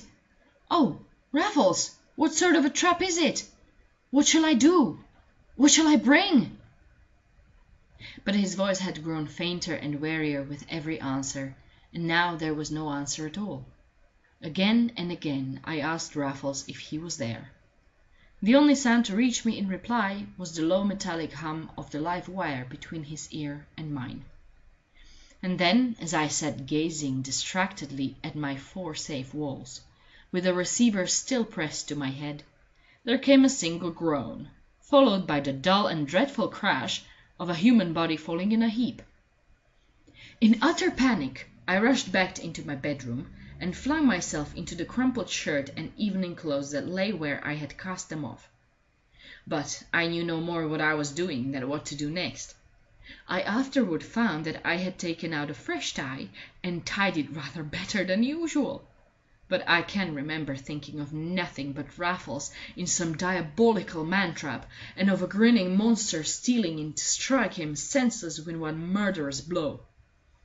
I must have looked in the glass to array myself as I did, but the mind's eye was the seeing eye, and it was filled with this frightful vision of the notorious pugilist known to fame and infamy as Barney Maguire. It was only the week before that Raffles and I had been introduced to him at the Imperial Boxing Club. Heavyweight champion of the United States, the fellow was still drunk with his sanguinary triumphs on that side, and clamouring for fresh conquests on ours. But his reputation had crossed the Atlantic before Maguire himself. The grandiose hotels had closed their doors to him, and he had already taken and sumptuously furnished the house in Half Moon Street, which does not re-let to this day. Raffles had made friends with the magnificent brute, while I took timid stock of his diamond studs, his jewelled watch chain, his 18-carat bangle, and his 6-inch lower jaw. I had shuddered to see Raffles admiring the gewgaws in his turn, in his own brazen fashion, with that air of the cool connoisseur which had its double meaning for me. I, for my part, would as lief have looked a tiger in the teeth. And when we finally went home with Maguire to see his other trophies, it seemed to me like entering the tiger's lair. But an astounding lair it proved, fitted throughout by one eminent firm, and ringing to the rafters with the last word on fantastic furniture. The trophies were a still greater surprise. They opened my eyes to the rosier aspect of the noble art as presently practised on the right side of the Atlantic. Among other offerings, we were permitted to handle the jewelled belt presented to the pugilist by the state of Nevada, a gold brick from the citizens of Sacramento, and a model of himself in solid silver from the Fisticuff Club in New York. I still remember waiting with bated breath for Raffles to ask Maguire if he were not afraid of burglars, and Maguire replying that he had a trap to catch the cleverest cracksman alive, but flatly refusing to tell us what it was. I could not at the moment conceive a more terrible trap than a heavyweight himself behind a curtain. Yet it was easy to see that Raffles had accepted the braggart's boast as a challenge. Nor did he deny it later when I taxed him with his mad resolve. He merely refused to allow me to implicate myself in its execution. Well, there was a spice of savage satisfaction in the thought that Raffles had been obliged to turn to me in the end, and, But for the dreadful thought which I had heard over the telephone, I might have extracted some genuine comfort from the unerring sagacity with which he had chosen his night. Within the last 24 hours Barney Maguire had fought his first great battle on British soil. Obviously he would no longer be the man that he had been on a strict training before the fight. Never, as I gathered, was such a ruffian more off his guard, or less capable of protecting himself and his possessions than in these first hours of relaxation and inevitable debauchery, for which Raffles had waited with characteristic foresight. Nor was the terrible Barney likely to be more abstemious for signal punishment sustained in a far from bloodless victory. Then what could be the meaning of that sickening and most suggestive thud? Could it be the champion himself who had received the coup de grace in his cups? Raffles was the very man to administer it. But he had not talked like that man through the telephone. And yet, what else could have happened? I must have asked myself the question between each and all of the above reflections, made partly as I dressed and partly in a hansom on the way to Half Moon Street. It was as yet the only question in my mind. You must know what your emergency is before you can decide how to cope with it. And to this day I sometimes tremble to think of the rashly direct method by which I set about obtaining the requisite information. I drove every yard of the way to the pugilist's very door. You will remember that I had been dining with Swigger Morrison at his club. Yet at the last I had a rough idea of what I meant to say when the door was opened. It seemed almost probable that the tragic end of our talk over the telephone had been caused by the sudden arrival and the sudden violence of Barney Maguire. In that case I was resolved to tell him that Raffles and I had made a bet about his burglar trap, and that I had come to see who had won. I might or might not confess that Raffles had wrung me out of bed to this end. If, however, I was wrong about Maguire, and he had not come home at all, then my action would depend upon the menial who answered my reckless ring. But it should result in the rescue of Raffles by hook or crook. I had the more time to come to some decision, since I rang and rang in vain. The hall indeed was in darkness, but when I peeped through the letter-box I could see a faint beam of light from the back room. That was the room in which Maguire kept his trophies and set his trap. All was quiet in the house. Could I have hailed the intruder to Vine Street in the short 20 minutes which had taken me to dress up and to drive to the spot? That was an awful thought. But even as I hoped against hope, and rang once more, speculation and suspense were cut short in the last fashion to be foreseen. A brougham was coming sedately down the street from Piccadilly. To my horror, it stopped behind me as I peered once more through the letter-box, and out tumbled the dishevelled prize-fighter and 2 companions. I was nicely caught in my turn. There was a lamp-post right opposite the door, and I can still see the 3 of them regarding me in its light. The pugilist had been at least a fine figure of a bully and a braggart when I saw him before his fight. Now he had a black eye and a bloated lip, hat on the back of his head, and made-up tie under one ear.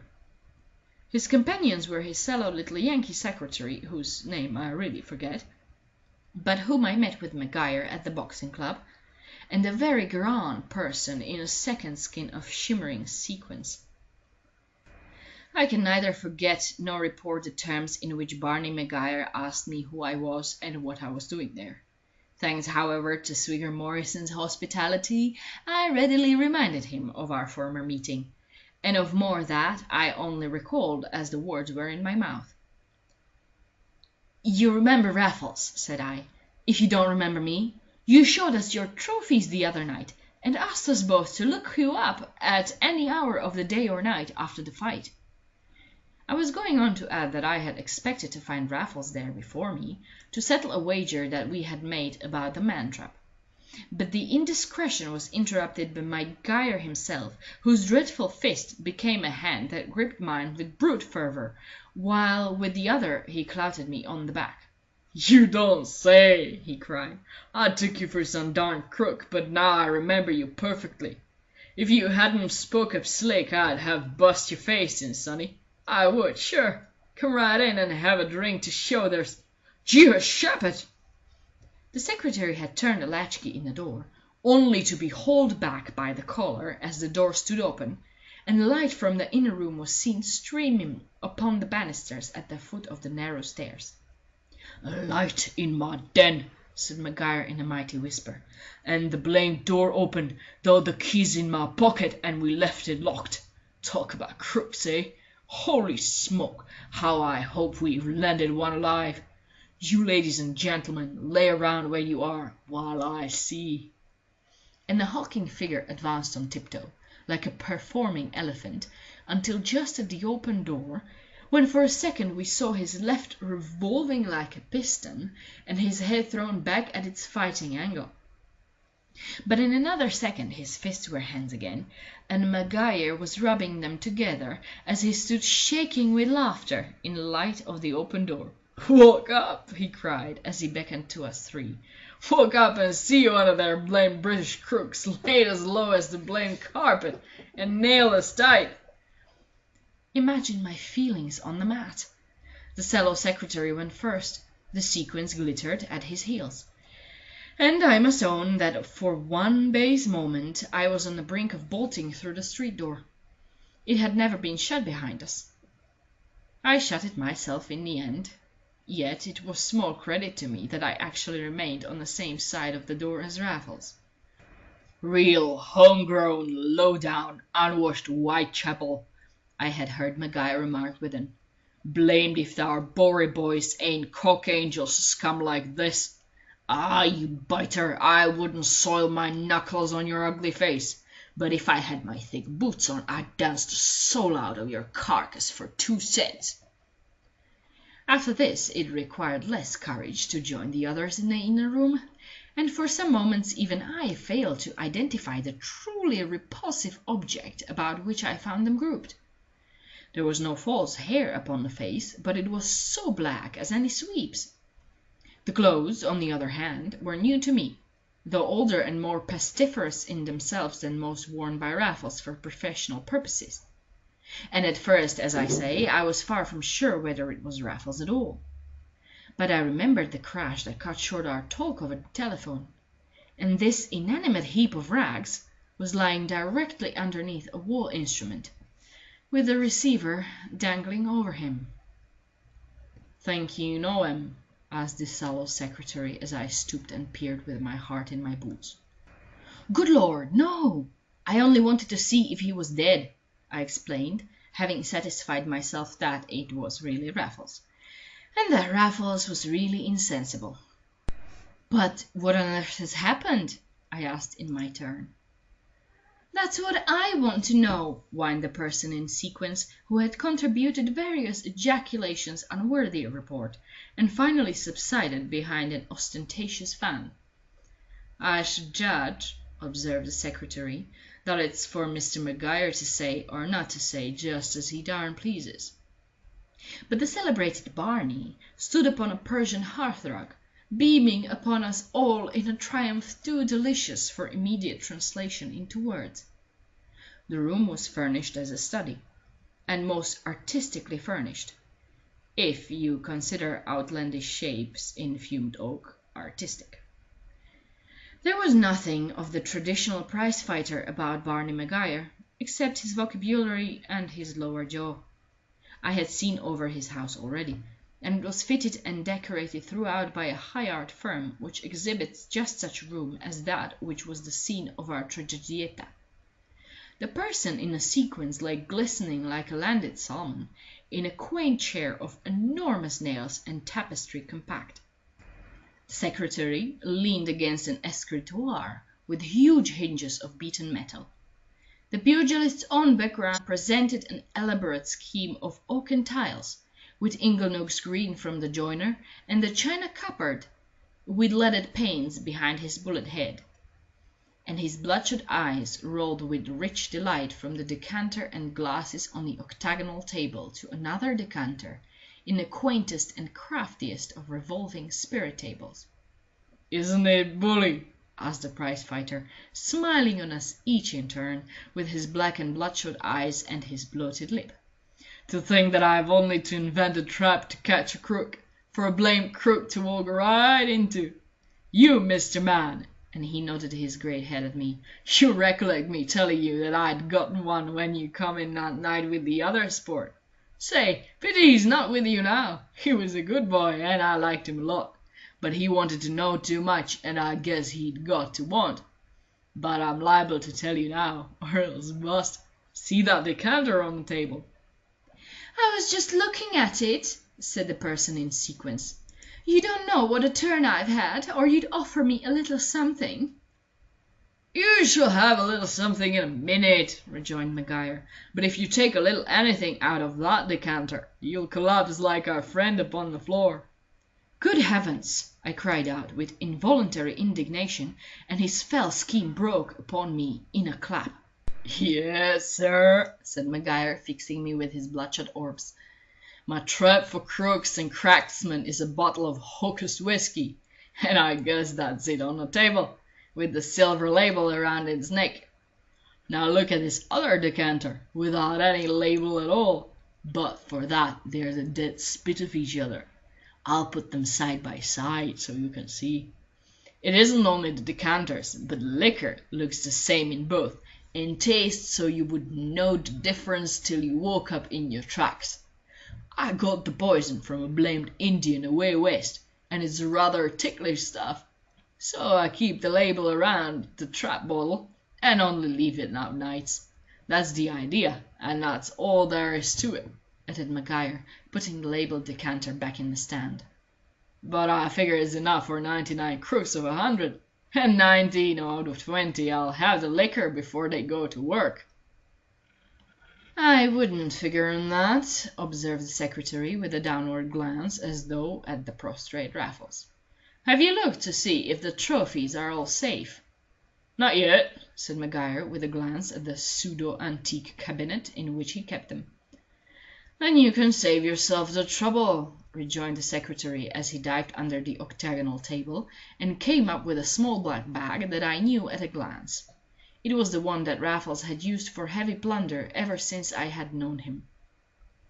The bag was so heavy now that the secretary used both hands to get it on the table. In another moment he had taken out the jewelled belt presented to Maguire by the state of Nevada, the solid silver statuette of himself, and the gold brick from the citizens of Sacramento. Either the sight of his treasures, so nearly lost, or the feeling that the thief had dared to tamper with them after all, suddenly infuriated Maguire to such an extent that he had bestowed a couple of brutal kicks upon the senseless form of Raffles before the secretary and I could interfere. "Play light, Mr. Maguire," cried the shallow secretary. "The man's drugged as well as down." "He'll be lucky if he ever gets up, blight and blister him. I should judge it about the time to telephone for the police." "Not till I've done with him. Wait till he comes to. I guess I'll punch his face into a jam pudding. He shall wash down his teeth with his blood before the coppers come in for what's left." "You make me feel quite ill," complained the grand lady in the chair. "I wish you'd give me a little something, and not be more vulgar than you can help." "Help yourself," said Maguire ungallantly, "and don't talk through your hat. Say, what's the matter with the phone?" The secretary had picked up the dangling receiver. "It looks to me," said he, "as though the crook had rung up somebody before he went off." I turned and assisted the grand lady to the refreshment that she craved. "Like his cheek!" Maguire thundered. "But who in blazes should he ring up?" "It'll all come out," said the secretary. "They'll tell us at the Central, and we shall find out fast enough."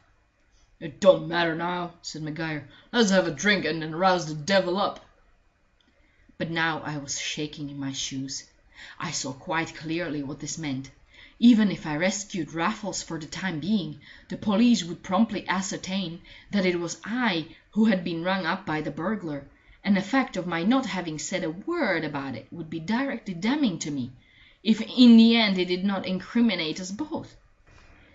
It made me quite faint to feel that we might escape the Scylla of our present peril, and yet split on a Charybdis of circumstantial evidence. Yet I could see no middle course of conceivable safety if I held my tongue another moment. So I spoke up desperately, with a rash resolution which was the novel feature of my whole conduct on this occasion. But any sheep would be resolute and rash after dining with Swigger Morrison at his club. "I wonder if he rang me up," I exclaimed, as if inspired. "You, sonny!" echoed Maguire, decanter in hand. "What in hell could he know about you?" "Or what could you know about him?" amended the secretary, fixing me with eyes like drills. "Nothing," I admitted, regretting my temerity with all my heart. "But someone did ring me up about an hour ago. I thought it was Raffles. I told you I expected to find him here, if you remember." "But I don't see what that's got to do with the crook," pursued the secretary, with his relentless eyes boring deeper and deeper into mine. "No more do I," was my miserable reply. But there was a certain comfort in his words, and some simultaneous promise in a quantity of spirit which Maguire splashed into his glass. "Were you cut off sudden?" asked the secretary, reaching for the decanter, as the three of us sat round the octagonal table. "So suddenly," I replied, "that I never knew who it was who rang me up. No, thank you, not any for me." "What!" cried Maguire, raising a depressed head suddenly. "You won't have a drink in my house? Take care, young man, that's not being a good boy." "But I've been dining out," I expostulated, "and had my whack. I really have." Barney Maguire smote the table with his terrific "Say, sonny, I like you a lot," said he, "but I shan't like you any if you're not a good boy." Very well, I said hurriedly. "One finger, if I must." And the secretary helped me to not more than two. "Why should it have been your friend Raffles?" he inquired, returning remorselessly to the charge, while Maguire wrote "Drink up!" and then drooped once more. "I was half asleep," I answered, "and he was the first person who occurred to me. We are both on the telephone, you see, and we had made a bet." The glass was at my lips, but I was able to set it down untouched. Maguire's huge jaw had dropped upon his spreading shirt front, and beyond him I saw the person in sequins fast asleep in the artistic armchair. "What bet?" asked a voice with a sudden start in it. The secretary was blinking as he drained his glass. "About the very thing we've just had explained to us," said I, watching my man intently as I spoke. "I made sure it was a man-trap. Raffles thought it must be something else. We had a tremendous argument about it. Raffles said it wasn't a man-trap. I said it was. We had a bet about it in the end. I put my money on the man-trap. Raffles put his upon the other thing. And Raffles was right. It wasn't a man-trap. But it's every bit as good, every little bit. And the whole boiling of you are caught in it, except me." I sank my voice with the last sentence, but I might just as well have raised it instead. I had said the same thing over and over again to see whether the willful tautology would cause the secretary to open his eyes. It seemed to have had the very opposite effect. His head fell forward on the table, with never a quiver at the blow, never a twitch when I pillowed it upon one of his own sprawling arms. And there sat Maguire bolt upright, but for the jowl upon his shirt front, where the sequins twinkled in a regular rise and fall upon the reclining form of the lady in the fanciful chair.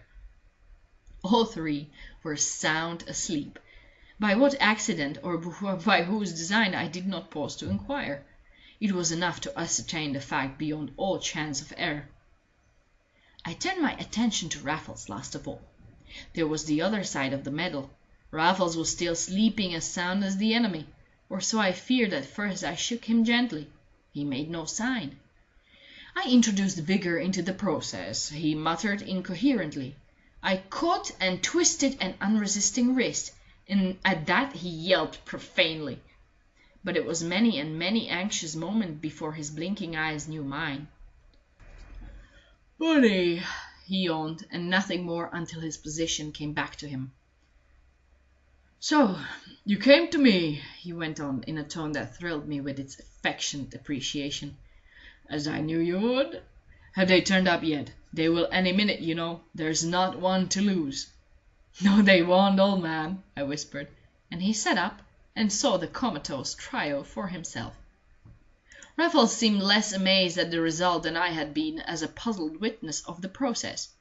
On the other hand, I had never seen anything quite so exultant as the smile that broke through his blackened countenance like a light. It was all obviously no great surprise, and no puzzle at all, to Raffles. "How much did they have, Bunny?" were his first whispered words. "Maguire a good 3 fingers, and the others at least 2. "Then we needn't lower our voices, and we needn't walk on our toes. Yo! I dreamed somebody was kicking me in the ribs, and I believe it must have been true." He had risen with a hand to his side and a wry look on his sweep's face. "You can guess which of them it was," said I. "The beast is jolly well served." And I shook my fist in the paralytic face of the most brutal bruiser of his time. "He's safe till the forenoon, unless they bring a doctor to him," said Raffles. "I don't suppose we could rouse him now if we tried. How much of the fearsome stuff do you suppose I took? About a tablespoonful. I guessed what it was and couldn't resist making sure. The minute I was satisfied I changed the label and the position of the 2 decanters, little thinking I should stay to see the fun. But in another minute I could hardly keep my eyes open. I realized then that I was fairly poisoned with some subtle drug. If I left the house at all in that state, I must have left the spoil behind, or be found drunk in the gutter with my head on the swag itself. In any case, I should have been picked up and run in, and that might have led to anything." "So you rang me up?" "It was my last brilliant inspiration, a sort of flash in the brain pan before the end, and I remember very little about it. I was more asleep than awake at the time." "You sounded like it, Raffles, now that one has the clue." "I can't remember a word I said, or what was the end of it, Bunny." "You fell in a heap before you came to the end." "You didn't hear that through the telephone?" "As though we had been in the same room. Only I thought it was Maguire who had stolen the march on you and knocked you out." I had never seen Raffles more interested and impressed, but at this point his smile altered, his eyes softened, and I found my hand in his. "You thought that, and yet you came like a shot to do battle for my body with Barney Maguire? Jack the Giant Killer was in it with you, Bunny." "It was no credit to me. It was rather the other thing," said I, remembering my rashness and my luck, and confessing both in a breath. "You know old Swigger Morrison?" I added in final explanation. "I had been dining with him at his club." Raffles shook his long old head, and the kindly light in his eyes was still my infinite reward. "I don't care," said he, "how deeply you had been dining. In vino veritas, Bunny, and your pluck would always out. I have never doubted it, and I never shall. In fact, I rely on nothing else to get us out of this mess." My face must have fallen, as my heart sank at these words. I had said to myself that we were out of the mess already, that we had merely to make a clean escape from the house. Now the easiest thing in the world. But as I looked at Raffles, and as Raffles looked at me, on the threshold of the room where the 3 sleepers slept on without sound or movement, I grasped the real problem that lay before us. It was twofold, and the funny thing was that I had seen both horns of the dilemma for myself before Raffles came to his senses. But with Raffles in his right mind, I had ceased to apply my own, or to carry my share of our common burden another inch. It had been an unconscious withdrawal on my part, an instinctive tribute to my leader, but I was sufficiently ashamed of it as we stood and faced the problem in each other's eyes. "If we simply cleared out," continued Raffles, "you would be incriminated in the first place as my accomplice, and once they had you they would have a compass with a needle pointing straight to me. They mustn't have either of us, Bunny, or they will get us both. And for my part they may as well." I echoed a sentiment that was generosity itself in Raffles, but in my case a mere truism. It's easy enough for me," he went on. "I'm a common housebreaker, and I escape. They don't know me from Noah, but they do know you. And how do you come to let me escape? What has happened to you, Bunny? That's the crux. What could have happened after they all dropped off?" And for a minute Raffles frowned and smiled like a sensation novelist working out a plot. Then a light broke and transfigured him through his burnt cork. "I've got it, Bunny!" he exclaimed. "You took some of the stuff yourself, though of course not nearly so much as they did." "Splendid!" I cried. "They really were pressing it upon me at the end, and I did say it must be very little." "You dozed off in your turn, but you were naturally the first to come to yourself. I had flown, so had the gold brick, the jeweled belt, and the silver statuette.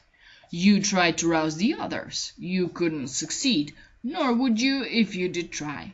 So what did you do? What's the only real innocent thing you could do in the circumstances?" "Go for the police?" I suggested dubiously, little relishing the prospect. "There's a telephone installed for the purpose," said Raffles. "I should ring them up if I were you. Try not to look blue about it, Bunny. They're quite the nicest fellows in the world, and what you have to tell them is a mere microbe to the camels I've made them swallow without a grain of salt. It's really the most convincing story one could conceive, but unfortunately there's another point which will take more explaining away." And even Raffles looked grave enough as I nodded. "You mean that they'll find out you rang me up?" "They may," said Raffles. "I see that I managed to replace the receiver all right, but still they may." "I'm afraid there will," said I uncomfortably. "I'm very much afraid I gave something of the kind away. You see, you had not replaced the receiver. It was dangling over you where you lay.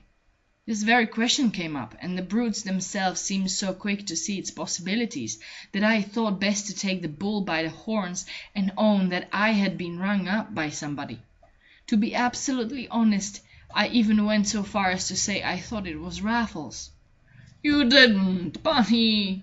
"What could I say? I was obliged to think of somebody, and I saw they were not going to recognize you. So I put up a yarn about a wager we had made about this very trap of Maguire's. You see, Raffles, I've never properly told you how I got in, and there's no time now, but the first thing that I said was that I half expected to find you here before me. That was in case they spotted you at once. But it made all that part about the telephone fit in rather well." "I should think it did, Bunny," murmured Raffles in a tone that added sensibly to my reward. "I couldn't have done better myself, and you will forgive my saying that you have never in your life done half so well. Talk about that crack you gave me on the head. You have made it up to me 100-fold by all you have done tonight. But the bother of it is that there's still so much to do and to hit upon, and so precious little time for thought as well as action." I took out my watch and showed it to Raffles without a word. It was 3 o'clock in the morning, and the latter end of March. In little more than an hour there would be dim daylight in the streets. Raffles roused himself from a reverie with sudden decision. "There's only one thing for it, Bunny," said he. "We must trust each other and divide the labour. You ring up the police and leave the rest to me." "You haven't hit upon any reason for the sort of burglar they think you were, ringing up the kind of man they know I am?" "Not yet, Bunny, but I shall. It may not be wanted for a day or so, and after all it isn't for you to give the explanation. It would be highly suspicious if you did." "So it would," I agreed. "Then will you trust me to hit on something, if possible before morning, in any case by the time it's wanted? I won't fail you, Bunny. You must see how I can never, never fail you after tonight." That settled it. I gripped his hand without another word, and remained on guard over the 3 sleepers while Raffles stole upstairs.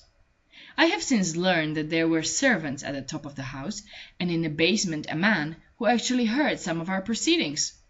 But he was mercifully too accustomed to nocturnal orgies, and those of a far more uproarious character, to appear unless summoned to the scene. I believe he heard Raffles leave. But no secret was made of his exit. He let himself out and told me afterward that the first person he encountered in the street was the constable on the beat. Raffles wished him good morning, as well as he might, for he had been upstairs to wash his face and hands, and in a prize-fighter's great hat and fur coat he might have marched round Scotland Yard itself, in spite of his having the gold brick from Sacramento in one pocket, the silver statuette of Maguire in the other, and round his waist the jewelled belt presented to that worthy by the state of Nevada. My immediate part was a little hard after the excitement of those small hours. I will only say that we had agreed that it would be wisest for me to lie like a log among the rest for half an hour, before staggering to my feet and rousing house and police, and that in that half hour Barney Maguire crashed to the floor without waking either himself or his companions, though not without bringing my beating heart into the very roof of my mouth. It was daybreak when I gave the alarm with bell and telephone. In a few minutes we had the house congested with dishevelled domestics, irascible doctors, and arbitrary minions of the law. If I told my story once, I told it a dozen times, and all on an empty stomach. But it was certainly a most plausible and consistent tale, even without that confirmation which none of the other victims was as yet sufficiently recovered to supply. And in the end I was permitted to retire from the scene until required to give further information, or to identify the prisoner whom the good police confidently expected to make before the day was out. I drove straight to the flat. The porter flew to help me out of my hansom. His face alarmed me more than any I had left in Half Moon Street. It alone might have spelled my ruin. "Your flat's been entered in the night, sir," he cried. "The thieves have taken everything they could lay hands on." "Thieves in my flat!" I ejaculated aghast. There were one or two incriminating possessions up there, as well as at the Albany. "The door's been forced with a jimmy," said the porter. "It was the milkman who found it out. There's a constable up there now." A constable poking about in my flat, of all others! I rushed upstairs without waiting for the lift. The invader was moistening his pencil between laborious notes in a fat pocket-book. He had penetrated no further than a forced door. I dashed past him in a fever. I kept my trophies in a wardrobe drawer specially fitted with a Brahma lock. The lock was broken, the drawer void. "Something valuable, sir?" inquired the intrusive constable at my heels. "Yes, indeed, some old family silver," I answered. It was quite true, but the family was not mine. And not till then did a truth flash across my mind. Nothing else of value had been taken. But there was a meaningless litter in all the rooms. I turned to the porter who had followed me up from the street. It was his wife who looked after the flat. "Get rid of this idiot as quick as you can," I whispered. "I'm going straight to Scotland Yard myself. Let your wife tidy up the place while I'm gone, and have the lock mended before she leaves. I'm going as I am this minute." And go I did, in the first hansom I could find. But not straight to Scotland Yard. I stopped a cab in Piccadilly on the way. Old Raffles opened his own door to me. I cannot remember finding him fresher, more immaculate, more delightful to behold in every way. Could I paint a picture of Raffles with something other than my pen, it would be as I saw him that bright March morning at his open door in the Albany, a trim, slim figure in matutinal grey, cool and gay and breezy as incarnate spring. "What on earth did you do it for?" I asked within. "Was the only solution," he answered, handing me the cigarettes. "I saw it the moment I got outside." "I don't see it yet." "Why should a burglar call an innocent gentleman away from home?"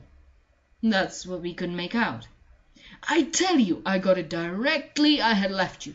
He called you away in order to burgle you too, of course." And Raffles stood smiling upon me in all his incomparable radiance and audacity. "But why me?" I asked. "Why on earth should he burgle me?" "My dear Bunny, we must leave something to the imagination of the police, but we will assist them to a fact or two in due season. It was the dead of night when Maguire first took us to his house. It was at the Imperial Boxing Club we met him, and you meet queer fish at the Imperial Boxing Club. You may remember that he telephoned to his man to prepare supper for us, and that you and he discussed telephones and treasure as we marched through the midnight streets. He was certainly bucking about his trophies, and for the sake of the argument, you will be good enough to admit that you probably bucked about yours. What happens? You are overheard, you are followed, you are worked into the same scheme, and robbed on the same night. And you really think this will meet the case? I am quite certain of it, Bunny, so far as it rests with us to meet the case at all. Then give me another cigarette, my dear fellow, and let me push on to Scotland Yard. Raffles held up both hands in admiring horror. Scotland Yard! To give a false description of what you took from that drawer in my wardrobe. A false description? Bunny, you have no more to learn from me. Time was when I wouldn't have let you go there without me to retrieve a lost umbrella, let alone lost cause. And for once I was not sorry for Raffles to have the last unworthy word, as he stood once more at his outer door and gaily waved me down the stairs. End of chapter 7.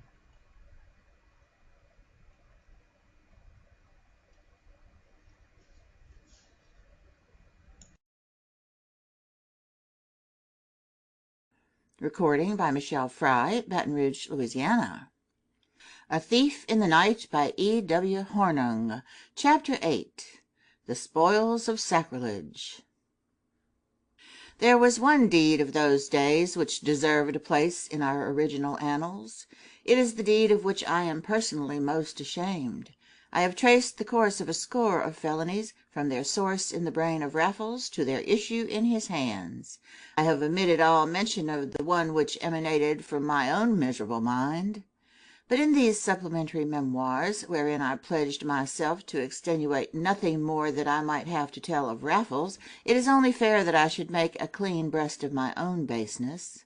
It was I, then, and I alone, who outraged natural sentiment, and trampled the expiring embers of elementary decency by proposing and planning the raid upon my own old home. I would not accuse myself the more vehemently by making excuses at this point, yet I feel bound to state that it was already many years since the place had passed from our possession into that of an utter alien, against whom I harbored a prejudice which was some excuse in itself. He had enlarged and altered the dear old place out of knowledge. Nothing had been good enough for him as it stood in our day. The man was a hunting maniac, and where my dear father used to grow prize peaches under glass, this vandal was soon stabling his hothouse thoroughbreds, which took prizes in their turn at all the country shows. It was a southern county, and I never went down there without missing another greenhouse and noting a corresponding extension to the stables. Not that I ever set foot in the grounds from the day we left, but for some years I used to visit old friends in the neighborhood, and could never resist the temptation to reconnoiter the scenes of my childhood. And so far as could be seen from the road, which it stood too near, the house itself appeared to be the one thing that the horsey purchaser had left much as he found it. My only other excuse may be none at all in any eyes but mine. It was my passionate desire at this period to keep up my end with Raffles in every department of the game felonious. He would insist upon an equal division of all proceeds. It was for me to earn my share. So far I had been useful only at a pinch. The whole credit of any real success belonged invariably to Raffles. It had always been his idea. That was the tradition which I sought to end, and no means could compare with that of my unscrupulous choice. There was the one house in England of which I knew every inch, and Raffles only what I told him. For once I must lead, and Raffles follow, whether he liked it or not. He saw that himself, and I think he liked it better than he liked me for the desecration in view, but I had hardened my heart, and his feelings were too fine for actual remonstrance on such a point. I, in my obduracy, went to foul extremes.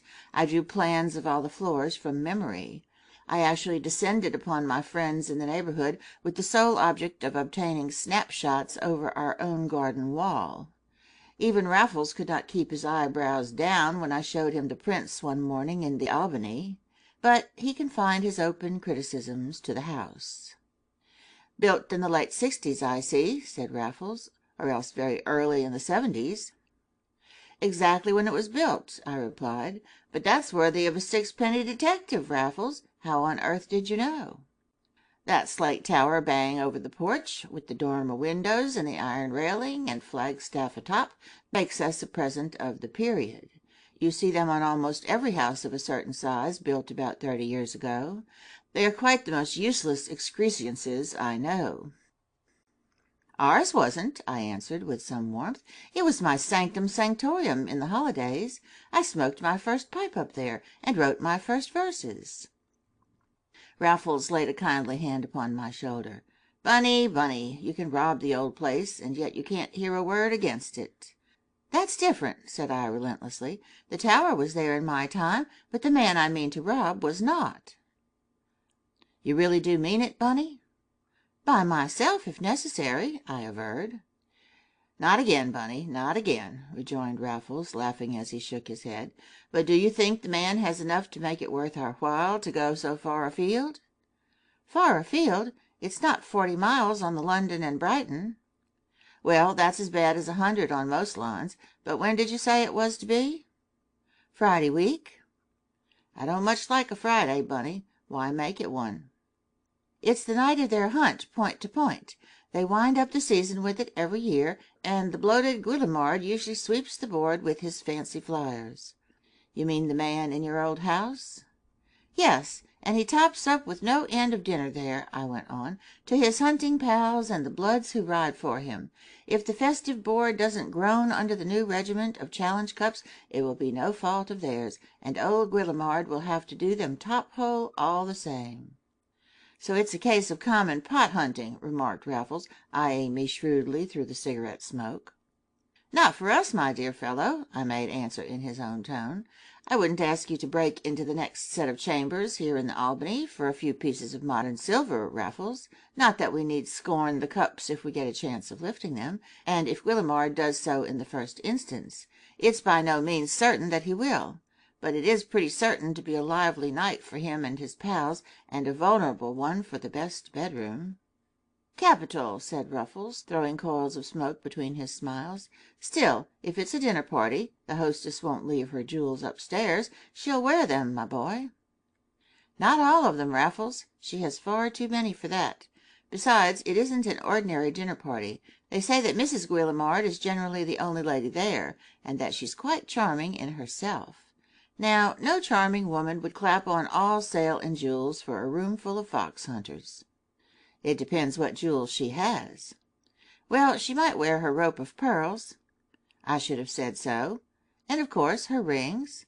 "Exactly, Bunny." "But not necessarily her diamond tiara." "Has she got one?" "And certainly not her emerald and diamond necklace on top of all."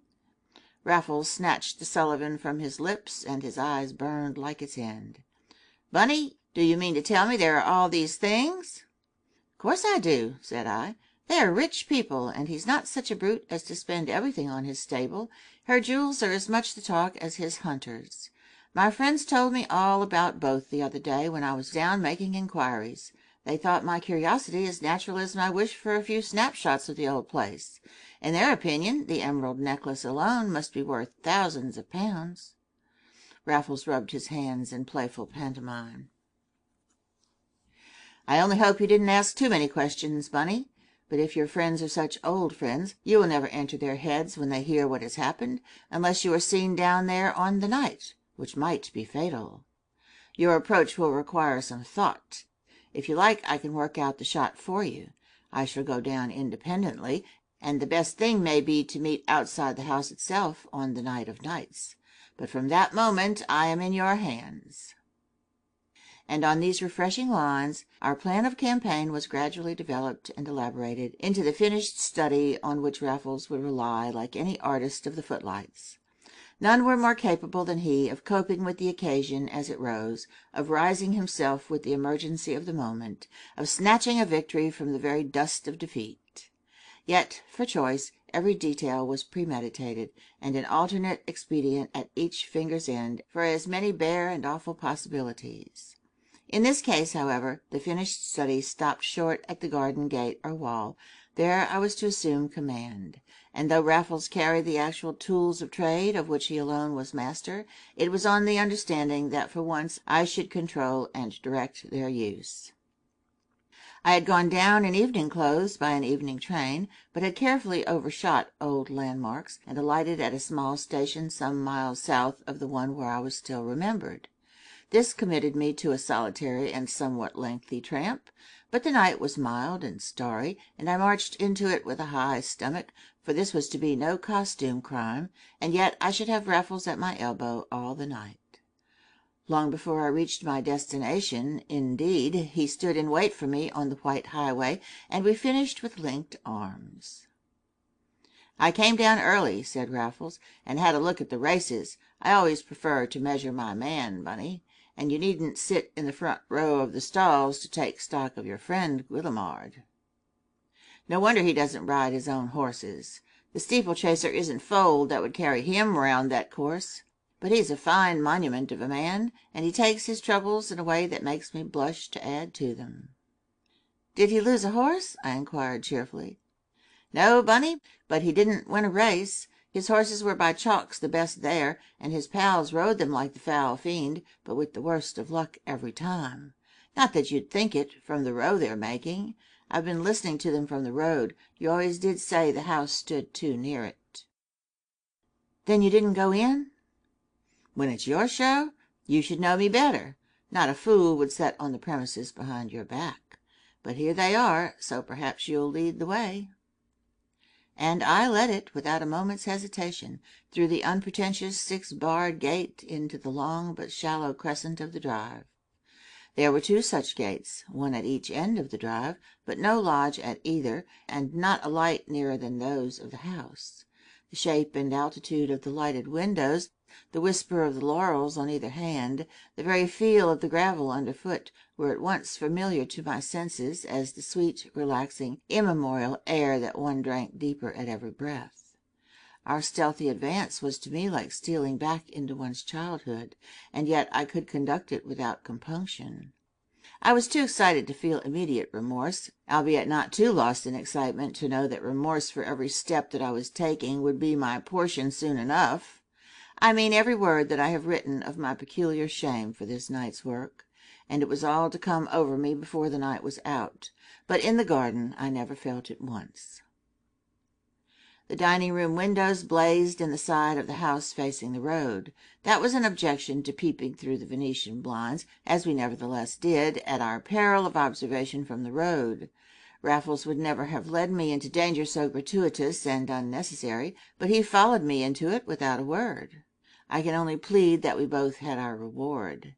There was a sufficient chink in the obsolete Venetians, and through it we saw every inch of the picturesque board. Mrs. Guillemard was still in her place, but she really was the only lady, and dressed as quietly as I had prophesied.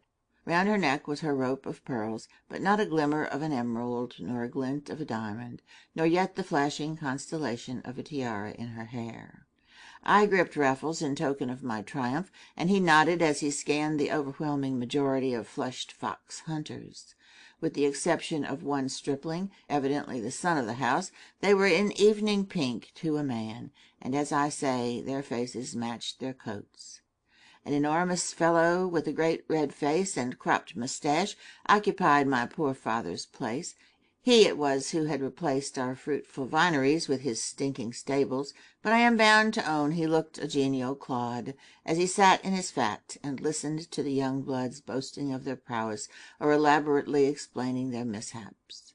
And for a minute we listened also, before I remembered my responsibilities and led Raffles round to the back of the house. There was never an easier house to enter. I used to feel that keenly as a boy, when, by a prophetic irony, burglars were my bugbear, and I looked under my bed every night in life. The bow windows on the ground floor finished in inane balconies to the first-floor windows. These balconies had ornamental iron railings, to which a less ingenious rope ladder than ours could have been hitched with equal ease. Raffles had brought it with him round his waist, and he carried the telescopic stick for fixing it in place. The one was unwound, and the other put together in a secluded corner of the red brick walls, where of old I had played my own game of squash rackets in the holidays. I made further investigations in the starlight, and even found a trace of my original white line along the red wall.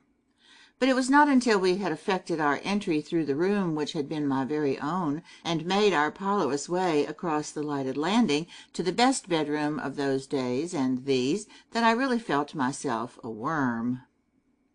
Twin brass bedsteads occupied the site of the old four-poster from which I had first beheld the light. The doors were the same. My childish hands had grasped these very handles, and there was Raffles securing the landing door with wedge and gimlet the very second after softly closing it behind us. "The other leads into the dressing-room, of course. Then you might be fixing the outer dressing-room door," he whispered at his work. "But not the middle one, Bunny, unless you want to. The stuff will be in there, you see, if it isn't in here." My door was done in a moment, being fitted with a powerful bolt, but now an aching conscience made me busier than I need have been. I had raised the rope ladder after us into my own old room, and while Raffles wedged his door, I lowered the ladder from one of the best bedroom windows in order to prepare that way of escape which was a fundamental feature of his own strategy. I meant to show Raffles that I had not followed in his train for nothing. But I left it to him to unearth the jewels.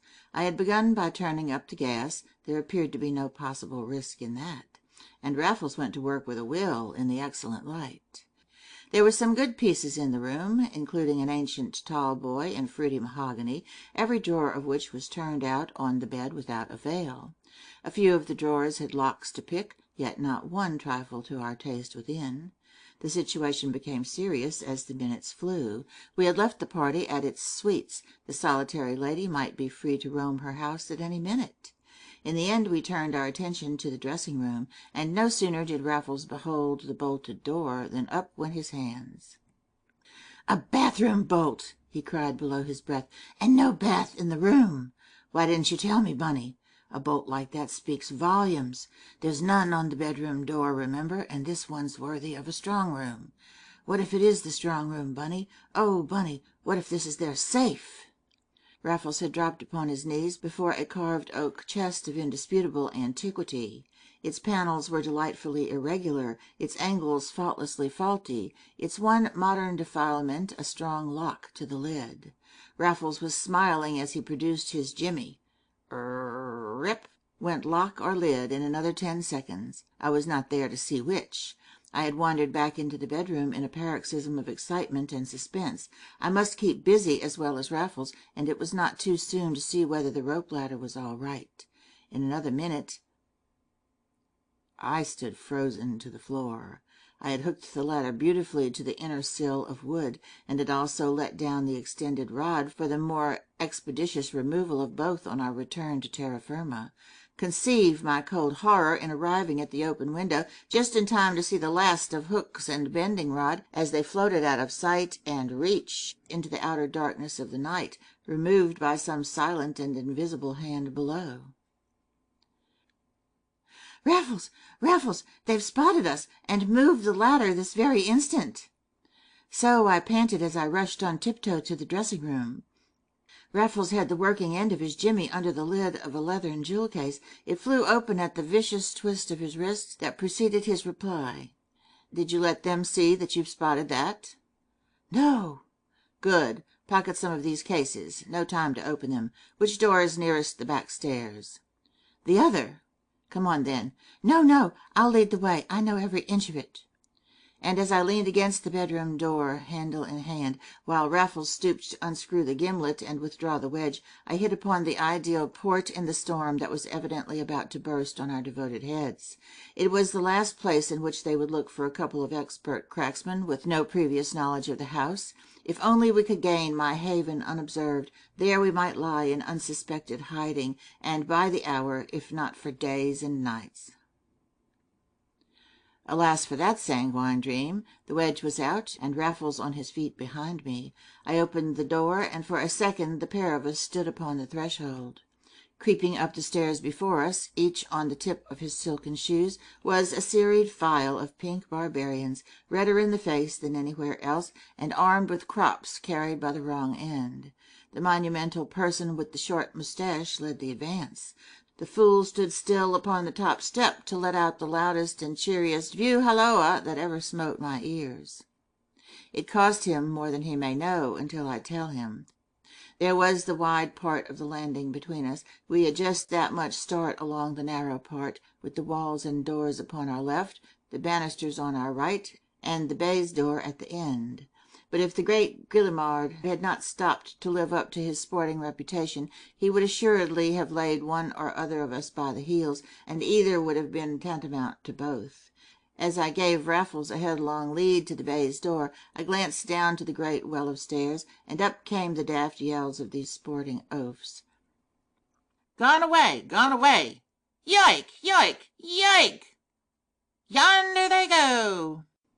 And gone I had, through the baize door to the back landing, with Raffles at my heels.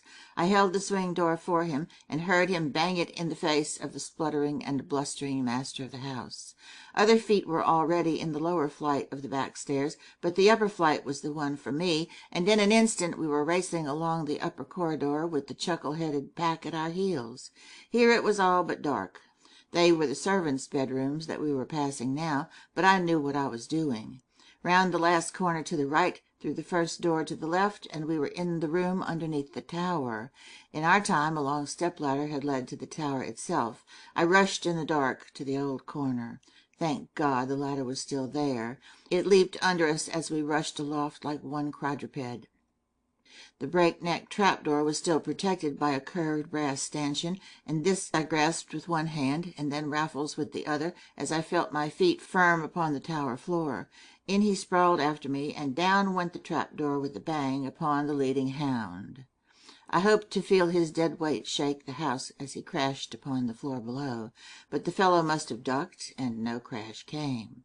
Meanwhile not a word passed between Raffles and me. He had followed me, as I had led him, without waste of breath upon a single syllable.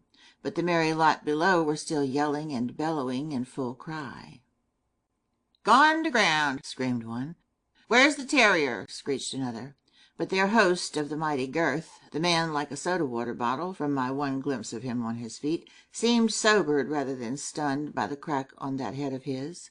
We heard his fine voice no more, but we could feel him straining every thew against the trap-door upon which Raffles and I stood side by side. At least I thought Raffles was standing, until he asked me to strike a light, when I found him on his knees instead of on his feet, busy screwing down the trap-door with his gimlet. He carried 3 or 4 gimlets for wedging doors, and he drove them all into the handle, while I pulled at the stanchion and pushed with my feet.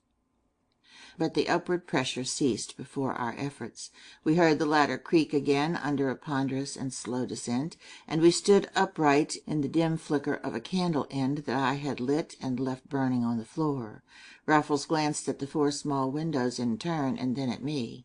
"Is there any way out at all?" he whispered, as no other being would or could have whispered to the man who had led him into such a trap. "We've no rope ladder, you know." "Thanks to me," I groaned. "The whole thing's my fault." "Nonsense, Bunny. There was no other way to run." "But what about these windows?" His magnanimity took me by the throat. Without a word I led him to the one window looking inward upon sloping slats and level leads. Often as a boy I had clambered over them, for the fearful fun of risking life and limb, or the fascination of peering through the great square skylight, down the well of the house into the hall below. There were, however, several smaller skylights for the benefit of the top floor, through any one of which I thought we might have made a dash. But at a glance I saw we were way too late. One of these skylights became a brilliant square before our eyes, opened and admitted a flushed face on flaming shoulders. "I'll give them a fright," said Raffles through his teeth. In an instant he had plucked out his revolver, smashed the window with its butt, and the slates with a bullet not a yard from the protruding head. And that, I believe, was the only shot that Raffles ever fired in his whole career as a midnight marauder. "You didn't hit him?" I gasped as the head disappeared, and we heard a crash in the corridor. "Of course I didn't, Bunny," he replied, backing into the tower, "but no one will believe I didn't mean to, and it'll stick on 10 years if we're caught. That's nothing, if it gives us an extra 5 minutes now, while they hold a council of war. Is that a working flagstaff overhead?" "It used to be." "Then there'll be halyards." "They were as thin as clotheslines." "And they're sure to be rotten, and we should be seen cutting them down. No, Bunny, that won't do. Wait a bit. Is there a lightning conductor?" "There was." I opened one of the side windows and reached out as far as I could. "You'll be seen from that starlight," cried Raffles in a warning undertone. "No, I won't. I can't see it myself. But here's the lightning conductor, where it always was." "How thick?" asked Raffles, as I drew in and rejoined him. "Rather thicker than a lead pencil." "They sometimes bear you," said Raffles, slipping on a pair of white kid gloves and stuffing his handkerchief into the palm of one. "The difficulty is to keep a grip, but I've been up and down them before tonight, and it's our only chance. I'll go first, Bunny. You watch me, and do exactly as I do if I get down all right." "But if you don't?" "If I don't," whispered Raffles, as he wormed through the window feet foremost, "I'm afraid you'll have to face the music where you are, and I shall have the best of it down in Acheron." And he slid out of reach without another word, leaving me to shudder alike at his levity and his peril. Nor could I follow him very far by the wan light of the April stars, but I saw his forearms resting a moment in the spout that ran around the tower, between bricks and slates, on the level of the floor, and I had another dim glimpse of him lower still, on the eaves over the very room that we had ransacked. Thence the conductor ran straight to earth at an angle of the facade, and since it had borne him thus far without mishap, I felt that Raffles was as good as down. But I had neither his muscles nor his nerves, and my head swam as I mounted to the window and prepared to creep out backward in my turn. So it was that at the last moment I had my first unobstructed view of the little old tower of other days.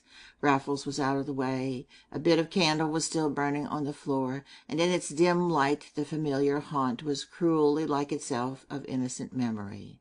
A lesser ladder still ascended to a tinier trap-door in the apex of the tower. The fixed seats looked to me to be wearing their old coat of grained varnish. Nay, the varnish had its ancient smell, and the very vanes outside creaked their message to my ears. I remembered whole days that I had spent, whole books that I had read, here in this favourite fastness of my boyhood. The dirty little place, with the dormer window in each of its 4 sloping sides, became a gallery hung with poignant pictures of the past. And here was I, leaving it with my life in my hands, and my pockets full of stolen jewels. A superstition seized me. Suppose the conductor came down with me? Suppose I slipped, and was picked up dead, with the proceeds of my shameful crime upon me, under the very windows where the sun came peeping in at dawn? I hardly remember what I did or left undone. I only know that nothing broke, and somehow I kept my hold, and that in the end the wire ran red-hot through my palms, so that both were torn and bleeding when I stood panting beside Raffles in the flower-beds. There was no time for thinking then. Already there was a fresh commotion indoors. The tidal wave of excitement which had swept all before it to the upper regions was subsiding in as swift a rush downstairs, and I raced after Raffles along the edge of the drive without daring to look back. We came out by the opposite gate to that by which we had stolen in. Sharp to the right ran the private lane behind the stables, and sharp to the right dashed Raffles, instead of straight along the open road. It was not the course I should have chosen, but I followed Raffles without a murmur, only too thankful that he had assumed the lead at last. Already the stables were lit up like a chandelier. There was a staccato rattle of horseshoes in the stable yard, and the great gates were opening as we skimmed past in the nick of time. In another minute we were skulking in the shadow of the kitchen garden wall, while the high road rang with the dying tattoo of galloping hoofs.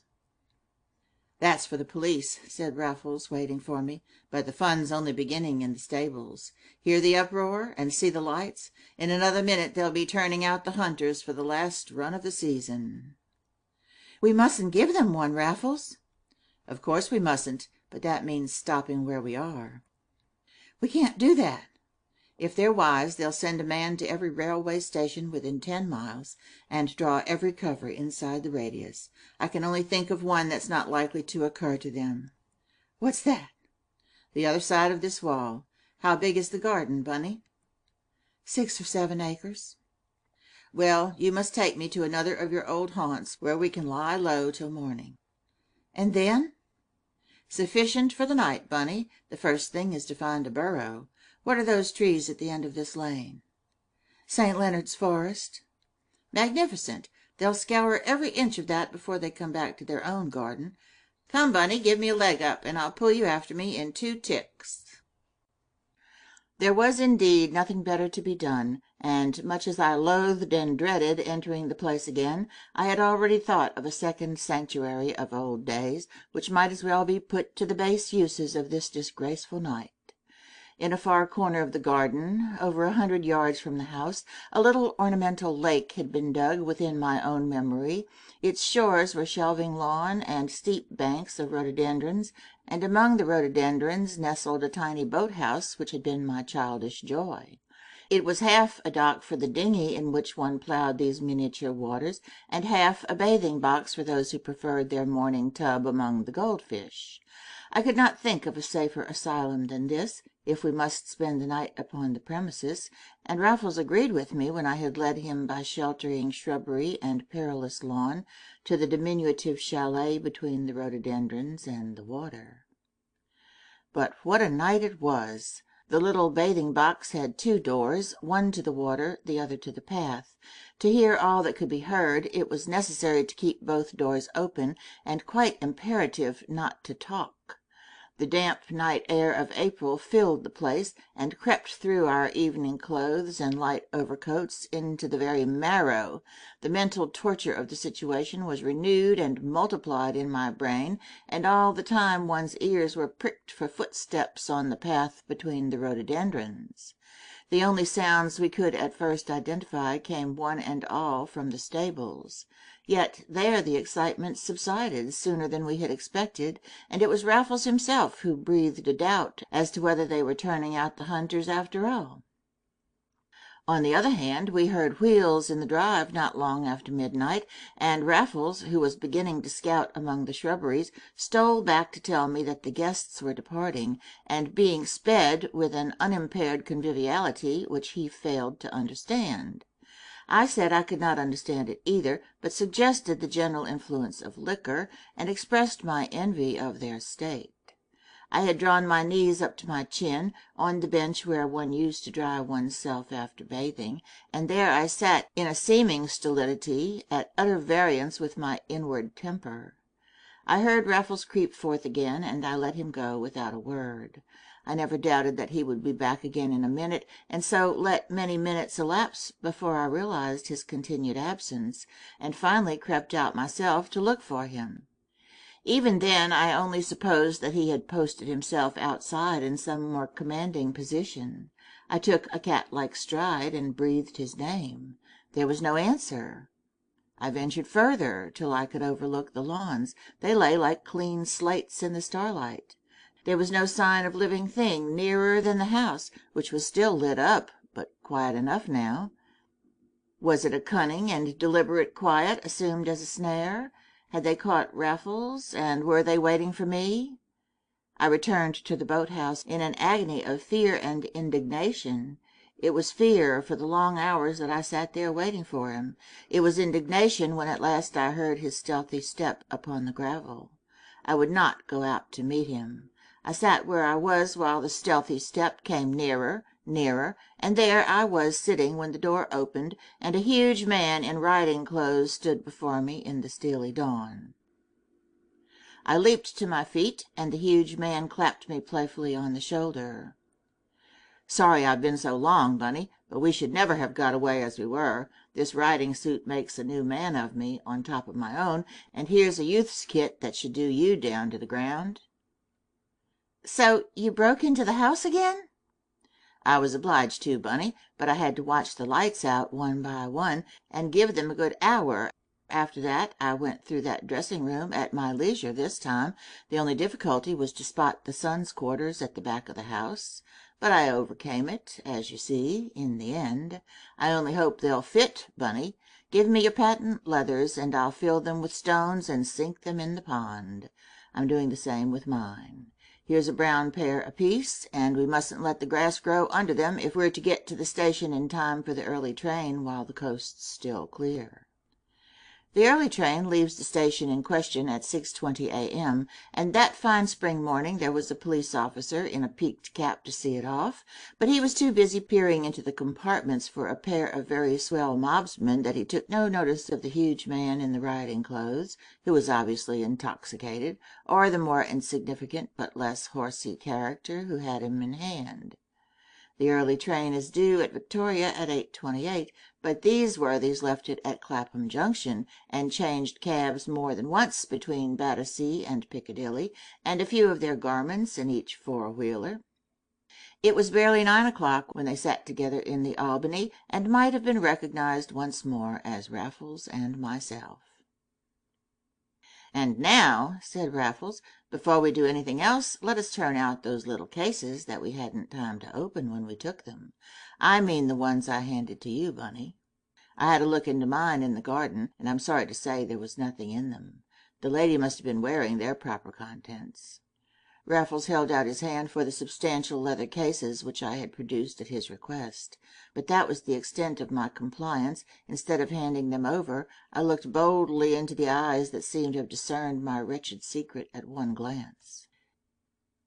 "It's no use my giving them to you," I said. "They are empty also." "When did you look into them?" "In the tower." "Well, let me see for myself." "As you like." "My dear Bunny, this one must have contained the necklaces you boasted about." "Very likely." "And this one the tiara." "I dare say." "Yet she was wearing neither, as you prophesied, and as we both saw for ourselves." I had not taken my eyes from his. "Raffles," I said, "I'll be frank with you after all. I meant you never to know, but it's easier than telling you a lie. I left both things behind me in the tower.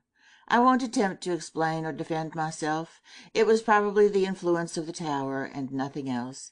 But the whole thing came over me at the last moment, when you had gone and I was going. I felt that I should very probably break my neck, that I cared very little whether I did or not, but that it would be frightful to break it at that house with those things in my pocket. You may say I ought to have thought of all that before. You may say what you like, and you won't say more than I deserve. It was hysterical, and it was mean, for I kept the cases to impose on you." "You were always a bad liar, Bunny," said Raffles, smiling. "Will you think me one when I tell you that I can understand what you felt, and even what you did? As a matter of fact, I have understood for several hours now." "You mean what I felt, Raffles?" "And what you did. I guessed it in the boat-house.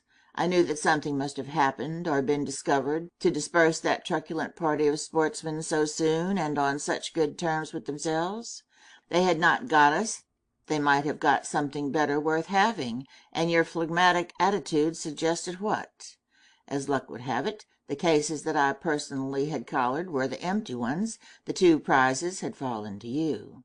Well, to allay my horrid suspicion, I went and had another peep through the lighted Venetians, and what do you think I saw?" I shook my head. I had no idea, nor was I very eager for enlightenment. "The two poor people whom it was your own idea to despoil," quoth Raffles, "prematurely gloating over these two pretty things." He withdrew his hand from either pocket of his crumpled dinner jacket, and opened the pair under my nose. In one was a diamond tiara, and in the other a necklace of fine emeralds set in clusters of brilliants. "You must try to forgive me, Bunny," continued Raffles before I could speak. "I don't say a word against what you did or undid. In fact, now it's all over, I'm rather glad to think that you did try to undo it. But, my dear fellow, we had both risked life, limb, and liberty, and I had not your sentimental scruples. Why should I go empty away? If you want to know the inner history of my second visit to that good fellow's dressing-room, drive home for a fresh kit, and meet me at the Turkish bath in 20 minutes. I feel more than a little grubby, and we can have our breakfast in the cooling gallery.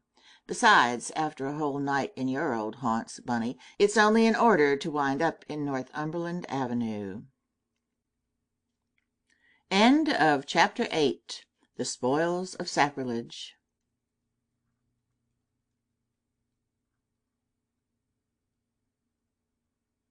A Thief in the Night by E.W. Hornung.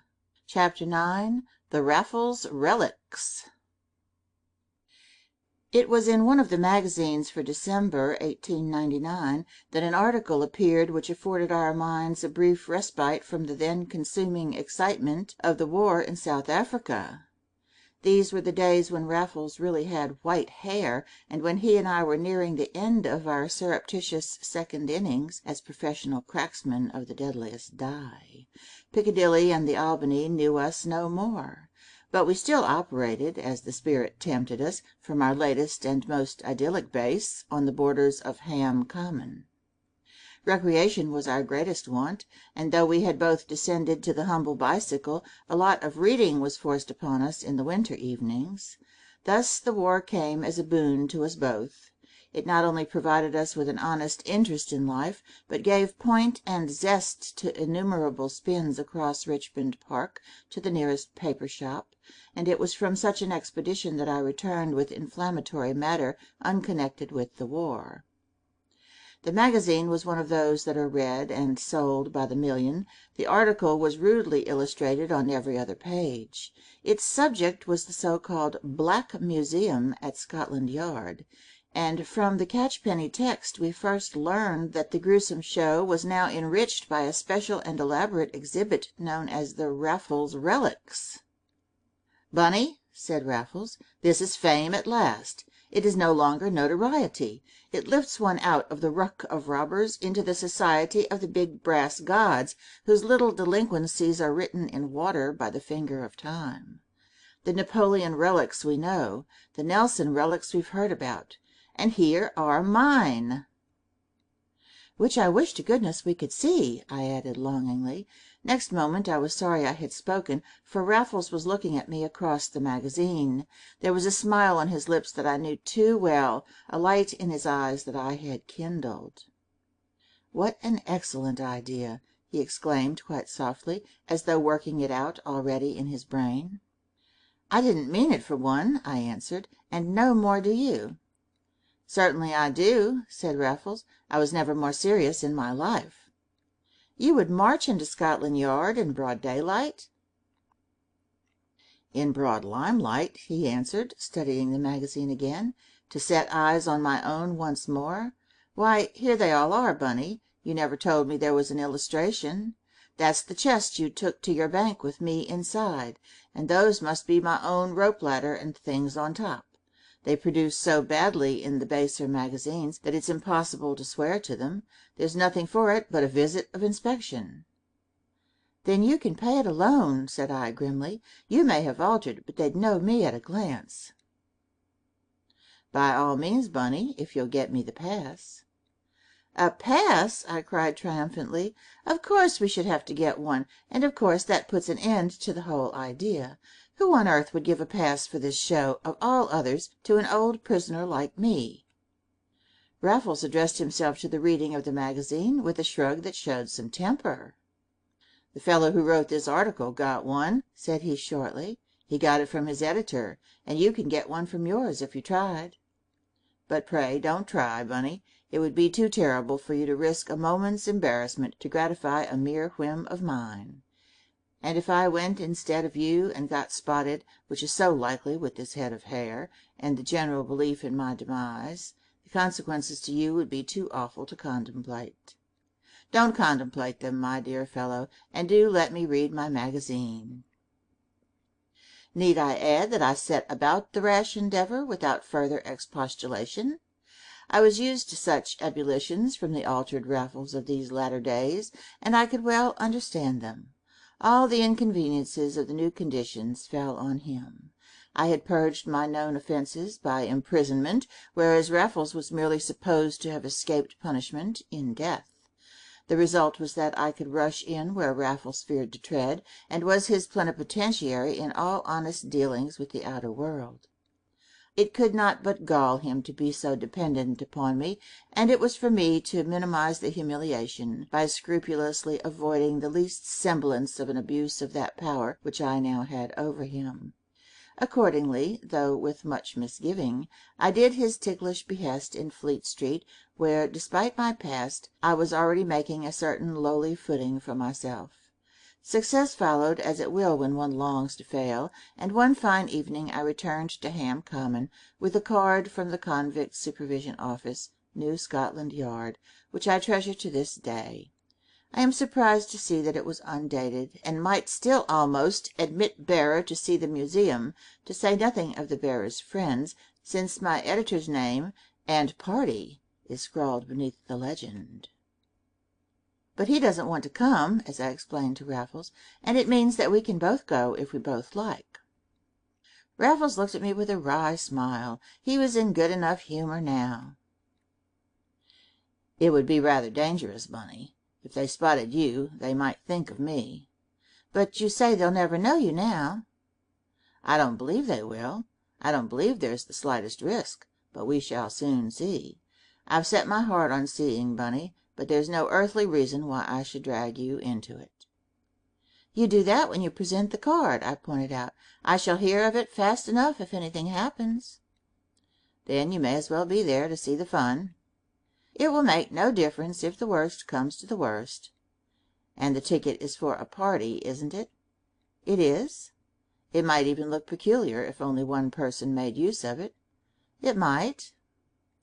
Then we're both going, Bunny, and I give you my word, cried Raffles, that no real harm shall come of it.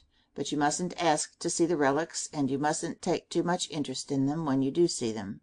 Leave the questioning to me. It really will be a chance of finding out whether they've any suspicion of one's resurrection at Scotland Yard.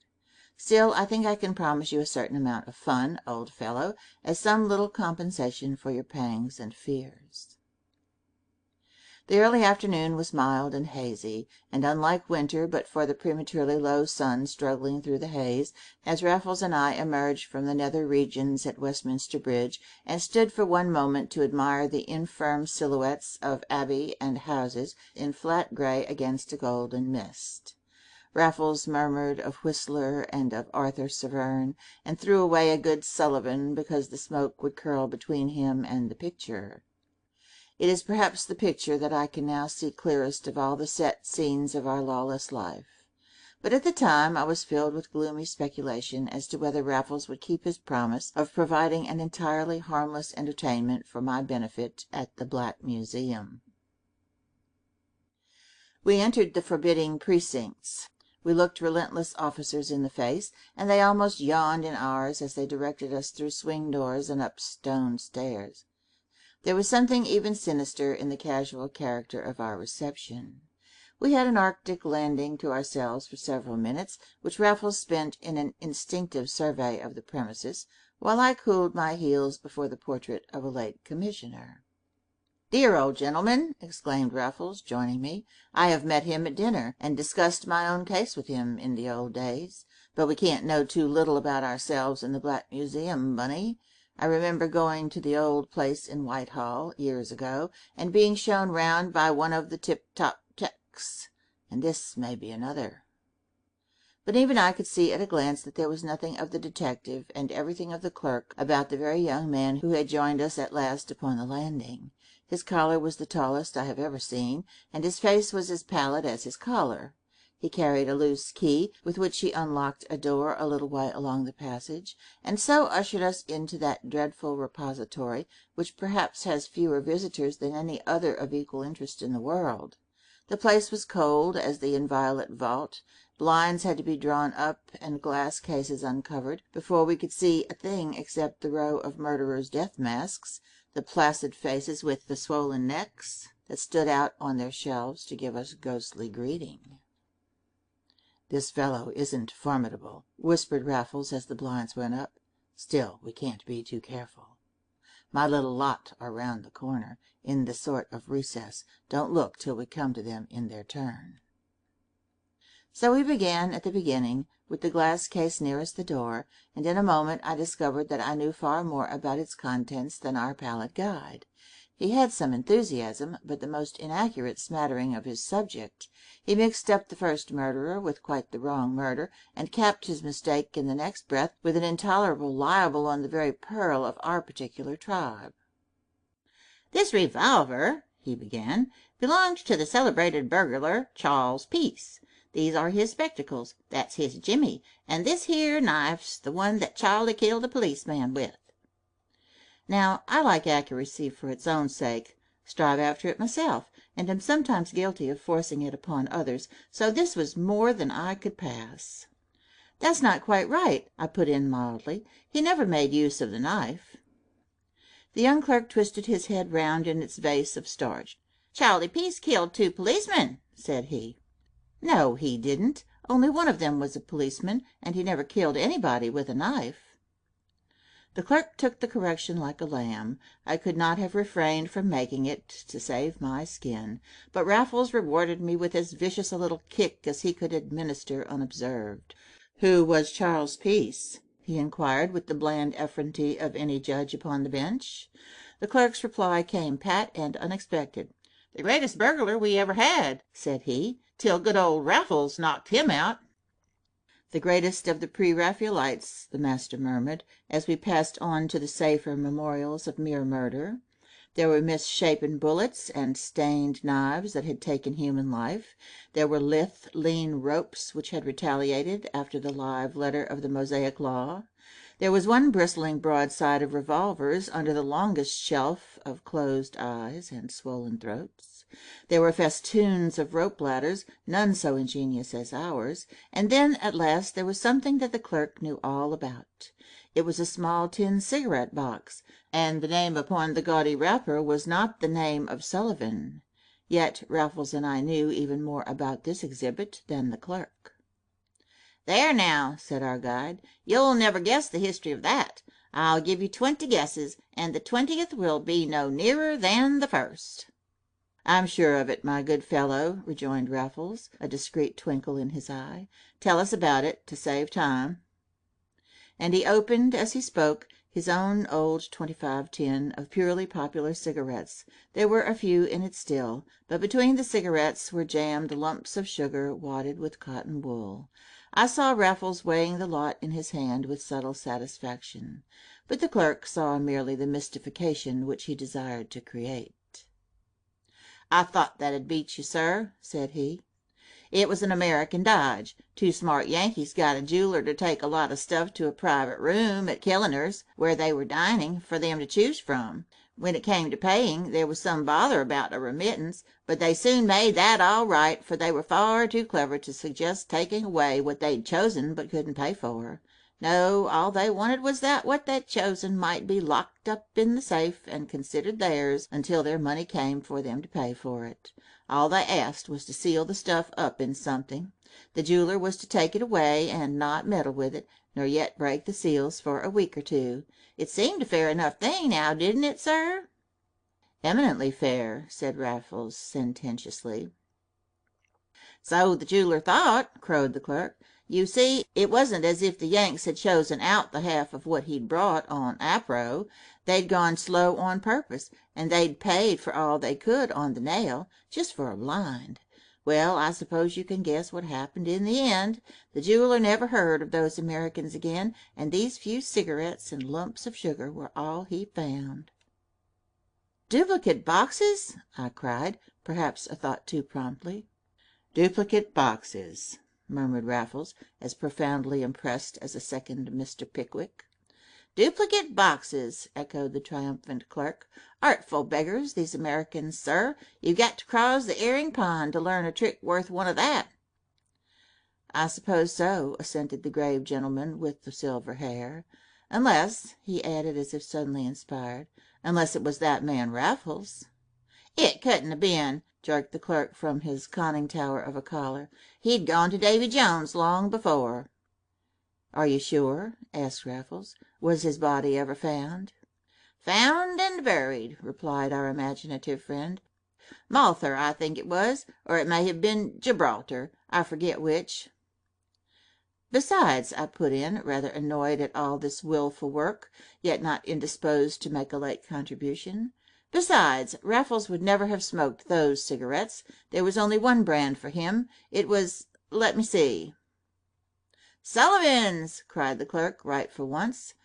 "It's all a matter of habit," he went on as he replaced the 25 tin box with the vulgar wrapper. "I tried them once, and I didn't like 'em myself. It's all a question of taste. Now, if you want a good smoke, and cheaper, give me a golden gem at a quarter of the price." "What we really do want," remarked Raffles mildly, "is to see something else as clever as that last." "Then come this way," said the clerk, and led us into a recess almost monopolized by the iron-clamped chest of thrilling memory, now a mere platform for the collection of mysterious objects under a dust-sheet on the lid. "These," he continued, unveiling them with an air, "are the Raffles relics, taken from his rooms in the Albany after his death and burial, and the most complete set we've got. That's his center bit, and this is the bottle of rock oil he's supposed to have kept dipping it in to prevent making a noise. Here's the revolver he used when he shot at the gentleman on the roof down Horsham way. It was afterward taken from him on the P&O boat before he jumped overboard." I could not help saying I understood that Raffles had never shot at anybody. I was standing with my back to the nearest window, my hat jammed over my brows, and my overcoat collar up to my ears. "That's the only time we know about," the clerk admitted, "and it couldn't be brought home, or his precious pal would have got more'n he did. This empty cartridge is the one he hid the Emperor's pearl in, on the Peninsular and Orient. These gimlets and wedges were what he used for fixing doors. This is his rope ladder, with the telescope walking stick he used to hook it up with.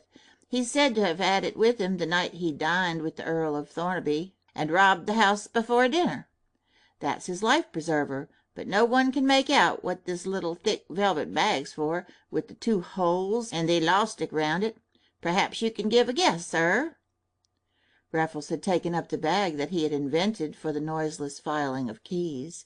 Now he handled it as though it were a tobacco pouch, putting in finger and thumb, and shrugging over the puzzle with a delicious face. Nevertheless, he showed me a few grains of steel filing as the result of his investigations, and murmured in my ear, "These sweet police."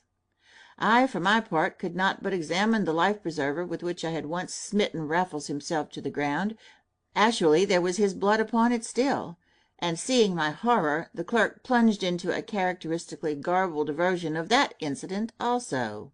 It happened to have come to light among others at the Old Bailey, and perhaps had its share in promoting the quality of mercy which had undoubtedly been exercised on my behalf. But the present recital was unduly trying, and Raffles created a noble diversion by calling attention to an early photograph of himself, which may still hang on the wall over the historic chest, but which I had carefully ignored. It shows him in flannels, after some great feat upon the tented field. I am afraid there is a Sullivan between his lips, a look of lazy insolence in the half-shut eyes. I have since possessed myself of a copy, and it is not Raffles at his best, but the features are clean-cut and regular, and I often wish that I had lent it to the artistic gentlemen who have battered the statue out of all likeness to the man. "You wouldn't think it of him, would you?" quoth the clerk. "It makes you understand how no one ever did think it of him at the time." The youth was looking full at Raffles, with the watery eyes of unsuspecting innocence. I itched to emulate the fine bravado of my friend. "You said he had a pal?" I observed, sinking deeper into the collar of my coat. "Haven't you got a photograph of him?" The pale clerk gave such a sickly smile I could have smacked some blood into his pasty face. "You mean Bunny?" said the familiar fellow. "No, sir, he'd be out of place. We've only room for real criminals here. Bunny was neither one thing nor the other. He could follow Raffles, but that's all he could do. He was no good on his own. Even when he put up the low-down job of robbing his old home, it's believed he hadn't the art to take the stuff away, and Raffles had to break in a second time for it. No, sir, we don't bother our heads about Bunny. We shall never hear no more of him. He was a harmless sort of rotter, if you arst me." I had not asked him, and I was almost foaming under the respirator that I was making of my overcoat collar.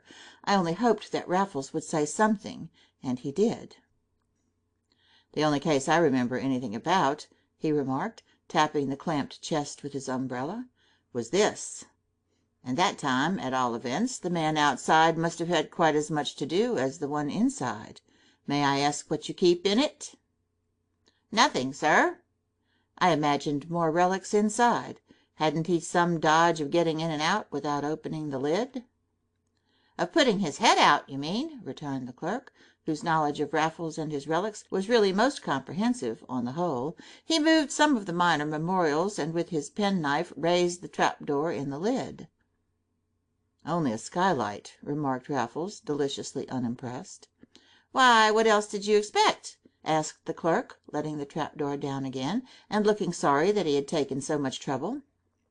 "A back door, at least," replied Raffles, with such a sly look at me that I had to turn aside to smile. It was the last time I smiled that day. The door had opened as I turned, and an unmistakable detective had entered with two more sightseers like ourselves. He wore the hard round hat and the dark thick overcoat which one knows at a glance as the uniform of his grade, and for one awful moment his steely eye was upon us in a flash of cold inquiry. Then the clerk emerged from the recess devoted to the Raffles relics, and the alarming interloper conducted his party to a window opposite the door. "Inspector Druce," the clerk informed us in impressive whispers, "who had the Chalk Farm case in hand. He'd be the man for Raffles if Raffles was alive today." "I'm sure he would," was the grave reply. "I should be very sorry to have a man like that after me. But what a run there seems to be on your Black Museum!" "There isn't really, sir," whispered the clerk. "We sometimes go weeks on end without having regular visitors like you two gentlemen.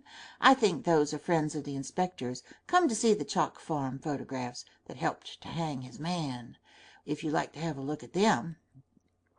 "If it won't take too long," said Raffles, taking out his watch, and as the clerk left our side for an instant he gripped my arm.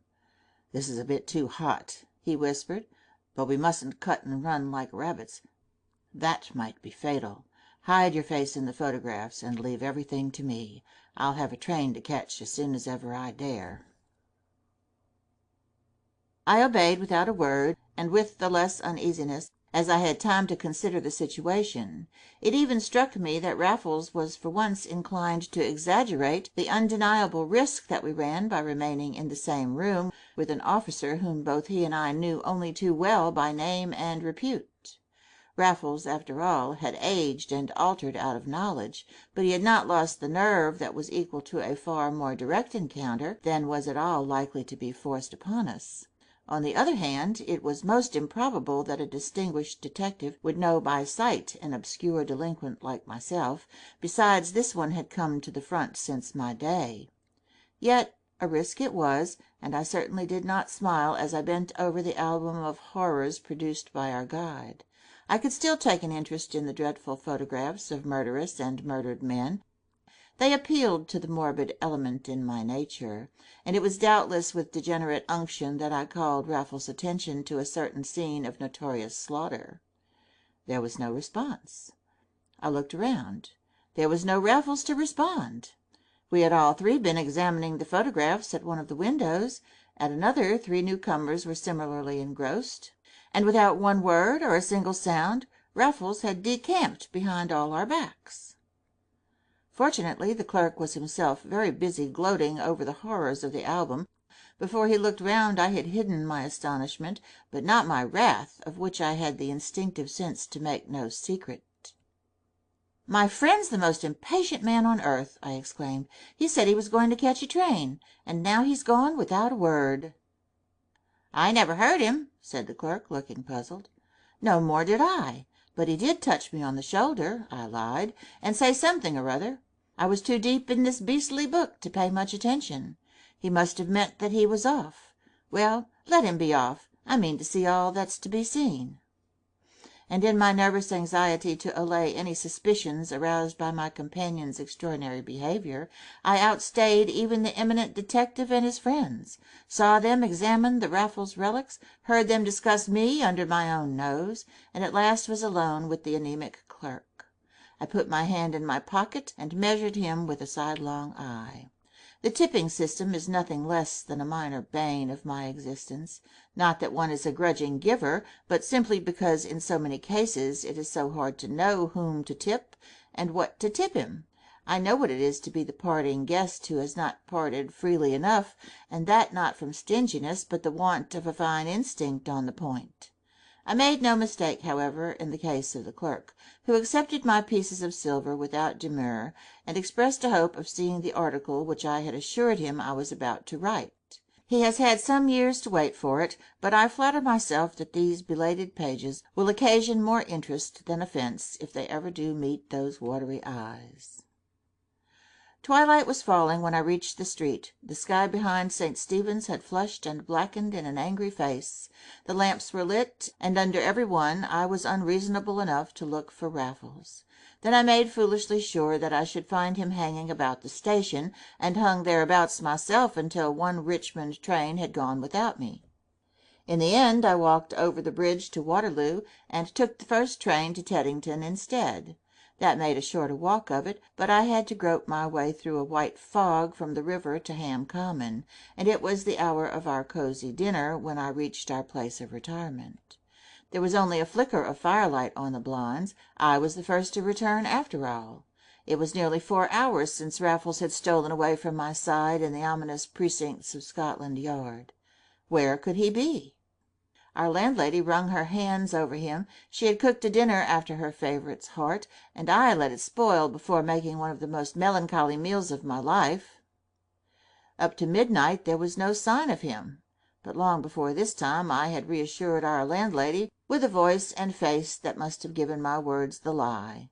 I told her that Mr. Ralph, as she used to call him, had said something about going to the theatre, that I thought he had given up the idea, but I must have been mistaken, and should certainly sit up for him.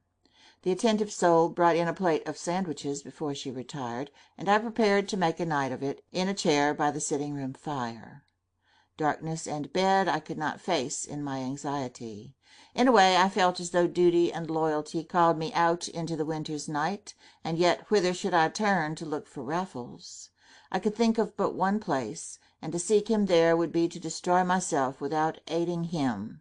It was my growing conviction that he had been recognized when leaving Scotland Yard, and either taken then and there, or else hunted into some new place of hiding.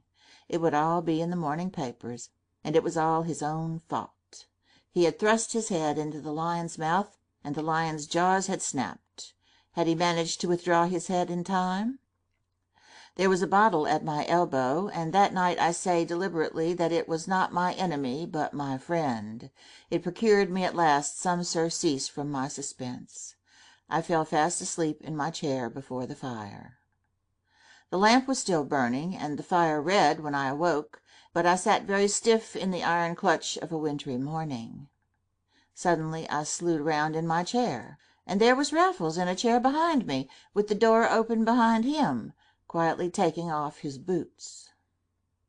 "Sorry to wake you, Bunny," said he. "I thought I was behaving like a mouse, but after a 3 hours' tramp one's feet are all heels." I did not get up and fall upon his neck. I sat back in my chair and blinked with bitterness upon his selfish insensibility. He should not know what I had been through on his account. "Walk out from town?" I inquired, as indifferently as though he were in the habit of doing so. "From Scotland Yard," he answered, stretching himself before the fire in his stocking soles. "Scotland Yard!" I echoed. "Then I was right. That's where you were all the time, and yet you managed to escape?" I had risen excitedly in my turn. "Of course I did," replied Raffles. "I never thought there would be much difficulty about that, but there was even less than I anticipated. I did once find myself on one side of a sort of counter, and an officer dozing at his desk at the other side.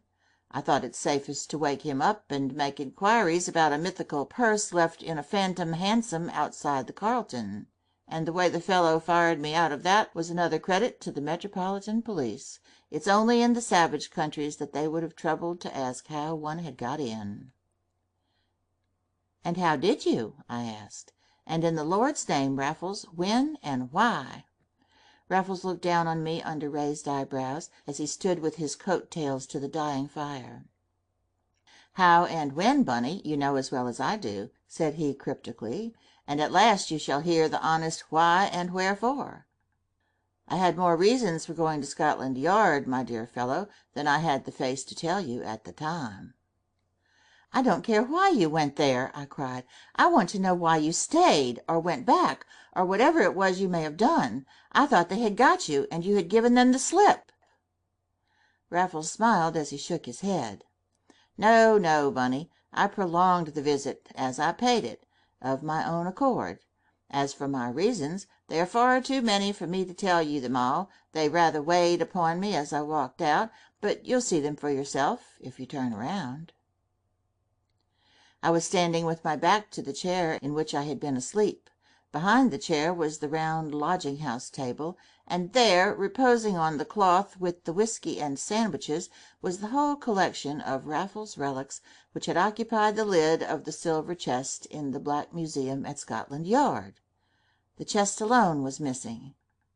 There was the revolver that I had only once heard fired, and there the blood-stained life-preserver, brace and bit, bottle of rock oil, velvet bag, rope ladder, walking stick, gimlets, wedges, and even the empty cartridge case which had once concealed the gift of a civilized monarch to a potentate of color. "I was a real Father Christmas," said Raffles, "when I arrived. It's a pity you weren't awake to appreciate the scene. It was more edifying than the one I found. You never caught me asleep in my chair, Bunny." He thought I had merely fallen asleep in my chair. He could not see that I had been sitting up for him all night long. The hint of temperance homily, on top of all I had borne, and from Raffles of all mortal men, tried my temper to its last limit, but a flash of late enlightenment enabled me just to keep it. "Where did you hide?" I asked grimly. "At the Yard itself." "So I gather, but whereabouts at the Yard?" "Can you ask, Bunny?" "I am asking." "It's where I once hid before." "You don't mean in the chest?" "I do." Our eyes met for a minute. "You may have ended up there," I conceded, "but where did you go first when you slipped out behind my back? And how the devil did you know where to go?"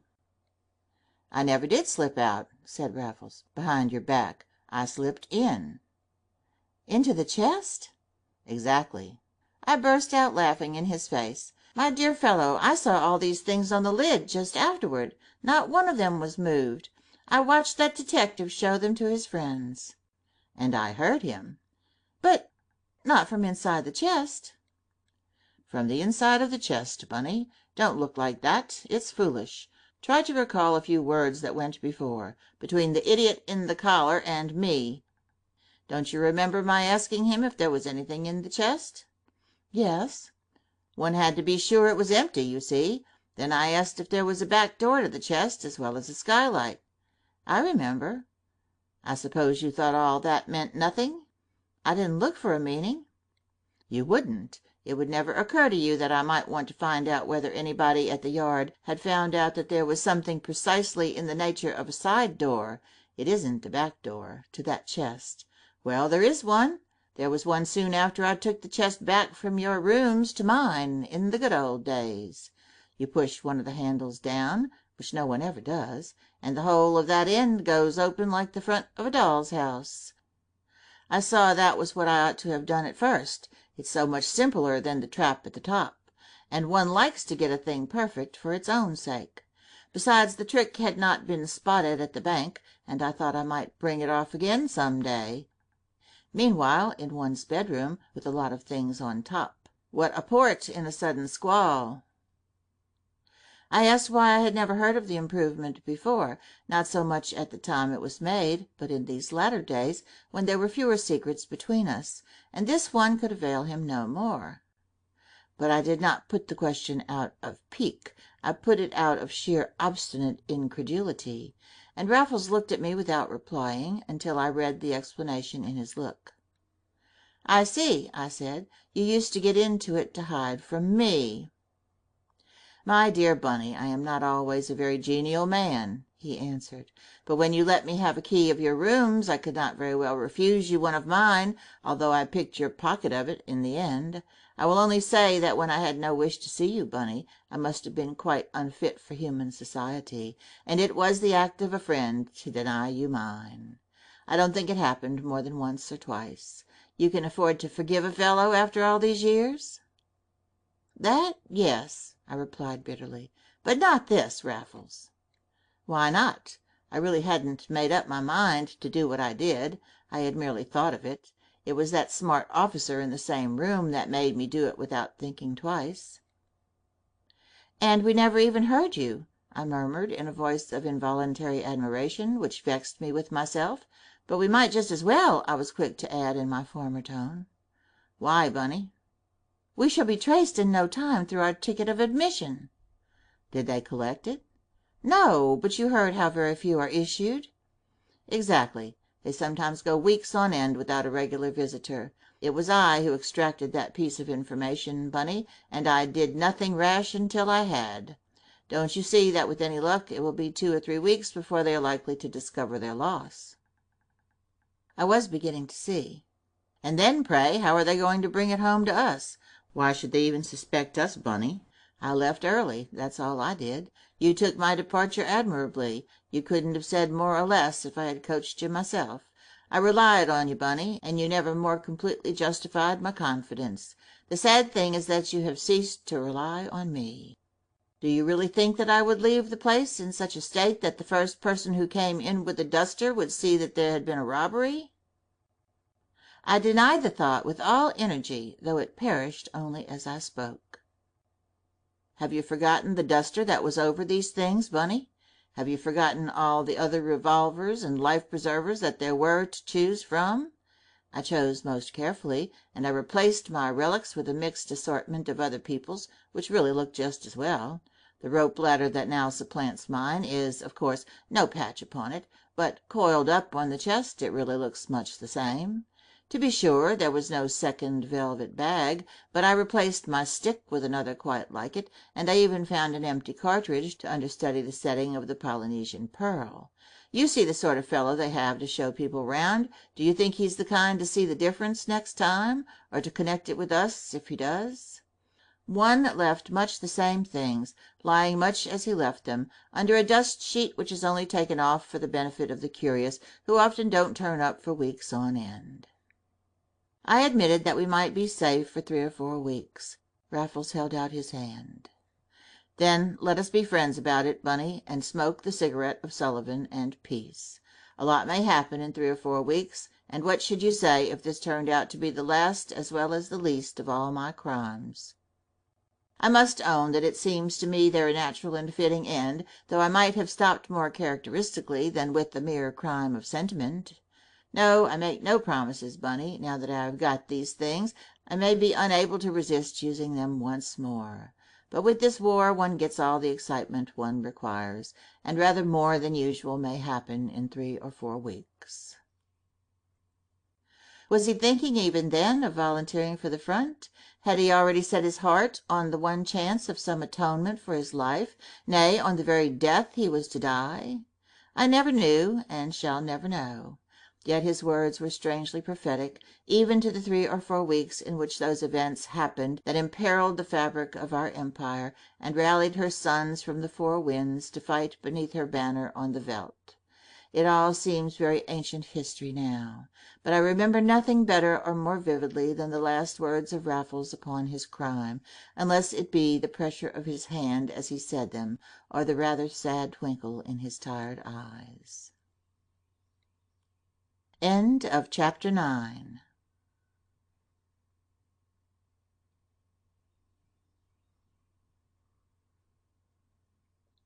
Recording by Inkling in Dublin, Ireland. A Thief in the Night by E.W. Hornung. Chapter 9. The Last Word. The last of all these tales of Raffles is from a fresher and a sweeter pen. I give it exactly as it came to me, in a letter which meant more to me than it can possibly mean to any other reader. And yet it may stand for something with those for whom these pale reflections have a tithe of the charm that the real man had for me. And it is to leave such persons thinking yet a little better of him, and not wasting another thought on me, that I am permitted to retail the very last word about their hero and mine. The letter was my first healing after a chance encounter and a sleepless night, and I print every word of it except the last. 39 Campden Grove Court, West, June 28th, 1900. Dear Harry, you may have wondered at the very few words I could find to say to you when we met so strangely yesterday. I did not mean to be unkind. I was grieved to see you so cruelly hurt and lame. I could not grieve when at last I made you tell me how it happened. I honour and envy every man of you, every name in those dreadful lists that fill the papers every day. But I knew about Mr. Raffles, and I did not know about you, and there was something I longed to tell you about him, something I could not tell you in a minute in the street, or indeed by word of mouth at all. That is why I asked you for your address. You said I spoke as if I had known Mr. Raffles. Of course I have often seen him playing cricket, and heard about him and you. But I only once met him, and that was the night after you and I met last. I have always supposed that you knew all about our meeting. Yesterday I could see that you knew nothing, so I have made up my mind to tell you every word. That night, I mean the next night, they were all going out to several places, but I stayed behind at Palace Gardens. I had gone up to the drawing-room after dinner, and was just putting on the lights, when in walked Mr. Raffles from the balcony. I knew him at once, because I happened to have watched him make his 100 at Lord's only the day before. He seemed surprised that no one had told me he was there, but the whole thing was such a surprise that I hardly thought of that. I am afraid I must say that it was not a very pleasant surprise. I felt instinctively that he had come from you, and I confess that for the moment it made me very angry indeed. Then, in a breath, he assured me that you knew nothing of his coming, that you would never have allowed him to come, but that he had taken it upon himself as your intimate friend, and one who would be mine as well. I said that I would tell you every word. Well, we stood looking at each other for some time, and I was never more convinced of anybody's straightness and sincerity. But he was straight and sincere with me, and true to you that night, whatever he may have been before and after. So I asked him why he had come, and what had happened, and he said it was not what had happened, but what might happen next. So I asked him if he was thinking of you, and he just nodded and told me that I knew very well what you had done. But I began to wonder whether Mr. Raffles himself knew, and I tried to get him to tell me what you had done, and he said I knew as well as he did that you were one of the 2 men who had come to the house the night before. I took some time to answer. I was quite mystified by his manner. At last I asked him how he knew. I can hear his answer now. Because I was the other man, he said quite quietly. Because I led him blindfold into the whole business, and would rather pay the shot than see poor Bunny suffer for it. Those were his words, but as he said them, he made their meaning clear by going over to the bell and waiting with his finger, ready to ring for whatever assistance or protection I desired. Of course I would not let him ring at all. In fact, at first I refused to believe him. Then he led me out into the balcony and showed me exactly how he had got up and in. He had broken in for the 2nd night running, and all to tell me that the first night he had brought you with him on false pretences. He had to tell me a great deal more before I could quite believe him. But before he went, as he had come, I was the one woman in the world who knew that A.J. Raffles, the great cricketer, and the so-called amateur cracksman of equal notoriety, were one and the same person. He had told me his secret, thrown himself on my mercy, and put his liberty, if not his life, in my hands, but all for your sake, Harry, to right you in my eyes at his own expense. And yesterday I could see that you knew nothing whatever about it, that your friend had died without telling you of his act of real and yet vain self-sacrifice. Harry, I can only say now, I understand your friendship, and the dreadful lengths to which it carried you. How many in your place would not have gone as far for such a friend? Since that night, at any rate, I, for one, have understood. It has grieved me more than I can tell you, Harry, but I have always understood. He spoke to me quite simply and frankly of his life.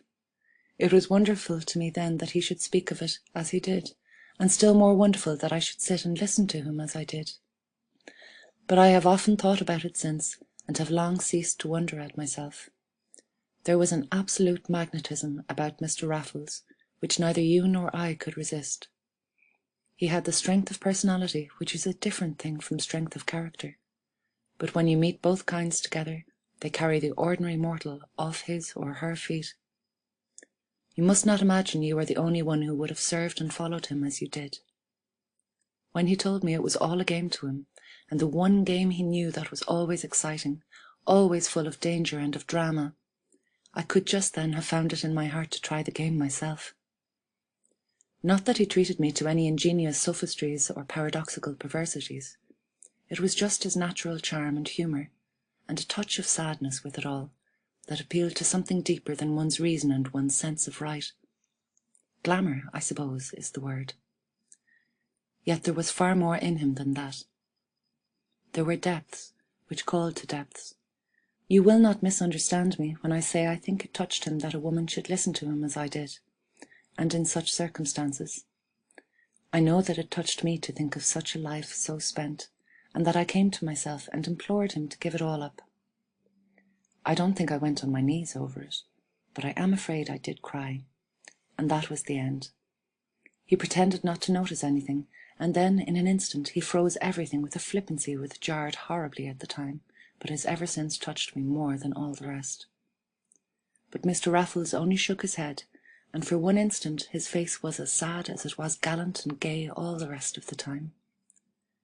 Then he went as he had come, in his own dreadful way, and not a soul in the house knew that he had been, and even you were never told. I didn't mean to write all this about your own friend, whom you knew so much better yourself. Yet you see that even you did not know how nobly he tried to undo the wrong he had done you, and now I think I know why he kept it to himself. It is fearfully late, or early. I seem to have been writing all night, and I will explain the matter in the fewest words. I promised Mr. Raffles that I would write to you, Harry, and see you if I could. Well, I did write, and I did mean to see you, but I never had an answer to what I wrote. It was only one line, and I have long known you never received it.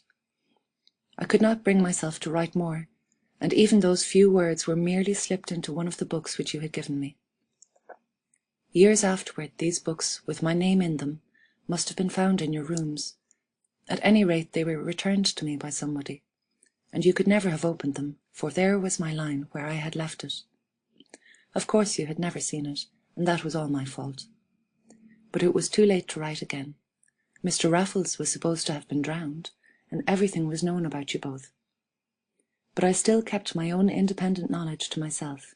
To this day, no one else knows that you were one of the two in Palace Gardens, and I still blame myself more than you may think for nearly everything that has happened since.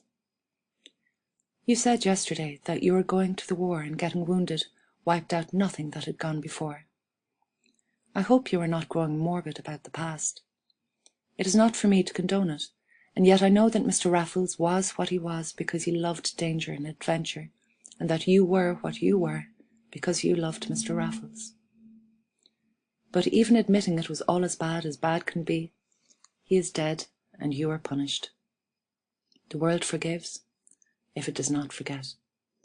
You are young enough to live everything down. Your part in the war will help you in more ways than one. You were always fond of writing. You now have enough to write about for a literary lifetime. You must make a new name for yourself. You must, Harry, and you will. I suppose you know that my aunt, Lady Melrose, died some years ago. She was the best friend I had in the world, and it is thanks to her that I am living my own life now in the one way after my own heart. This is a new block of flats, one of those where they do everything for you, and though mine is tiny, it is more than all I shall ever want. One does just exactly what one likes, and you must blame that habit for all that is least conventional in what I have said. Yet I should like you to understand why it is that I have said so much, and, indeed, left nothing unsaid. It is because I want never to have to say or hear another word about anything that is past and over. You may answer that I run no risk. Nevertheless, If you did care to come and see me some day as an old friend, we might find one or two new points of contact, for I am rather trying to write myself. You might almost guess as much from this letter. It is long enough for anything. But, Harry, if it makes you realize that one of your oldest friends is glad to have seen you, and will be gladder still to see you again, and to talk of anything and everything except the past, I shall cease to be ashamed even of its length. And so, good-bye for the present, from... I omit her name and nothing else. Did I not say in the beginning that it should never be sullied by association with mine? And yet, even as I write, I have a hope in my heart of hearts, which is not quite consistent with that sentiment. It is as faint a hope as man ever had, and yet its audacity makes the pen tremble in my fingers. But if it be ever realized, I shall owe more than I could deserve in a century of atonement to one who atoned more nobly than I ever can. And to think that to the end I never heard one word of it from Raffles. End of Chapter 9. Recording by Inkling in Dublin, Ireland. End of A Thief in the Night by E. W. Hornung.